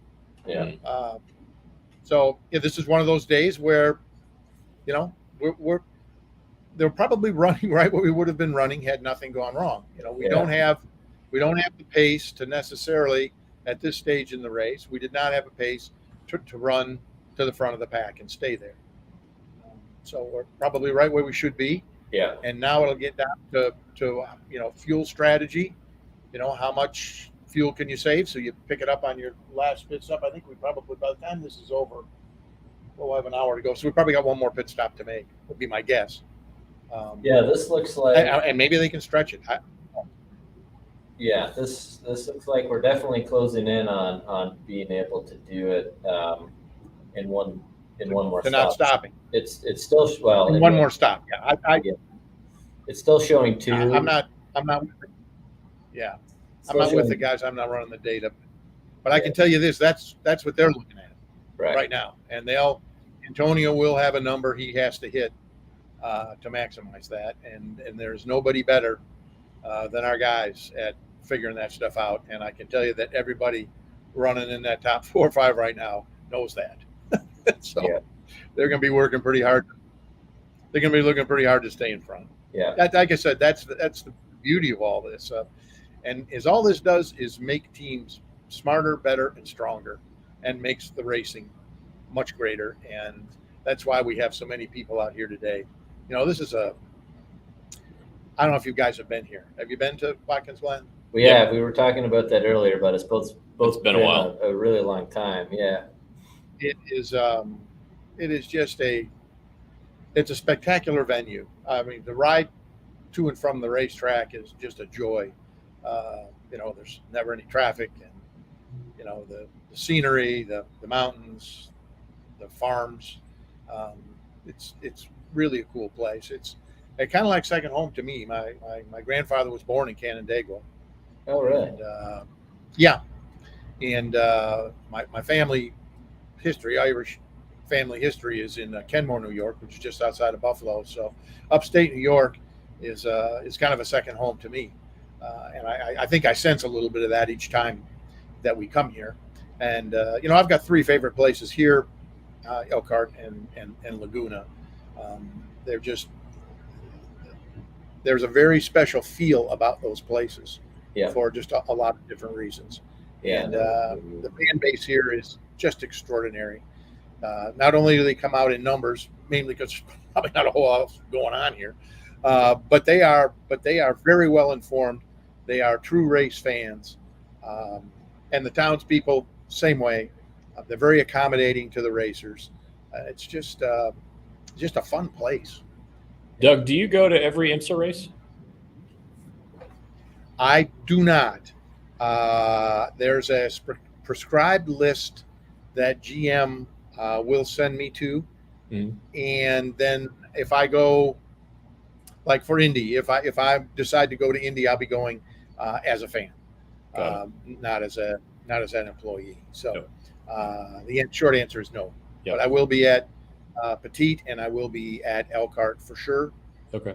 If I drive up to Mosport, see Ron, Gary and I may go up and do that. And Indy would be the other one. I can tell you unequivocally, I'm not going to Lime Rock. That's about. Yeah. All right. So that 2-day weekend takes about a month. Yeah. So it's going green right now. It looks like we're holding third. So yeah, like you said, now it's really about trying to go as fast as you can and use as little as fuel, so you can hopefully get it down to one more stop. Right now it looks to be like 7-ish laps short, but that's without any other safety cars or full course cautions or whatever we're going to call them. But yeah, so we're restarted third, 3.5 second gap. It's like there's some pretty hard racing in front of us, but I can't tell if there's too much pressure at the back. Doug, did you catch it when we replayed your interview from Le Mans? I did. Yeah, it was pretty funny watching it after the fact, isn't it? You predicted the future. Because all that is a testament to how friggin' old I am. I'll call you Doc Feehan. Yeah, that's the name doctor is, well, there is a story goes with that we will do at some point in time. There's only 2 other people on the planet that know why that moniker came around. That's Chris Neifel and Wally Outback Jr. Those were in our old SCCA Trans Am days. But it's a great story. Yeah. And heretofore untold. Sounds for like good reason. It sounds like a couple beers and we'll get the story out of Doug. Yeah, that's the way to do it. That's another 11 o'clock. Well, it was centered around more than a couple. Yeah. I was being generous. The foundation of the story was steeped in Anheuser-Busch. Brought to you by. Yeah. So, well, that's good. Hey, Doug needs his own reality show. Yeah, it really does. Let's cut to the chase here. Yeah. So, Doug, earlier too, we talked about the big IMSA announcement for next year. That we're going to be running 2 cars in a bit of a different capacity. Not necessarily Corvette racing. Now it's going to be Corvette racing presented or by Pratt Miller Motorsports. So it's going to have a different sort of tone, but really all the muscle behind it's going to be the same. What's your take on that, and your thoughts, or anything you think everyone listening should hear about it? Well, first and foremost, I think it's everybody's mission to make this, from a fan perspective, as seamless and unnoticeable as possible, and I believe that's going to be the case. It creates a greater challenge for you guys. Obviously, trying to find those that can provide outside funding, which we've never had to do before, is a new challenge, and it's not something that other teams don't face every year. We've just never been encumbered with that. But I think we got the right guys on the job. Thank you very much. Once that hurdle is met, then I don't see any further encumbrance, and I actually see this as great for Corvette racing and for Pratt Miller, because now we have the ability. Our hands were always tied as to what we could do from a marketing and promotion perspective. Yep. Okay, because we were not an independent team, and we operated under the umbrella of General Motors. Now we've got endless opportunity to do things, not unlike what we're doing right here, right now. Exactly. Yep. Exactly. And I look at that. I mean, I've spent my life in this business, and my heart's always been at marketing. Marketing got me in here. Selling stuff got me in here. Being a sponsor got me in here. I was director of racing for Mac Tools. I think you guys probably know that. Yeah. So I've been on all sides of this fence. I know how this business works. I know how it runs. I know what the ramifications are. And the ability for this team, Pratt Miller, to be now labeled as an independent opens up endless doors and endless opportunities. And the level of creativity that you guys have demonstrated thus far, when we look at the management above us, who has given you the green light to do the things that you think need to be done, and you think that things that need to be successful, and adapting and adjusting to a whole new operating platform. Okay, I mean, this whole electronic media thing is where the world is. The days of the fossil are over, and we have to. I look at adversity as opportunity, just dressed a little differently. And we have a bunch of adversity facing us, and I couldn't be more pleased about that, because that's all great opportunities. And when you get the right people on, when we started this program, we were operating with huge adversity, and we turned that into opportunity just by hard work, dedication, and great people. At the end of the day, product is important, but the final distillation is people. People. That is our strongest suit. Yep. People creates what we are, who we are, and what we do. And we have great personnel. Obviously, you guys doing this is extraordinarily important to me personally, because this is like this Corvette racing is like my child. I mean, you know, we birthed it and we raised it. It is. We did it as a family. Yeah. And I simply refuse to walk away. I'm going to try and find a way. I'm going to try and find a way to do this thing going to the level at which we've conducted ourselves in the past. Right. We've got a great team of people. So Well, I love this. I love where we're going. Yeah. Well, we love you being a part of it. You always will be. Yeah, you were our number one guest last week by a country mile, Yeah. or 2 weeks ago. Yeah. Gets right down to having the most BS, I guess. Exactly. We need to get Doug merch. You talk about team merch. We need Doug merch. Have you ever had T-shirts sold with your name, image, or likeness on it? Yeah, there you go. Dude, on Speed Vision, there was a show on, I don't know whether it was Monday nights or what it was. And it was the guy, Dave Despain.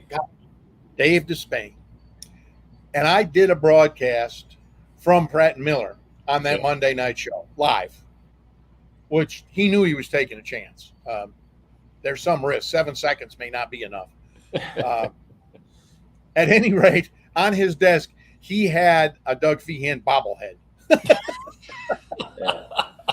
I want to get like I don't know where the hell he had it made, but he had it up there, and he was just proud as hell as having it up there.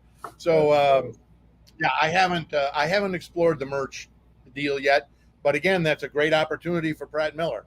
Yeah. Doug's your uncle T-shirts.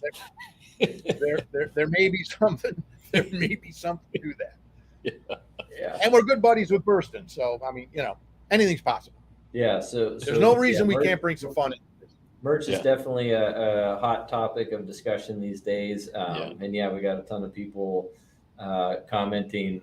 Yeah, Doug merch with Jake on it, that'll sell. Yeah. Yeah, but I think like the vibe of the team going into Le Mans all the way back when it started with the berets and the mustaches and the cowboy hats, I think it's important to keep that level of fun up, because that's the team. That's like the identity of the team. Yeah. Or the culture of the team. And we cannot and should not let that die on our watch. So we need to, like, almost, now that we are, I totally agree the handcuffs are off. I think we need to double down on that stuff. Absolutely. Yeah. Yeah. No, we got to have. It's funny you should say that. I was on the phone last night with Lee Diffie from the TV broadcast. Yep. And we're discussing some things. And he says, I couldn't believe it, Doc. He says, I was in Le Mans this year. I hadn't been there for 8 years. He says, and Calvin and I were there. He said, and there's this huge blast goes off during the middle of the day. And Calvin looks at me and says, what the hell is that going on? And he said, that's Feehan's train horn. He said, that's a Corvette tradition here at Le Mans. He hadn't been there 8 years. It blew. He knew exactly what it was and loved it and made a point of sharing it with. Yeah. Oh, that's great. Yeah, I think we can totally go down a wormhole of all sorts of fun stuff to do. Oh, yeah. Oh, we need to, for sure. It looks like we may have lost Doug. We got a spinning wheel. Let's see what happens here. So if you guys have been watching the broadcast, there's some pretty good GT racing happening. Looks like we're still holding down third, though. 6.5 second gap. But there's a bunch of GT cars all piled up, racing pretty hard, and at the same time getting past.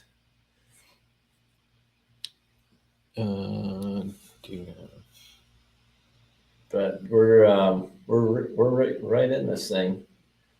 So looks like Ben and or the 14 Lexus and the 23 Austin were able to put a bit of time into us.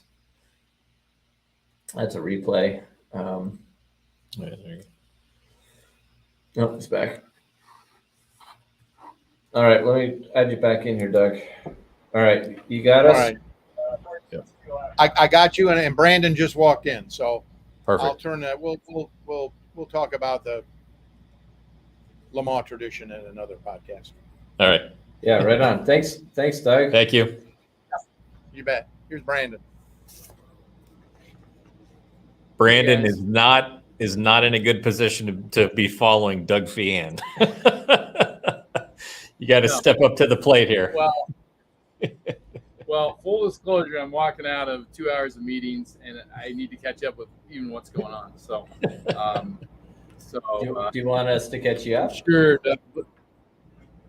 Yeah. We're I've running been third, 3 seconds behind. in the meeting. I've been watching timing scoring out of the corner of my eye the whole time, but I haven't talked to the guys. So, Yeah, there's a full course caution, and everyone came in, and we were able to hold position. The timing was actually pretty good for where we were in our stint. We were pretty late into our stint, so it played out pretty nice actually for us. And we were able to hold position in the pit, which I was a little surprised on because we had a pretty long fill. But yeah, we're sitting third, 7 seconds back with the Lexus, the Aston, then us. So yeah, we're definitely not out of it. Brandon, what Yeah, is for sure. what is the any feedback from anyone at the track from this past Friday? I'd be curious to know anything about that. sorry, Brad, can you repeat that? We're having a little bit of a signal issue here.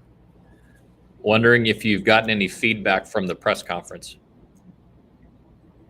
Yes, I have quite a bit from fans and some industry people as well. It's been all very positive. A lot of comments like everything from glad to see Pratt Miller's getting the exposure they deserve after all these years to we're very excited to hear that the tradition is continuing with Pratt Miller Motorsports and Corvette Racing, for the next few years. And I haven't heard anything negative, but everything's been super positive and sort of a sigh of relief from our biggest fans, for sure. Yep. Cool. Yeah, we talked about it. Yeah, here. overwhelmingly positive, huge crowds of Corvette fans here, for sure. Nice. Yeah, no, we talked about it earlier, and a lot of good support from the listeners for sure. Yeah, you dodging those lights. Yeah, I'm trying to block. Get your head right. There we It's go. me, everyone would be blinded by now. The reflection off me. But yeah, anyways, yeah, we've talked through most things. The crazy penalty. That's going to kind of be interesting to dig in a little bit more on that and understand really if we were at fault or not. We talked to Mark for a bit. He's definitely pretty motivated to understand that better. But the good news is it's kind of doesn't matter anyways anymore, because now we're up in third or 7.9 seconds behind. Yeah, 8.4. No. Yeah, It's a delay. 8 seconds back, just kind of letting this thing unfold. Pretty sure we're just trying to stretch our stint right now, because if we can do it in one more stop versus two. So that's kind of the game at play right now. So what else is going on from your side? Ultimate pace. Well, I think you recapped it pretty well. Like, we haven't had the ultimate pace of some of the competitors, but just trying to be consistent through the stint, try to manage our tires and manage fuel the best we can, and obviously the normal great pit stops. And so, yeah, I think we're in a pretty good spot. I did see, so I was running between one of my meetings, I did see the unfortunate spin of, I think I saw the Pro Lambo spin out. I didn't see exactly what caused that, but they've been fast. Lamborghini's been super fast all weekend, and someone I expected to be one of the toughest competitors. So, I didn't actually see exactly what happened there, what caused it, but it looked like they might have been at the front of that incident, from what I could tell. They collected 3 or 4 cars, I believe. So, Yeah, so definitely look for Lexus to be. I mean, they seem to have really good power and pace all along, so look for them to be competitive. And I did get a message just now that we're still having some problems with the Aston guys exiting their pit through our pit. So hopefully we're going to get that taken care of and not have any more future incidents there. But something we're working on in pit lane as well. Other than that, I'm sure you guys have been keeping track of the weather, whether it's going to get wet here or not. That would be before the race. We were thinking we might get wet, and that might be to our advantage as well. Just any kind of disruption or change from the norm would work to our advantage that we're a little off on pace. So we're certainly prepared to go in the wet if that happens. Yeah, so we've definitely been watching that. There's a few pop-ups popped up to the south east of the track, but we look fairly clear. Yeah. But everything's just kind of popping up instantaneously, so who knows? It could hit at any time, and I don't think anyone could predict it. So, yeah. Weatherman Feehan sitting next to me says we're going to stay dry, so he's probably right based on what he just showed me on the. Well, I mean, he's got radar. some, New York in him, so he's got the local knowledge for sure. He has a lot of skills, a lot of different skills. So, but that, if rain does hit, I think that'll be a big impact on the race, frankly, and what the teams decide to do, whether to stay out or go on wet tires, and how quickly they do that, and so forth. So, look for that to be a potential in the last couple stints here. But other than that, we just got to keep executing. I think we'll be in the battle at the end here. Yep, agreed. Okay, well, good deal. Well, we'll let you recover from your meeting marathons, and head down to the pit. Okay. Thank you, guys. you. All right, yeah, thanks, Brandon. Have a good day. Yep. You too. All right, yep, bye.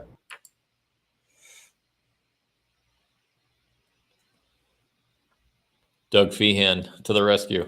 Yeah. We can go crazy with Doug Feehan merch. Yeah, we could have some fun with that. Yeah. So, Morton saying, spent many hours during Le Mans feeling distraught, but that changed during the last rifts for sure. That was a long night digging out of that hole, and I loved that we watched that clip with Doug, and we're like, how far back were we? 8 minutes back. Yeah, and we climbed it, we crawled out of it. But that was, I think our BOP was much more favorable in WEC for that race than what we're dealing with today. Yeah. So we're gonna have to be a little more crafty. Yeah. But we are holding, we're 10-second gap. The Lexus is really checked out and is basically 9 seconds up. We're actually just a second behind the Aston. So really what we need to be trying to do is, like Brandon said, really trying to manage the tires and manage the fuel. So again, the cheat with the fuel, there's two things going on. One is it's looking like it's 2 stops at this moment. But if we can extend that by 7 laps through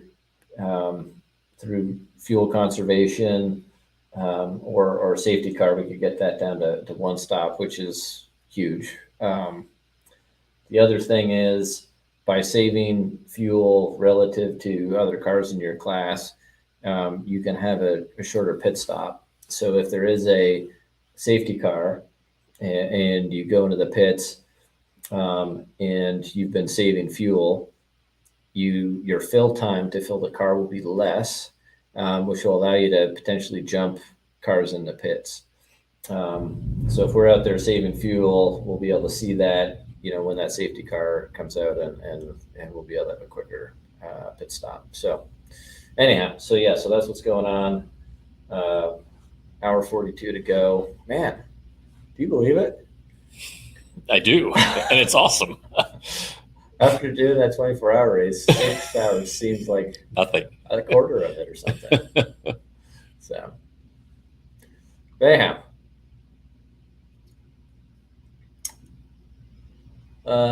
Yeah, Morton's asking about drivers. So driver announcements are coming up. So yeah, we announced the team, but not the drivers yet. So that'll probably, I'm not sure when that's scheduled. I would think this summer. I don't know. Don't know when they're announcing drivers. Yeah. So Brandon is our boss. He's in New York. He's been hopping around places. Luke has been going back and forth to Michigan a couple times in the last 14 days.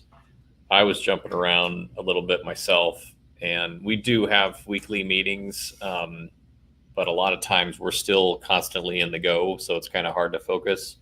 But once everyone gets situated and stops traveling, at least for a few days, we'll get on and continue these discussions. But it is a very fluid deal, which I think is great. I'm a planner to a certain point, but I do not like to long-term plan because I know very well that stuff changes. You've been in racing long enough to know. Yeah.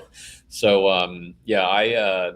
I think this is all fun, and we want to bring you guys along with the ride as closely as possible without breaking anything too early, but still making sure you guys feel that you're hearing stuff first, or at least giving the heads up of when we're going to say something. Yep. So that's fun for us because we'd like to see the excitement build. And one data point for that, the press conference we had this past Friday, I put a teaser image out on a Wednesday morning. We had 400 and some people on our Twitter, and that one post got 31,000 views on Twitter alone, close to 40,000 in total. And that just shows the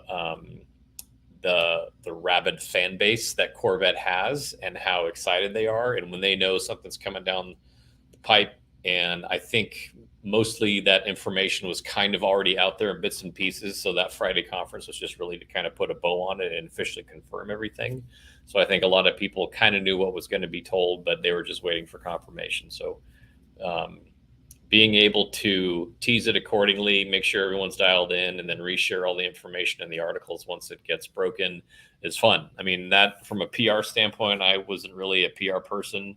I still am not a PR person, but I did learn from a really handful of really great people, great PR people.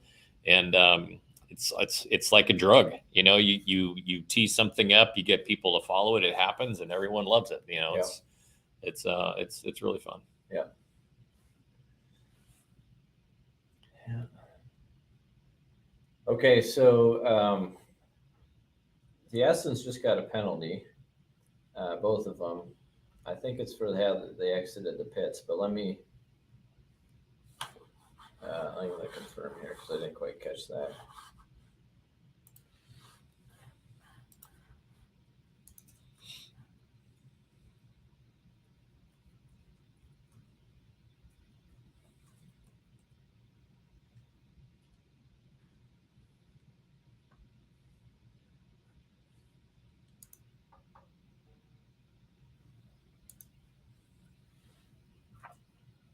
Okay. All right. Yeah. So the 23 has a penalty because of too low of tire pressure. Oh, really? Yeah. And is that a drive-through?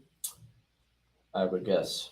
So that's going to put us up to P2. So that'll be good. So that was something, and that was an earlier question for Doug Louth about minimum tire pressures, and is there a rule against it? So that would confirm that. Yeah, I will.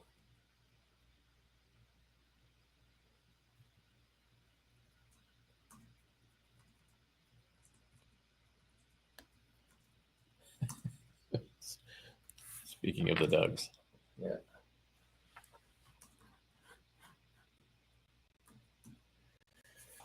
All right. Oh, glad you like Morton. Thank you. This is No, and look at him. He's using PMM. They rarely. You focus started on- that. There it is. Well, it only makes sense to have your You three-letter. can't have a 2-letter acronym. That's right. It can't be P. It has to be PM. So dual. Yeah. All right. Doug, you wanted to come hang out with us? All right. Yeah, we've only got a little bit of time left, so yeah, I don't plan on going down there. So All right. right. Right. Why Stick don't around. you tell us Get back on. tell us your best and or memorable story from Watkins Glen International that is at least PG-13 or lesser. I bet you it involves rain. That is my guess. it what? I said I It bet involves rain? Involves rain. I could be wrong. But Well, that's- other than our tea time yesterday. So, you know, it's really, it is really funny you guys would ask me this, because I was sitting at breakfast this morning, and I at each racetrack that I go to, I like to think back of all the stuff that we did over the last lifetime. And I was trying to think back at Watkins Glen of what we might have done that was extraordinary and repeatable. And I was actually at a loss. I'm thinking, how can that possibly be that we wouldn't have something here that would be remarkable? But there really hasn't been. I think, you know, the town itself, we stay in Corning, Yep. which is, you know, a half hour away from the racetrack. And the other place you can stay is like Elmira and Horseheads. But they don't really have a downtown. Corning is like a quaint little town. And in the evenings, all the teams would go to dinner, and there's 6-8 places where you can go and eat. And they have a great ice cream store called Dippity Doo Dah. And that is, rather than the bar, that's where all the guys hang out, is at the ice cream store. Oh, that's funny. So you can, if you want to see somebody, or you need to get a hold of somebody, you go to Dippity Doo Dah after you eat, you hang there long enough, and you're going to find out what's going on around town. It's just an iconic little store with great ice cream, and everybody hangs there. I have no idea. We don't do that any other place. Just in Watkins Glen, ice cream seems to be the big draw here. I guess that says a little something about the town. So it's the this is, you know, this sequence is of Watkins Glen. Oh, we lost them. Oh, we lost them. All right. Sounds like the Seepkins of Watkins Glen. What is that? Seepkins, that's at Road America. That's the popular bar at the resort. Yeah, I was talking with the folks I was meeting with earlier this week, and I have not been to Road America. Nice back. And I've not been. Oh, you've never been to Road America? I've not been to VIR or Most Sports. So those are the three I need to go to. Oh, wow. So, Doug, right before you dropped, I said it's like the Seepkins of Watkins Glen, it sounds like, but ice cream. Yeah, I was just going to say, I have no idea what the correlation is between race teams and ice cream, but Dippity Doo Dah gets it done here. And I have to say, I'm guilty. I'm very guilty. I mean, I'm hanging there, and they have tables outside, and you'll see 6, 8, 10 guys at any given time congregating, BSing, figuring out what they did wrong during the day and what they're going to do tomorrow. Rather than hanging in the bar and drinking beer, they're out there eating ice cream. So that's part of what makes this place so special. Have you guys been to the Corning Glass Museum, by the way? I have not. No. When you were here? No. It is literally across the parking lot from where we are staying. And although I've been in it several times because they do change the exhibitions, it is an amazing piece of history. I would highly recommend it to anybody who's in this region to stop in and see it. Who knew what went on with glass? I mean, they are, it's extraordinary. It really is. It's a great piece of history. Totally worthwhile. Isn't the majority of fiber optic cable now produced by Corning? Yes. Yep. And there's in that museum is a whole display about how fiber optic cable was developed and the stuff that it's capable of today. Huh. Yep. They have a whole display dedicated to that. And then Pratt, we were playing golf earlier in the week. You know, I have to say, the two of us, if you ever watch the Muppets and see the old two farts up in the balcony, Yeah. that's us. That's Gary Pratt and Doug Feehan. Yeah. All right. We are the Muppets of Corvette racing. So we finished playing golf. We played early. And so Gary said, well, what do we do now? Because the way the schedule was set up at this racetrack, there was nothing going on during the day. So I said, we ought to head on over. I'd like to go see this glider museum. And he says, what? I said, there's a glider museum here in Elmira, the National Soaring, whatever it is here from the United States. I mean, it's just like soaring capital of the U.S. is here. So we go over there. Again, I don't know who would ever know it was there or who would ever go to it, but it is just incredible. They talk about the gliders that were used on D-Day. They have one there. And then all the advancements that have been made, you know, there's a huge correlation between airplanes and race cars. Oh, Obviously, yeah, aerodynamics being one, but materials and construction and the love of flying and the love of going fast. Yeah, we just take all the wings. Gary, in his lifetime, his only unanswered deal is he always wanted a helicopter. I don't know if you knew this. A little trivia fact for Gary Pratt. Oh, He right. loves to do things that are just easy ways to die. All right. Cliff diving. All right. He was kind of a gymnast in high school. He loves jumping off cliffs. Parachuting. You know, he did that. We were talking about going down in a submarine. He's thinking that's a good idea. It's a good thing I'm here with him. That's all I can say. And you know how bad it is if I'm the voice of reason. Okay? You got a problem. That's pretty funny. Hey, so the 23 had a penalty, Doug. They had too little tire pressure. So I pinged Ben on it. So Ben says you have to have a stabilized tire pressure above 27.6 psi, which probably turns into some round number in bars. That is correct. And if it doesn't That is a standing rule. Yeah, you get a penalty. So the 23 was penalized because of that, which now puts us in P2. So we're up to P2, 15-second gap to the Lexus. We are running, the last lap is about a second slower. So right now the Lexus has pace on us that we can't match. But who knows what's going to happen with the pits, potential pits coming up. So anyways, I did not know that. I can tell you that I think. Yeah, I was going to say I didn't know Gary was into such dangerous activities. I know he loved loved boats, but I didn't know about these other ones. Yeah, you were just breaking up, so I didn't. I know he loves. Something about Gary. Yeah, Gary loves boats, fast boats, but I didn't know about the other. Things. Oh yeah. His speed and death-defying predilections are endless.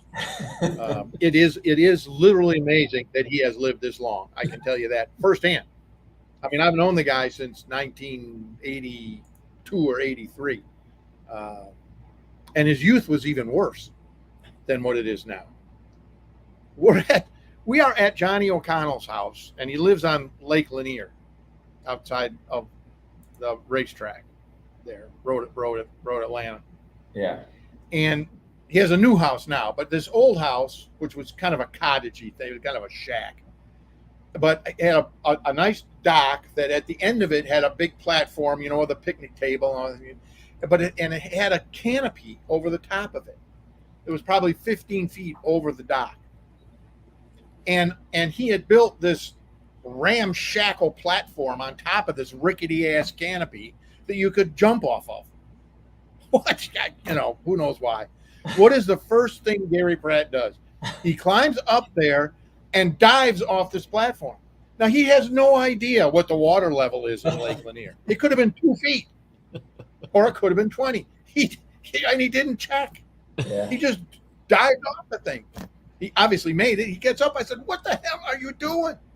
He said, I'm diving. You know, I love that stuff. I said, "How deep was the water?" I don't know. It was deep enough. I said, "Did you know that before you jumped off?" He looked at me and goes, "No." I mean, what? I can't keep track of them all the time. Yeah. It's just out of control. A lot of responsibility, Doug. Anyway. A lot of responsibility. It certainly is. Yeah. It certainly is. Yes. But again, there's not a day goes by that we're not laughing our ass off at something. Yeah, I'll bet. You can't take life too seriously at this point. Yes. And we're still having fun. So. Yeah, awesome. And this is a whole new chapter coming up, guys. I have to tell you, I'm not that I need to get energized, not that I need to have much more passion than I already do, but this whole new scheme is coming, I think, at the right time for Corvette racing. Yeah, no, we're pretty excited too, and yeah, I want to leverage all the latest, greatest, and the changing of how things work to our advantage, kind of like you're saying, for sure. So. And technically, are you a brand ambassador for General Motors and Corvette? Is that what your title technically is? Technically, that is my title. I am Corvette brand ambassador. Yes. Okay. And is that in perpetuity? That's what they call it. No.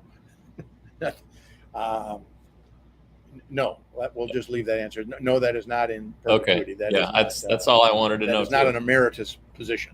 Got it. Okay. Yeah. So we will. We'll find out next year. Okay. Well, but I have no intention of going away, and I still have a desire to continue to contribute where I can. Well, that's awesome. At the end of the day, we're in the business of selling cars. That's the final distillation of what we do. And in order to do that, you need a customer. And our customers are right here at this racetrack. Yeah. And so if we can enrich our customer experience at the racetrack, I think that goes a long way to solidifying our challenge of selling vehicles. And by the way, no one owns just a Corvette. Okay. They all own and drive other vehicles, which General Motors makes. And also, not all of them have developed that General Motors loyalty. I mean, there's Audis and Lexuses and you name it, Bentleys. I mean, they drive everything. They have a Corvette, but that doesn't mean that they're driving a Equinox and a Malibu. Mm-hmm. Okay, so there's a lot of unplowed field out there that I think we can make headway with, and we have. We've lowered our age demographic with the car tremendously, and that's due largely to obviously this switch to mid-engine and multi-valve motors. That attracts a younger audience. I think the most telling stat would be that virtually 50% of our Corvette sales are to people who have never owned a Chevrolet product. Huh. Guys, that is an astounding fact. Because that means those sales are coming out of somebody else's ass. Wow. And you can only guess that, probably Porsche and who knows who else. Yep. That's, when you got a younger age demo and you're attracting people that have never owned a product that your company builds, we're being successful with what we're doing here on the racetrack. What do Corvette sales look like internationally? Well, here's the deal. We can't build enough cars to meet customer demand. At the end of the day, you have to understand how the automobile business works in America. We consider ourselves to be customers. We are merely the end user. The customer is the dealer. Once that car gets delivered to the dealer, it's marked as sold down at the rent center. Yep. All right. And then it's up to the dealer to do whatever he wants to do with it. But as far as Jim is concerned, that car is sold. So what happens is when you set an allotment on a limited production vehicle and you say, okay, Canada really has a big demand, we'd like to send 2,000 cars to Canada. Your dealers in America are not going to be, their customers, remember, they are not going to be happy. Guys like Rick Hendrick, who has, 10, 12, 15 Chevrolet dealerships, is not going to be a happy guy because those are cars that he doesn't get to sell. Yep. Why are you sending those to Canada? So you have to limit what you send. So we limit what we spend. We are limiting what we send to Japan. We are limiting to what we send to Canada. We're limiting what we send to any place other than the United States. And those are very small numbers. Could we sell more? Hell yeah. Sell a whole ton more, but we can't make them, with the market the way it is here in the U.S. So to look at that, it's not really a fair comparison because we can't build enough cars. Yep. When you look at what we sell here in 2-seat luxury sports cars, we sell more cars than the next 3 guys combined. Yeah. Is the Corvette brand in General Motors kind of treated as its own company, really, or is it a part of the larger sports portfolio? That's I have to be very careful here. That is something that is being explored inside the company. I don't think that's any news. It's been in the media. Yeah. The question becomes, does Corvette have enough equity, enough power to support vehicles other than 2-seat sports cars? Yeah. In other words, could you eventually have a Corvette dealership that sold a 4-place high-performance sedan and a SUV? Yeah. When you look at what our competition is doing, we're the odd man out. We're the only guys who don't do that. That's right. I mean, yeah, Lamborghini, Porsche. Porsche sells more SUVs than they do 911s. Yeah. And they were in the 2-seat sports car business. Okay. Yep. You look at Ferrari, where they're going. They're building front engine, they're building rear engine, they're building SUVs. Lamborghini, same way. So it's not like Corvette would be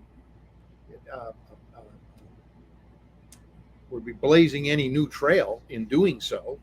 It's just a question of whether or not that makes sense. And I'm sure that the people in Detroit are given a serious look-see to see the value that Corvette might have. I think just personally now, and I'm not speaking for the company in any of this, I support it. I think it'd be a great idea. And I know that there are loyalists out there that have a problem, but they're the same guys that went apocalyptic over the fact we didn't have round taillights in the Corvette. So, to have an SUV and or a high-performance sedan done right would be extraordinary, and I think would be a major success. But the done right thing, I don't want the bean counters sticking their nose in this thing and saying, "Well, can't you use this part off of here? How about using those doors off the Equinox? They'll fit." It needs to be a bespoke, properly done, ground up. I mean, you can use an existing platform because we have remarkable platforms from which to choose, but it's got to be bespoke from ground up and done exactly right. It just can't be a rebadged or rebodied something. It's got to have great power. It's got to have great handling. It's got to have class interior. The same company builds the interior in the Ferrari is building the interiors in the new C8 Corvettes. Yeah. That's what it takes to be a world-class car. And if we're going to expand that name, I would hope that we would follow that same formula. And if we do, I think it'll be very, very successful. Yeah, I know this is all could be very sensitive information, which is why I asked a fairly broad question, but all of this stuff is absolutely fascinating to me because I'm more the marketing person. And as long as I've been in motorsports, I've never really gotten to work with the OEMs on how they leverage motorsports platforms to sell more cars. I knew that was why they were in it, but I never heard really any detail from it. So it's really good to hear that stuff. Yeah. And we can do, and again, getting back to what you guys are doing and how we attract and gather new fans and build our family. Looking at how we got to C8 from where we were with C5 is a great story. And we could do a 1-hour podcast on that alone because it involves some great people. As I said earlier, it's all about the people. and really, it's like loading a covered wagon and heading out west. It was not an easy ride, but once we got there, it was easy worth it. Yep. Right on. Hey, race update here. So we're now 28 laps into this stint. Looks like we were running, 32 to 35 before. So I would maybe even a bit longer. So we're probably within, 5-10 laps of a stop. I'm pretty sure that everyone besides the 14 is trying to save some fuel in some regard. Yeah. And probably the 14 is now too, because they've got a 17-second lead. So it'll be really interesting to see, who can run the longest here and stop lengths. So there's probably definitely going to be some cycling in position here with this next round of stops. But it does look like last lap time we were actually running faster than the Lexus, but that could just be that they got into some traffic, or it could also mean that they're just holding gap and trying to save fuel too. So, An hour 15 left. An hour 15 left. Holy cow! This has flown by. Yeah, like you said, 6 goes by pretty quick when you're used to 24. Yeah, that's right. This is a walk in the park. Yeah. We're just going to be warmed up. Yeah. Hey, why don't we play the Wes video, because Wes references Doug in the video. Okay. I think this would be a good time. Yeah, we're going to play a vid here. I think I've got that loaded up. You should be able to see it play too, Doug. I'll be looking forward to it. Let's try this out here. Wes Wong. You want to introduce us before I hit play? For the rest of the people on the chat, Wes Wong is a retired FBI and friend of the Corvette family and Pratt Miller for sure, and has a lot of involvement with the National Corvette Museum in Kentucky.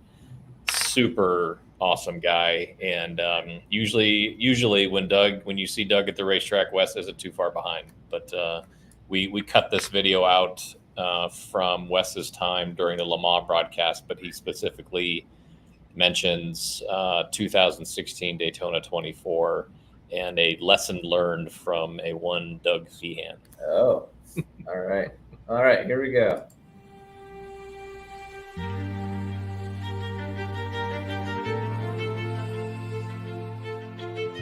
What I think, I look back and I was thinking about this yesterday. All the race, like you said, Luke, all the races I've watched, all ones in person and on TV, and I think the one that sticks out to me the most was the 2016 Rolex 24, where we finished 1-2. And with Antonio and Ollie, battling it out. And I remember as we got closer to the end, you figure, okay, we've got 1-2 locked up. Now what do we do? Do we allow those two to fight it out and possibly take each other out, or do we just say, hey guys, we're guaranteed a 1-2. Let's just bring it on home.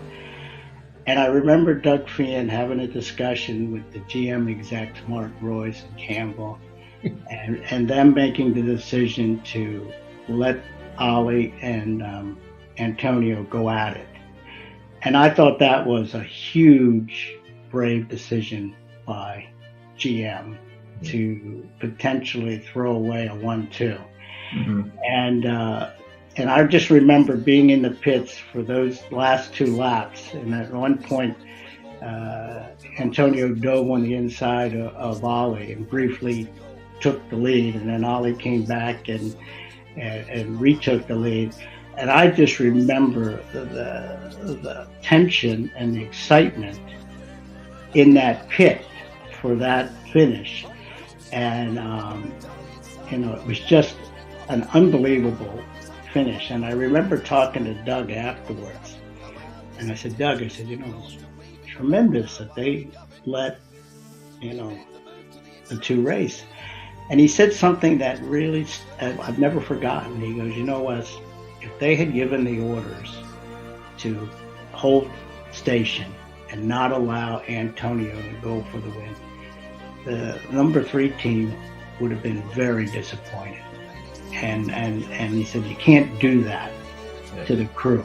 You cannot take that away from them. And I've never forgotten that lesson that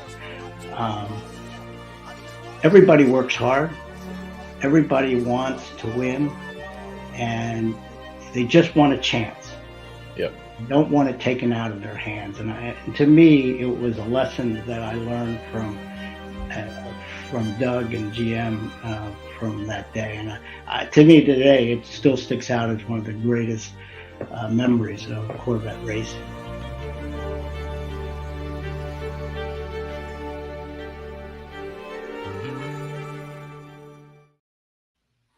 And there you go. You and Wes are phenomenal storytellers. Jesus Christ. Well, that's about half the story. Let me fill you in on the details. Yeah. I'm up on the pit box with Doug Louth, who at that time was coming to every race and was instrumental in putting together all the strategies. So with about an hour left, you could see what was going to happen. All right. And so gets down to about 45 minutes left, and it was becoming way more apparent. And of course, Doug is nervous. At that point in time, I think he was like chief engineer. So he looks over at me and he says, what should we do? I said, you're the chief engineer. You tell me. Well, I don't know. He says, I really don't know. I really don't know what a good decision is here. I said, well, there isn't a decision. I said, we leave them race. I said, look down in there. Now you're looking down into the eyes of guys who had been up for 30 hours, okay, who had put every single thing they had into winning this race, including the drivers.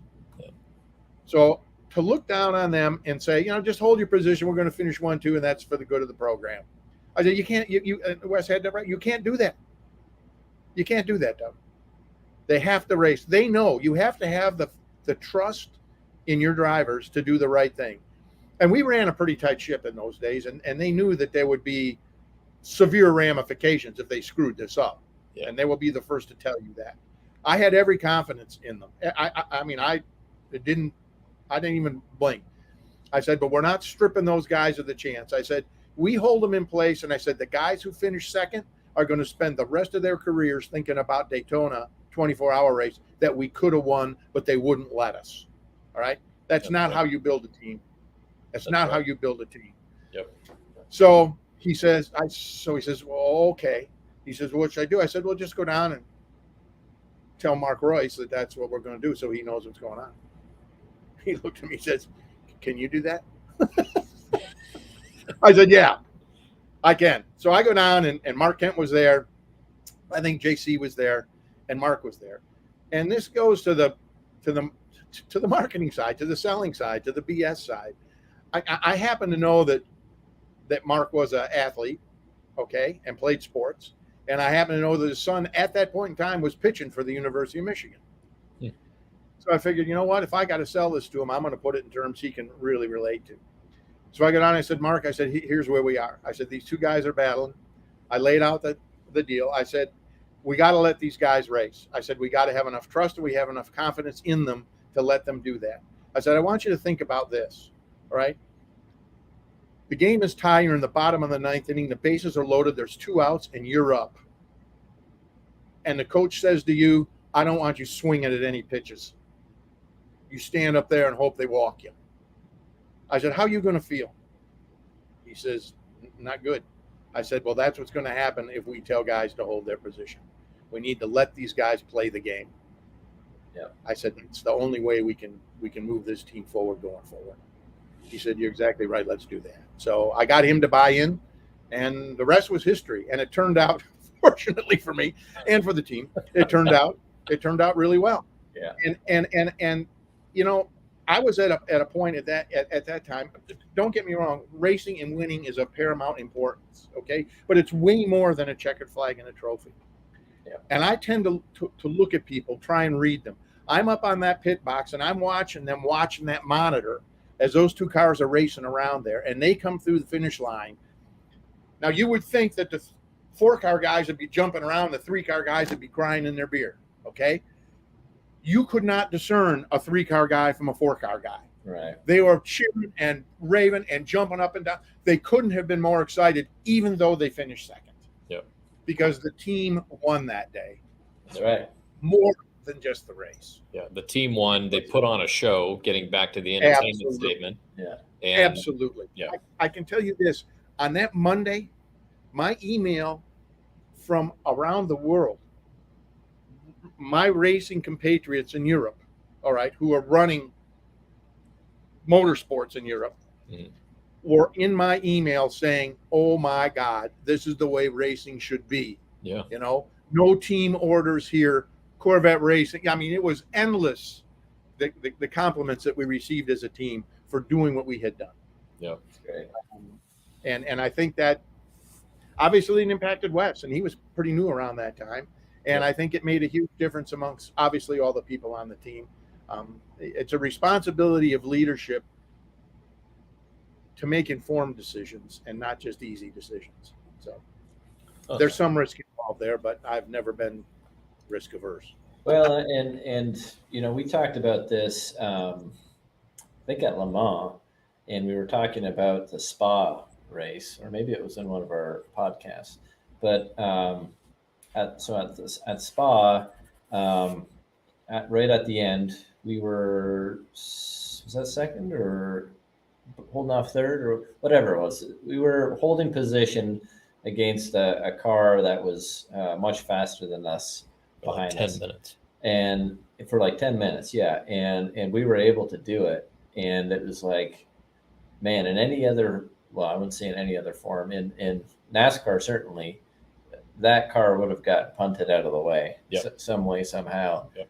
But the amount of respect that these sports car drivers show for one another when they're racing for position is, I think, the most impressive out of all the series that run. That's a main separator from sports car in America to basically everything else that you can compare it to. It reminds me of a story when Dale drove for us at Daytona. We had finished that weekend out, and that's another 10 podcasts we can do about Dale. Okay. But he explained to me that this was, he called it the greatest and most fun racing experience he had ever had.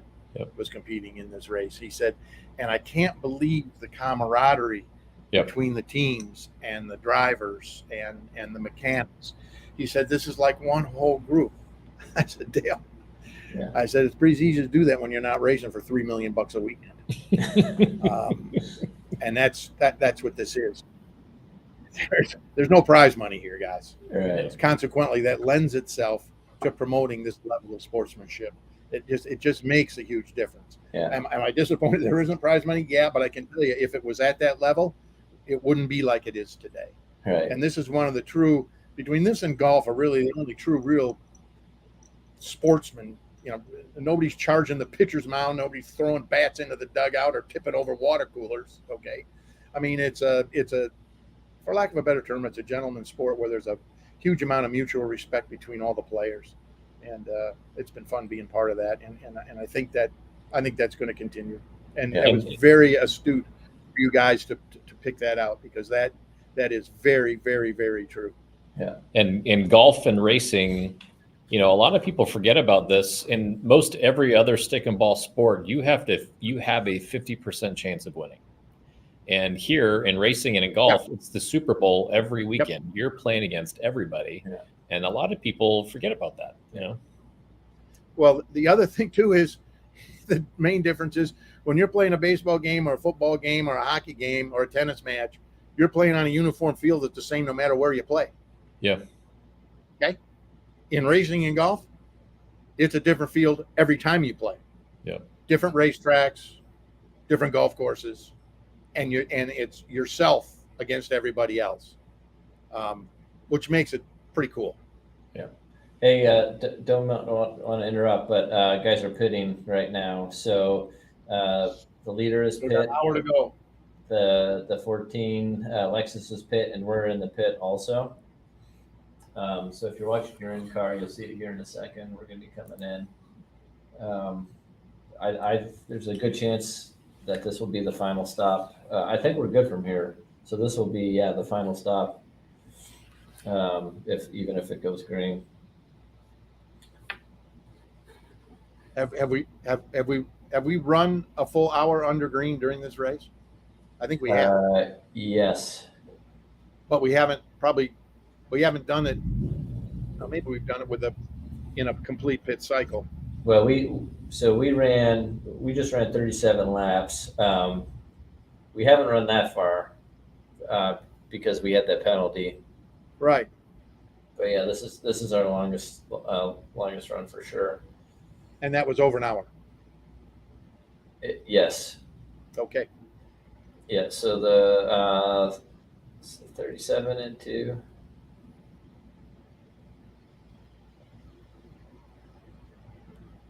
So we had about a 20-second gap going in. Let's see where we are coming out of this thing.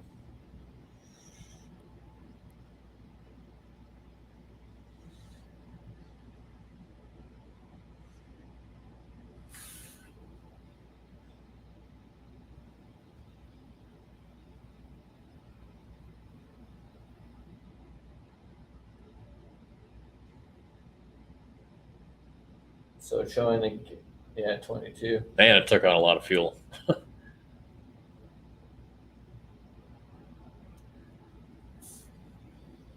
The 14 got a penalty, speeding. Oh my God! Yeah. What did I tell you? You never give up. Holy cow! And we just clipped 1 hour, so we're under 1 hour to go. 59:50 to go. Yeah. So we're 59 minutes left. So so the race is going to be the 62. So let's see where we are here. Okay, so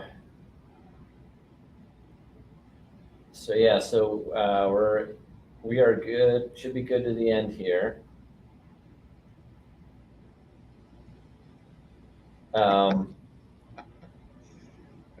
We're gonna, once the 14 goes to pit, which he's in the pits already. So we're gonna come out ahead of them, not by much. I think only about 10 seconds. And then the 62 is behind us, about six seconds. Yeah, they're calling it a meeting now. I've lost my Peacock feed here. Are we under green right now? Yeah, we are. Yeah. So we're racing. So they had to drive. So we're going to be racing the 62. The Ferrari. Oh. There we go.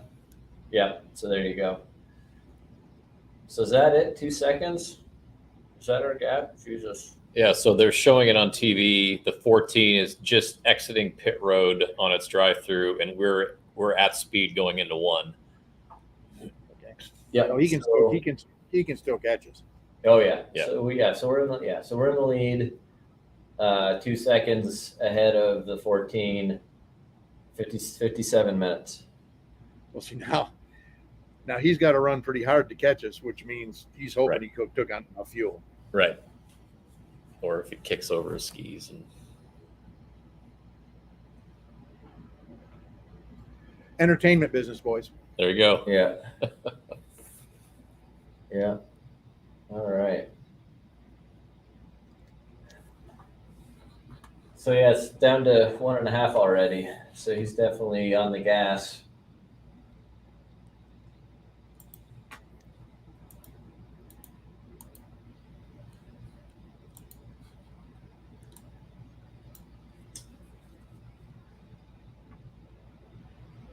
So let's see where we come across here to see the next gap.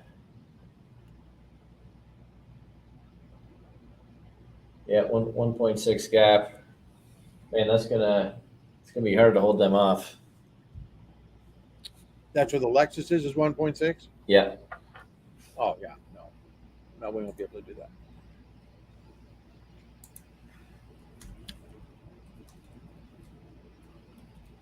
Yeah, so I'm listening to they served it. Yeah, so the chatter on the radio is talking with Antonio, letting him know he's in the lead and Hawksworth is behind him for the race lead. So, but we'll see what he can do here. We know that car is very, very fast. So yeah.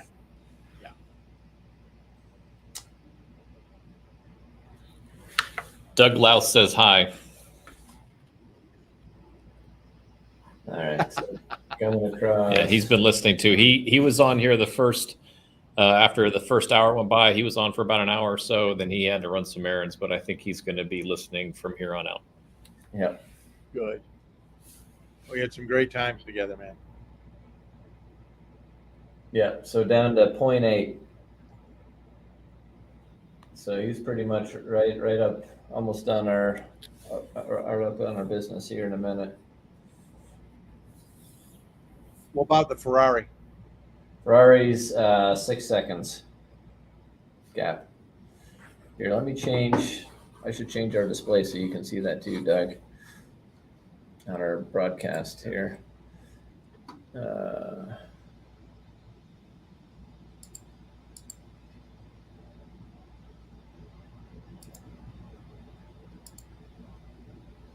Because if he's fast enough, he can catch the Lexus and pass him.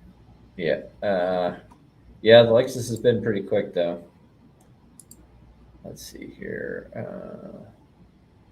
Just change this.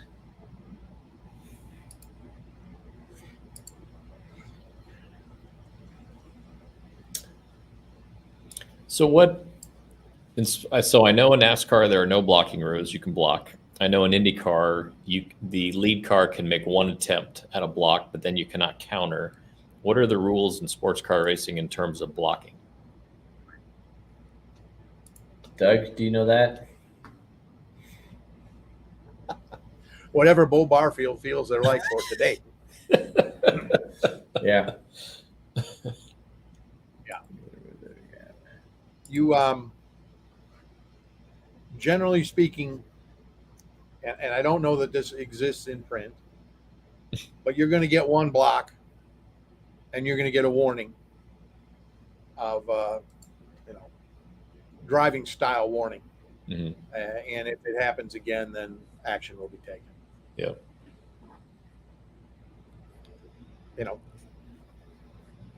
Protecting your line plays into it. I mean, you're entitled to the line.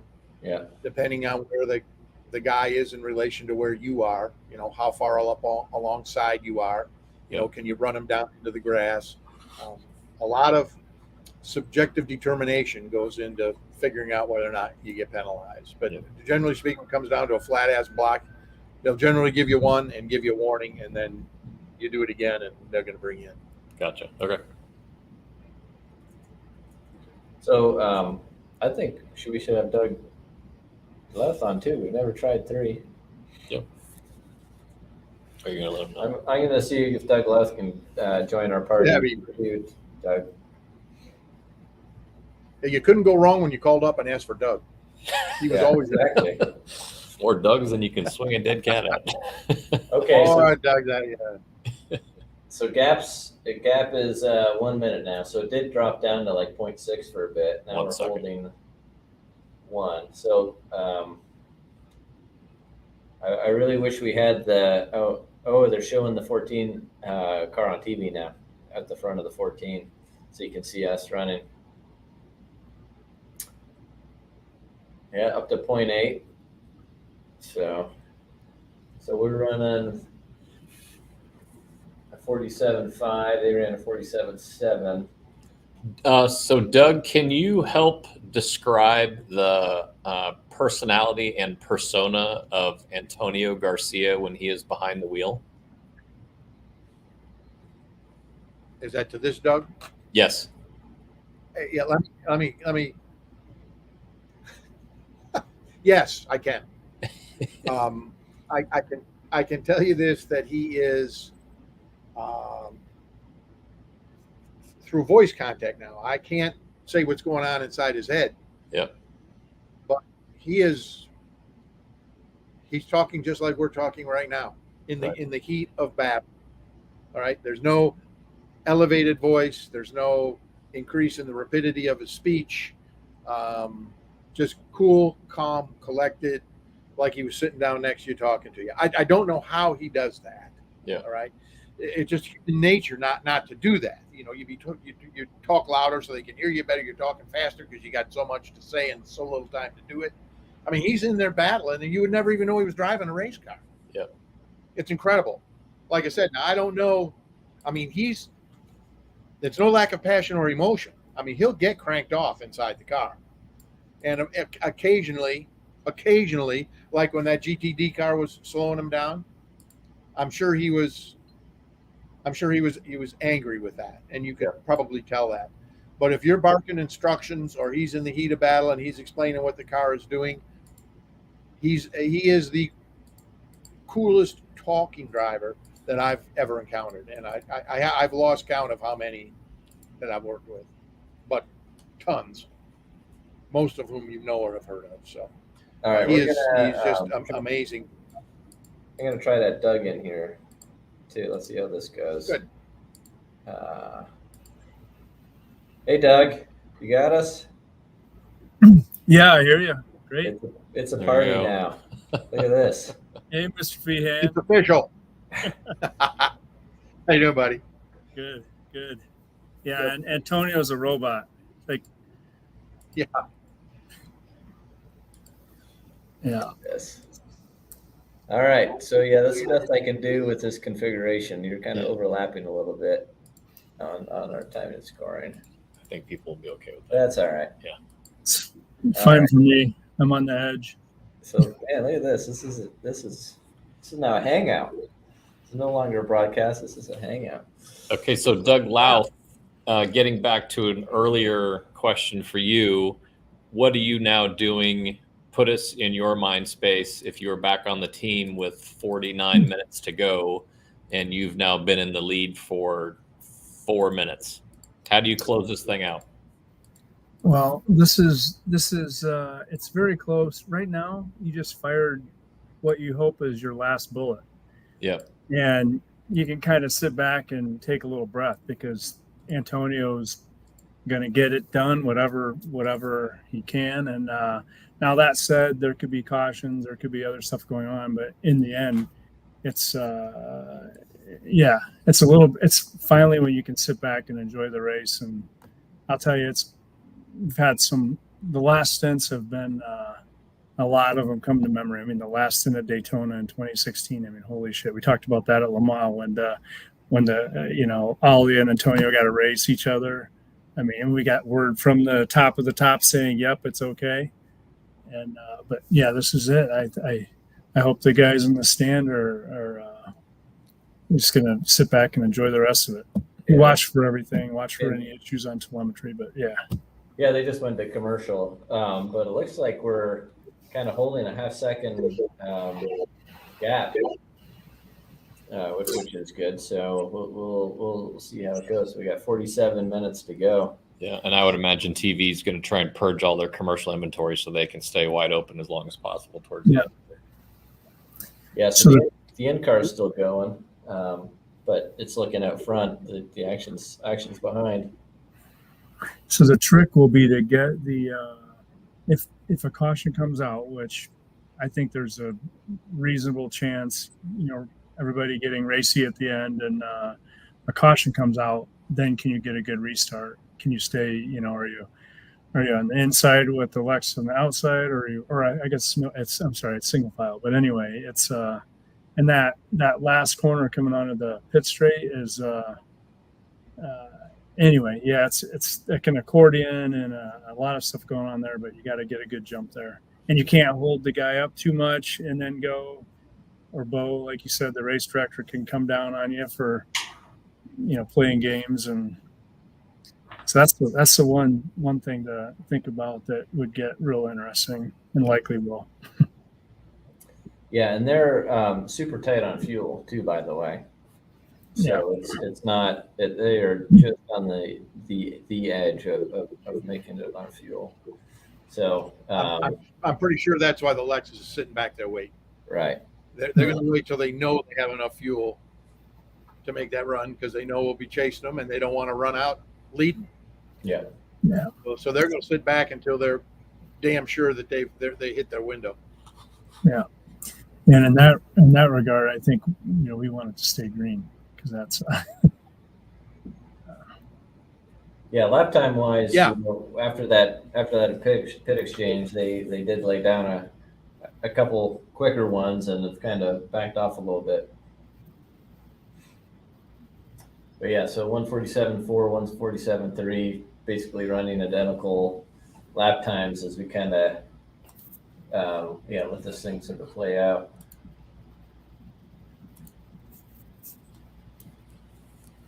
So we'll keep an eye on lap times here pretty tightly. Man, some great aerials on the TV feed. Yeah. That place didn't look like that 25 years ago, did it, Doug?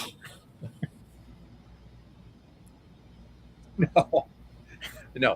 That was Gumby land right there. That was just No question. So hey, Doug Louth, did you go to the ice cream place in Watkins, Glen? What was it called again? Dippy Doodah I'm sure on Market Street, right as you get off the bridge. Yeah. He's an engineer. He was having meetings. Those guys all worked until about 9:30 at night, and then went some whack job Korean restaurant or something. They didn't eat normal food. There's no Korean restaurants in Lockwood. They always were eating at some clandestine place that you would never go in. Not true. You were never going to run into a Burger King, I can guarantee you. I remember the go-kart track down the hill, though. We had some epic race team go-kart races there, and a number of people had to be helped out of their cart. Those were in the days when we raced the Pro Drive team. Yeah. It was kind of any place that had a go-kart track, it was Pro Drive versus Corvette racing. Yeah. And there were significant injuries. Always. Yeah. Hey, so the gap's up to 1.1. So I think to your point, the Lexus is just sitting there cruising. Yeah. We're running, let's check on lap times here. So we've been running 147, low 147, 147.4, 147.2. That lap slowed down a little bit, but kind of low 140, mid 147s, I would say. That's obviously what Well, the thing that's going to work to our advantage is when Lexus has to fight off the Ferrari, because the Ferrari is going to catch the Lexus, I think. My TV's not working, but I just know Ferrari. Mm-hmm. And that's going to be an unwanted distraction for the Lexus. Unwanted distraction, and it's cost them fuel. So, yeah, so they're that works in our favor. 4.5 seconds back is the Ferrari at the moment. Right. Okay, so here's the question for the group. In this exact situation, But they're running the fastest laps. Maybe we don't know this because running one car is fairly foreign, but in this situation where we have one car, are there any other alliances that we have that obviously are not Chevy that might be able to help us out, or do we just put blinders on and try and do the best we can? Now, if we were, we're disliked equally by every team out there. Yeah. Yeah, no, there's no alliances really, but if we were behind, or if we were coming up on a slower GTD car or GTAM car or whatever, and we're racing like this, somebody may run down pit lane and give them a heads up and say, "Hey, we're coming by," and actually they a lot of those teams, a lot of those drivers did like us, and because we helped everybody. I mean, that's one thing about Corvette racing, and it's interesting with Pro Drive. When we first started racing them, they were Formula One, look straight ahead, don't say hi when you walk by each other, and then it was maybe a year or so where I don't know, we just broke the ice and got to know each other and started having fun, and really Corvette racing has always been like that in the paddock, helpful to other teams. Somebody comes by, they need a part that they don't have or something welded, all kinds of things like that. So it's a cool thing. Yeah. So Mark Marini was telling me a story about Gary welding exhausts, LMP exhausts in pit lane for everyone because all the exhausts were cracking. And he was set up an assembly line and just started welding all of these teams' exhausts for him because we were the only ones with the welder in the paddock or something. I think that was at Sebring, I believe is what he said. That's not uncommon. And by the way, we learned right away at the racetrack, we had about 50% of the gross national product of ice production. We had our own ice machine. You can't get ice over there. And nobody knew it. So we supplied ice for every American team there. Yeah. Hey, Doug, what was that back? I remember that. With the LMP 700s, the little LMP cars with the turbo 4-cylinders or turbo, the small turbos. Yeah, and I remember at Sebring at night, you could literally see the engine and the exhaust system through the bodywork. Wow. Yeah, everything was so hot. And I'm pretty sure that was the year that a bunch of the Lolas were breaking header tube, primary tubes, and all that. Yeah. All right. We lost the Sebring race by helping out a team. So watching the gaps, the Lexus gap is holding steady around half a second. The Ferrari is definitely closing up. Doug Feehan, as per your guess, so they are down to 3.5 seconds. So they're closing in for sure. Every lap they're gaining some. In fact, I might put this on Twitter, just to put something on Twitter.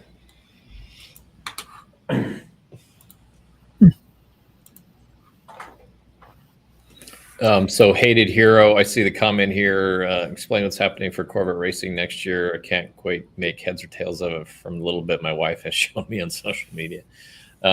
So we talked about that earlier in the stream. There was a press conference that happened this past Friday late morning in New York. And although most of the information was floating out there in the ethos here and there, this press conference was really just kind of confirming everything and putting a nice bow on it. So starting next year, Pratt Miller Motorsports is going to be considered an independent team and not necessarily from living behind the GM curtain. So we are going to prop up our own race team and go to the open market and sell commercial rights to our race team for future partners to help supplement funding. So that's going to open up a whole lot of new avenues for us, which are really cool. We have known about this for a while. It takes some time to get all the paperwork signed and thumbs up from GM because they're not a small company. So that was just something that we had to kind of navigate from basically since when I started in January to now. Doing things like this stream, doing the podcast, pushing as much content out as humanly possible during the week is a critical part for this transformation because up until now, Pratt & Miller has been laser focused on designing, building, and racing and winning races and building race cars. And they've never really had the need to worry about the quote unquote front office stuff, sales and marketing. So that was one of the reasons that the position I have was created. They brought me in. I have a decent background in that. And for me, it's been really fun because everything that I'm doing that I have done personally for the past 15 or 20 years is just kind of normal to me. But in the lens of Pratt Miller employees, it's brand new. And to see people's faces light up like, oh, wow, we're now a professional sports team has been really cool to see. And, we talked a little bit also about, or during the stream, about the color of the Corvettes, and the yellow Corvettes being like the pinstripe on the Yankee uniform. And we want to be able to package our team assets depending on what people are looking for from a goal standpoint, and aligning their brand with our team and those cars. And so going into next year, starting at Daytona, the Rolex 24 in 2024, we'll be racing 2 IMSA GT3s with all pro drivers. And that will be for the foreseeable future there. And then Luke mentioned those GT3 cars, Pratt Miller is building those as well. And those are actually pretty well underway of happening. So we're going to be building 20 cars over the next 2 years. And I've even heard rumblings that the demand is strong. So, it may be 20, it may be a little bit more. But I think in the world of Corvette, and me being the new guy coming into the Corvette world, there was a lot of questions. There may have been some frustration with the fan of not knowing exactly what was going to go on. But I think over the course of the last 30 days, and especially the last 30 hours or 40 hours, I think a lot of people are taking a deep breath, knowing that visually the program will probably maintain a lot of similarities, but there will be some slight nuances from one to the next. But 2 Corvettes back on the track starting next year, operated by Pratt Miller Motorsports. It's going to be a pretty cool thing to be a part of. Hope that answers your question. Yeah, got it. Hey, so still half a second gap to the Lexus. The Ferrari has closed up to 1.5 seconds.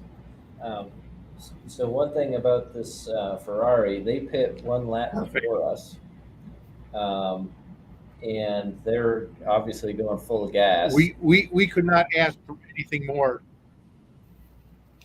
We could not ask for anything more than having Ferrari catch the Lexus. Yeah. No. But I would think this Ferrari is going to be close on fuel, because both, I imagine, us and the 14 are trying to save a little bit. But this Ferrari is coming full gas and probably may run himself out here. They're Italian. They don't care. every lap is the last lap to them. Perfect. We learned that. We learned that at Petit Le Mans. At some point, didn't we, Doug? Yes. Yeah. At least once. Yeah. They ran out of gas on the last lap. We won. It was amazing. Yeah. we were resigned to second, going by, taking the white flag, and then all of a sudden, I just passed the Ferrari. Is that the leader? That was Ron. Yeah. Ron's going, was that the leader I just passed? Yes, it was. Yeah. So a lot can happen here. The 33 minutes left. Like I said, this is the best thing we could have hoped for. Well, not the very best, but be at the race, be in the race at the end, right? That's all and put it in your driver's hands. So this is when you want to add the rest of the field to the map and see when you're heading for a clump of GTD-Ams and they should be there as little subtle dots. Can you see them? Oh yeah. No, I see them. Yeah. They're mini dots. Are they showing any of the GT Pro race? I lost my here. Yeah, A they little are. bit. Yeah, they're on right now actually, and they're showing us. Us with the Lexus. What's And you can see the Ferrari there too. Yep. is that the BMW, the leader that just came by us too? I think it. Sorry, say it again, Doug. I think it was the leader that just came by us, if I'm not mistaken. Is there no real race in GTP? We haven't talked or looked at. It's 6 seconds to between first and second, and then it's Yes, the 25. another 6 seconds to third, 9 seconds to fourth. They're spread out a little bit. They're not as close as GTD Pro. As we are. Yeah, Right. No, that was the leader BMW that came by a bit ago. Yeah. Yeah. Yeah, they're showing us on TV now. Yep. All three cars. Yeah, so still holding. Let's see here. Half a second, and yeah, the Ferrari's closed up to 1.3. So they're right there.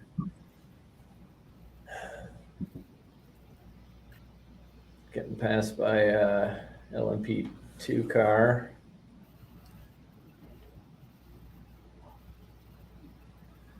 Yeah.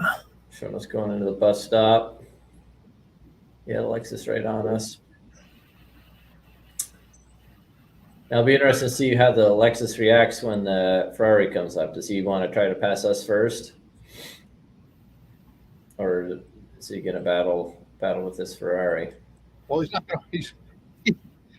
going to want him to go by, and I can tell you the Ferrari guy is not going to be denied. He will. Jesus. He will either get by or wreck. Yeah. Yeah, wasn't Sarah in the car when what was it, last year we were in 5th place or something in the last lap and then won at Elkhart Lake? Do we lose Doug? Yeah, I think he just clipped off. He's every once in a while his signal's Yeah, he's cutting been out. coming in and out a little bit. Yeah. See if we can get him back. There he is. He's multiplying. All right, you're back, Doug. Hey, Doug Vian, was it last year that we were in 5th place on the last lap at Elkhart and ended up winning? You're breaking up. I can't. Was it last year that we were at Elkhart Lake? I didn't hear. 5th place and ended up winning? Or was that a couple years ago? The who? No, yeah, I think you're. I heard Elkhart Lake and winning. Yeah, didn't we win from 5th place at the start of the last lap a couple years ago? Yeah, we did. That was it was more than a couple. You forgot COVID, so it was probably 6. It was Tommy Milner. Yeah, I'm not sure it wasn't Long Beach. We might have done it We were at Long 5th. Beach too, but I remember Elkhart Lake also. Yeah. In one, it might have been Elkhart. I don't remember. In one lap, we went from 5th to 1st. Yeah, because there were three different total calamity episodes involving different people. Yeah. The most amazing. Tommy couldn't believe it. Yeah. Yeah, hey Morton. Yes, the BOP is different between IMSA and Le Mans, and actually the cars are a bit different. They're actually technically different classes. So yeah, they are different. Yeah. And then SAW 8876 driver announcement. We're not sure when exactly that's going to happen. I'm guessing some point later this year. So yeah, so Lexus 0.3, Ferrari 0.7. So we're all stacked up. So hopefully we can watch some of this racing. But we've come up on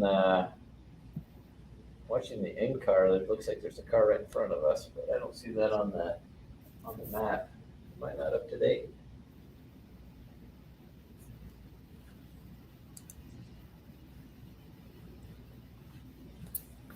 Yeah, Looks like the Ferrari or a Ferrari.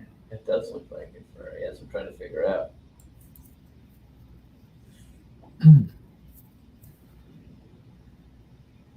It's still showing us ahead. We're all stacked up.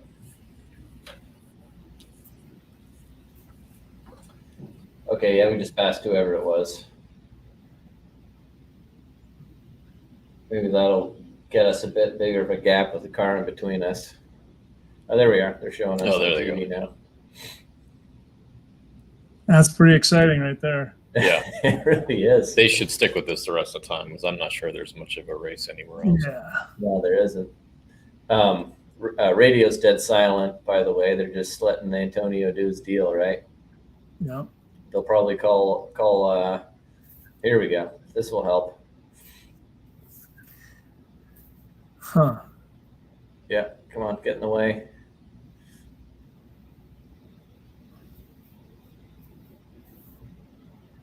Perfect timing. We get a little draft there on the straight. He can go by and not phase us at all right there on the straight. That was perfect timing. Yeah. Yeah, so in gap 6/10. That helped a little bit.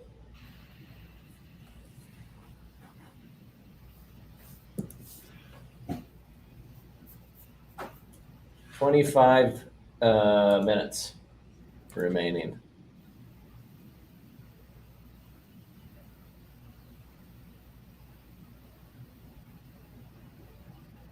Doug, is your TV working now? Doug Feehan, you have your TV feed? No, of course No. not. Yeah. The most exciting time it took a dump.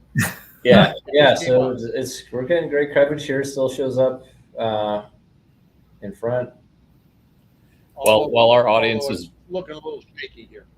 While our audience is building a little bit, just a heads up. So the next IMSA race is the Chevrolet Grand Prix. That is in Mosport. That is July 7th through 9. We will be doing the live stream then. That race is 2 hours and 40 minutes. And then Lime Rock Park. That is July 21 to 22. That's another 240 race. And then Road America is August 3rd through 6th. As of right now, we will probably not be doing this stream because both Luke and I will be in Wisconsin, and we will both be slammed with a lot of other stuff. So we will probably take a break from the stream that weekend, but then we'll pick up again towards the end of August with VIR. Yeah. And it looks like we have, with the exception of Petite, looks like we have 2 hour and 40-minute races from here on out. So. Yeah. They'll go by fast. This is a great race going on right now. It's yeah. Hey Brad, what you were talking about in terms of our future, Pratt Miller's future in motorsport, I'd love to add to that right now, but I don't think this is the time. But there's a lot of great things going to happen in the next few years with yeah. Well, if you want to chime in, that's fine. 24 minutes is now going to be the longest part of this day by far. Yeah.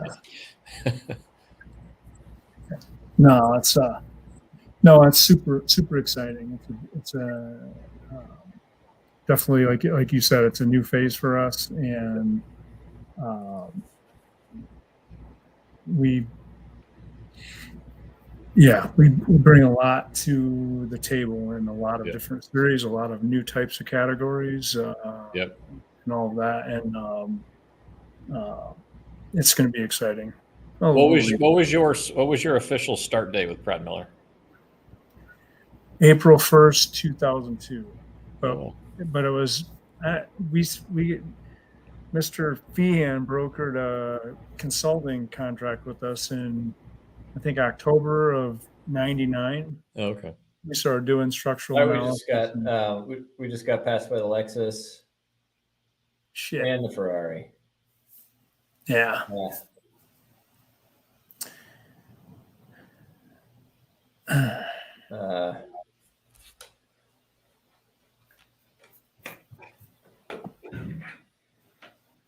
There's still 22 minutes to go. There is 22 minutes to go.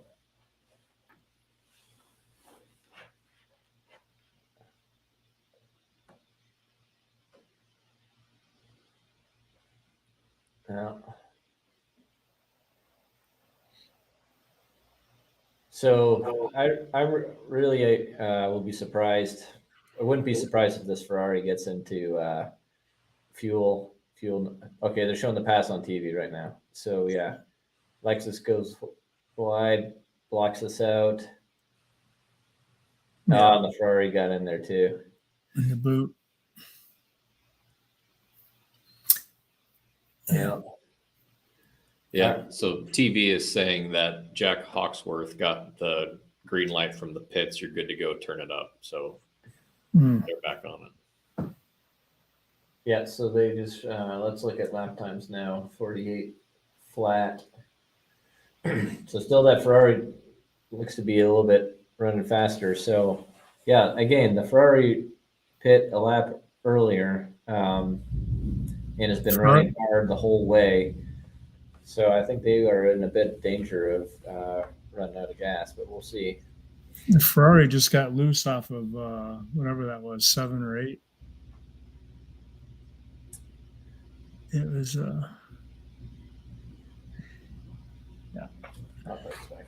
yeah, it might 20 minutes might not seem like a lot, but like we were saying, we literally won from 5th place on the last lap or 3rd place on several occasions, more than I can remember. So yeah, they just ran a 47.6. And the Ferrari ran a 47.7. And we just ran a 48.4.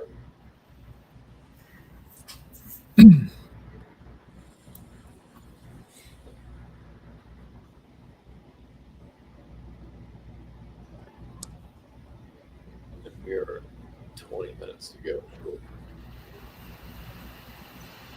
Yeah, DM, the Lexus BOP is good right now. We were talking earlier, let's see if I still have it handy. For this race, the Lexus picked up 6 kilowatts of engine power, 3 liters of fuel. So they got a pretty nice bump. So question for both Dougs.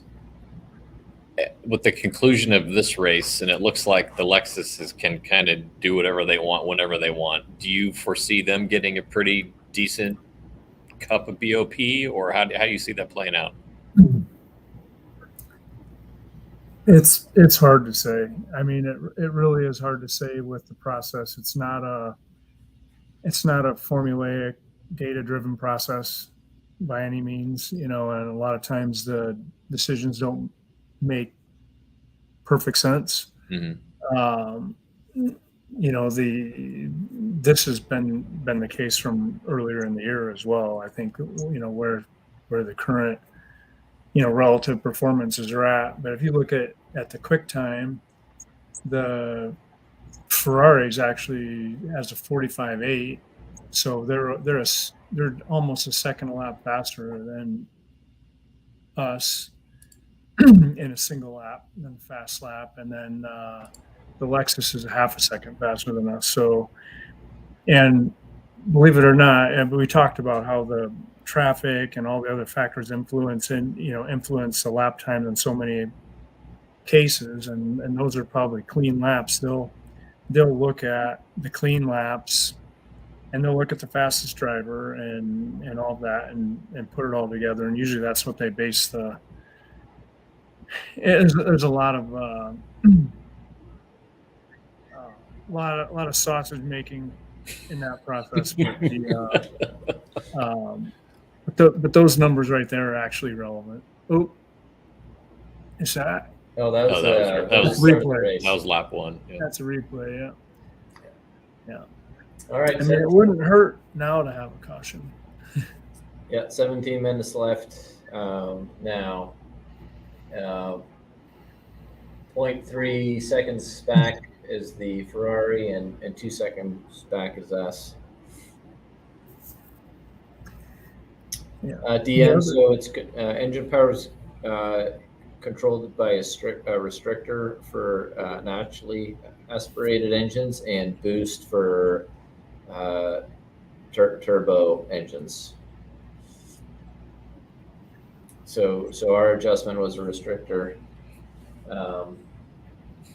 size, and same with the Lexus. And Wayne, I'm also watching as well. I do not know or have not heard when the 24 schedule is going to be announced, but I would imagine they got to do that pretty quickly. That, at least from a marketing standpoint and a planning standpoint and a buying suites and inviting people to races standpoint, you want to get those schedule dates locked down as early as humanly possible, because that just makes everyone's job easier, and you can probably guarantee more attendance to your race the sooner you can make those announcements. No. So another potential factor in the BOP is there's actually a GTD Lexus. Yeah. I had the number 12 car ahead of the 14 car. And it's a 466. So it's quicker than our car as well. So, and I think the BOPs are pretty close, if not the same. So, yeah, I think they are the same, are they not? Yeah.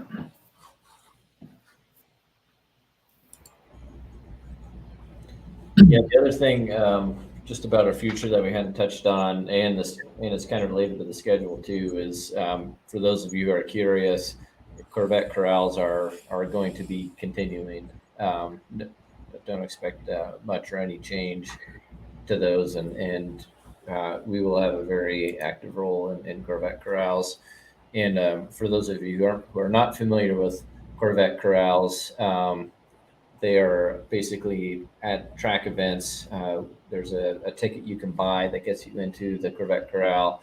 That's got its own sort of schedule of events with a lot of drivers coming in to talk, food, a spot to show your Corvette with other cars. Doug Feehan goes to a lot of those and talks along with drivers and such.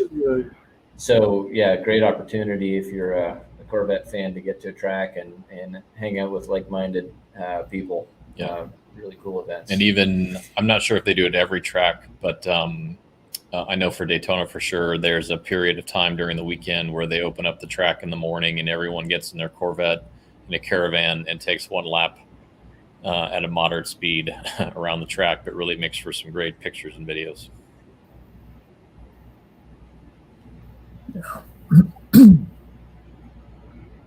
All right, 14 minutes left.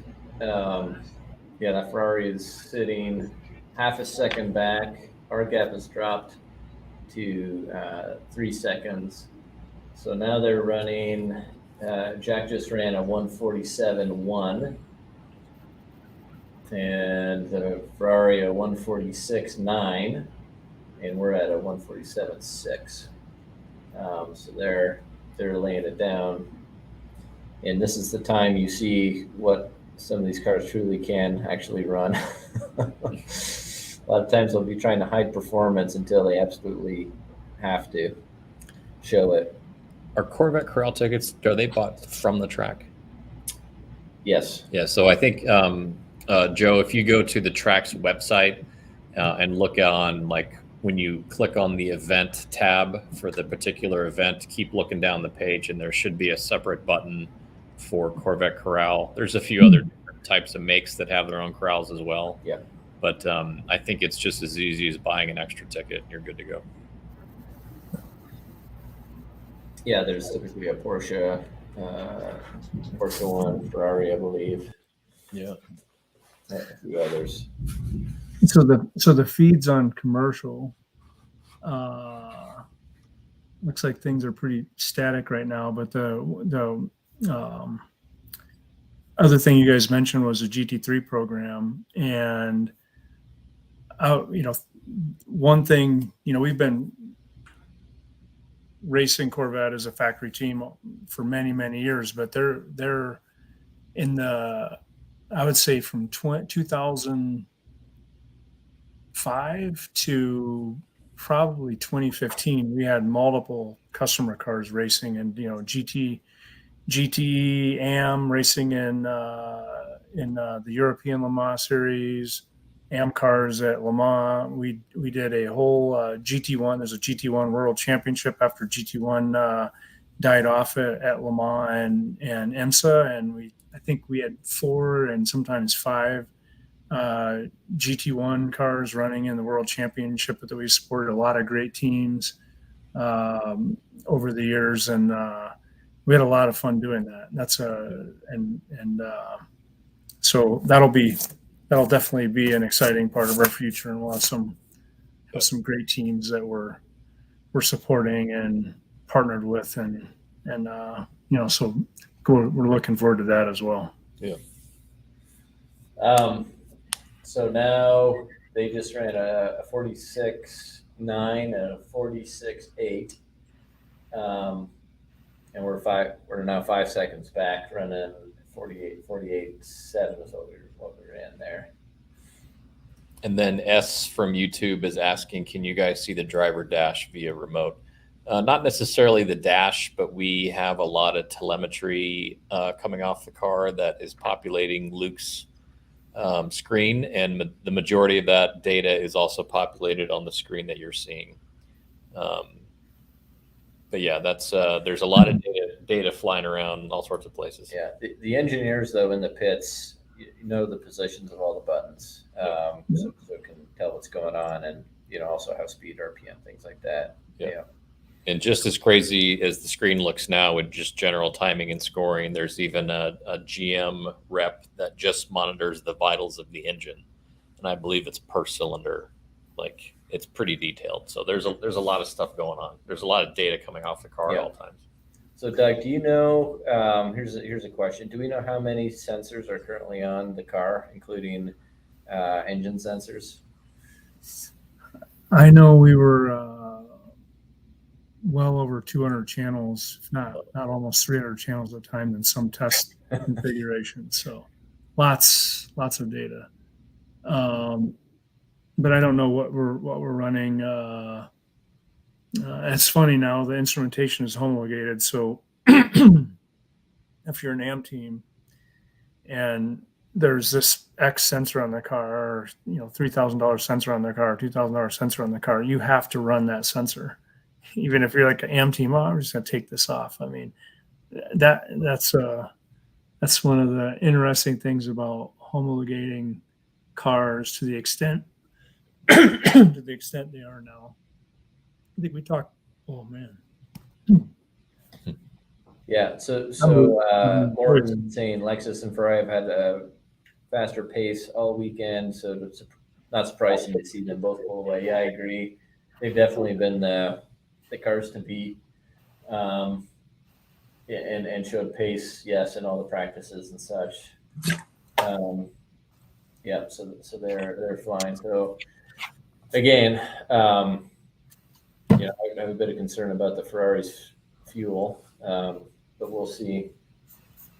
So the longest that Ferrari has run was 36 laps. Yeah, they're projected to run 36 laps a game. So yeah, they might be right about there. So yeah, we're showing about five more laps, I would say, which would put them 5-6 more laps, put them right at that number. So that'll be close. So yeah, they might be good to go. Yeah. So looks like we lost Doug for good. He was coming in and out with crappy internet at the track. So we have been talking about potentially doing this broadcast from the track, but the quality of the internet is definitely something that we would need to make sure is if we can plug in hardline, we would have to carry a bunch of shit with us. But they're not at the Glen. Yeah, they're running off air cards, and Starlink. The Starlink went failed, I guess, this weekend. So they're on their air cards and cellular. I think Ukraine's using all their bandwidth. Yeah, exactly. Yeah. Coming up on 7 minutes to go. Yeah, this is with 7 minutes, you're talking 4 laps, maybe 4 laps and a white flag lap. Yeah, so if there's, unless there's a pretty big incident, they'll probably avoid doing a safety car or a caution at this point, and they'll probably. I don't know. It's hard to tell whether IMSA would, in that potential eventuality, if they want to throw, they probably couldn't get going green again at this point. So, but this is one of the situations like we talked about on the Lamar feed where, our team won't be happy about this result. They'll be disappointed, especially being in the lead, but and then have effectively, it's a pretty easy move to go by, for the Lexus and the Ferrari, which is tough to be up against. But this is where they need to go home and feel good and feel good about the job they did, feel good about the car they put on the track, feel good about the way they executed the race. Because I think, you look at this is almost an air-free race except for a penalty that probably shouldn't have been a penalty. Right. Yeah. Yeah. And, you really can't do better than that. So yeah. hopefully the leaders, Ben, Mark, Marini, and they keep everybody's chins up. And this, I don't think this will be terrible for points either. So, yeah. Cause I mean, granted there was rain leading up to this weekend, but I never saw anything higher than 5th. So this, exactly. There's leading and getting it third. Just, given the hand we're dealt, this is about the best you could do. Right. Yeah. Well, there is still the option for the Ferrari and Lexus to get a little take each other out, a little racy, and take each other out and let us a little Senna Prost action. Yeah. Yeah. As we're watching a Fresco mixer commercial on the TV feed instead of the race. Here we are. I'm going to adjust this camera.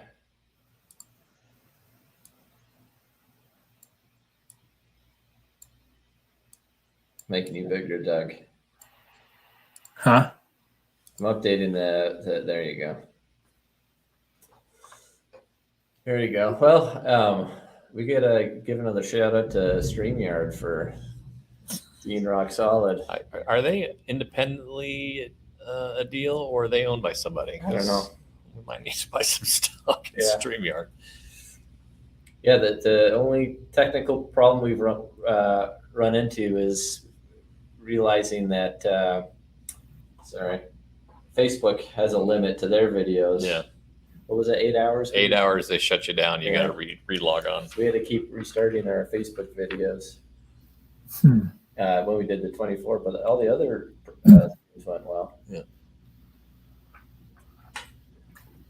Yeah, yellow? Yeah, yellow. Yeah, they just threw a yellow. Whoa. This might be it. That's a lot of debris. They might have to. Oh, wow. So now this will be interesting. This you would think they need to go caution here because that car is clearly in a dangerous position. You can't access that car.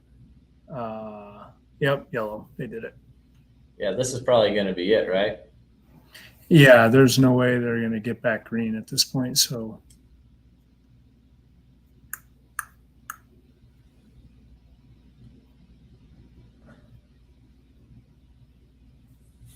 Drivers moving, drivers out. Yeah, drivers okay. So yeah, there's no way this is going to get restarted. And wow, Jesus, that thing ended up on its lid. Did you see that? How did he do that? Yeah, he's moving.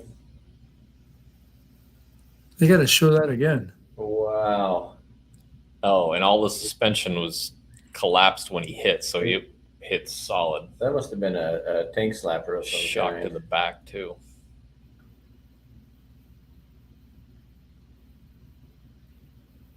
That's crazy. Yeah, that's Oh. a pretty odd result at that point in the track.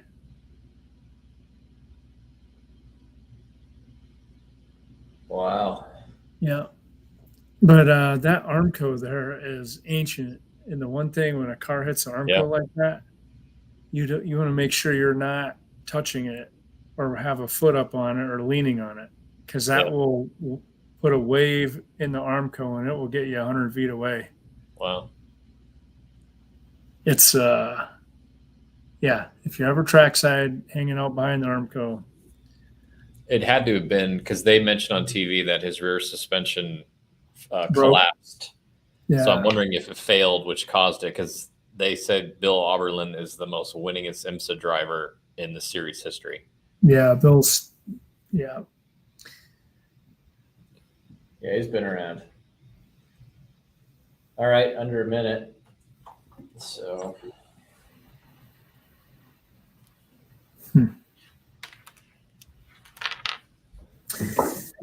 Well, now we got in-car going on the Corvette feed.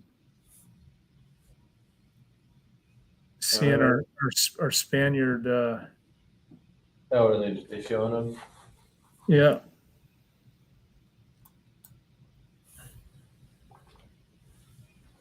Yeah. So white flag.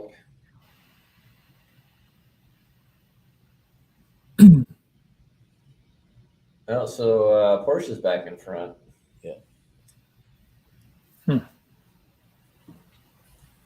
I didn't see when that happened. Hated Hero, thanks for watching. See you next time. Yeah, so it looks like that's.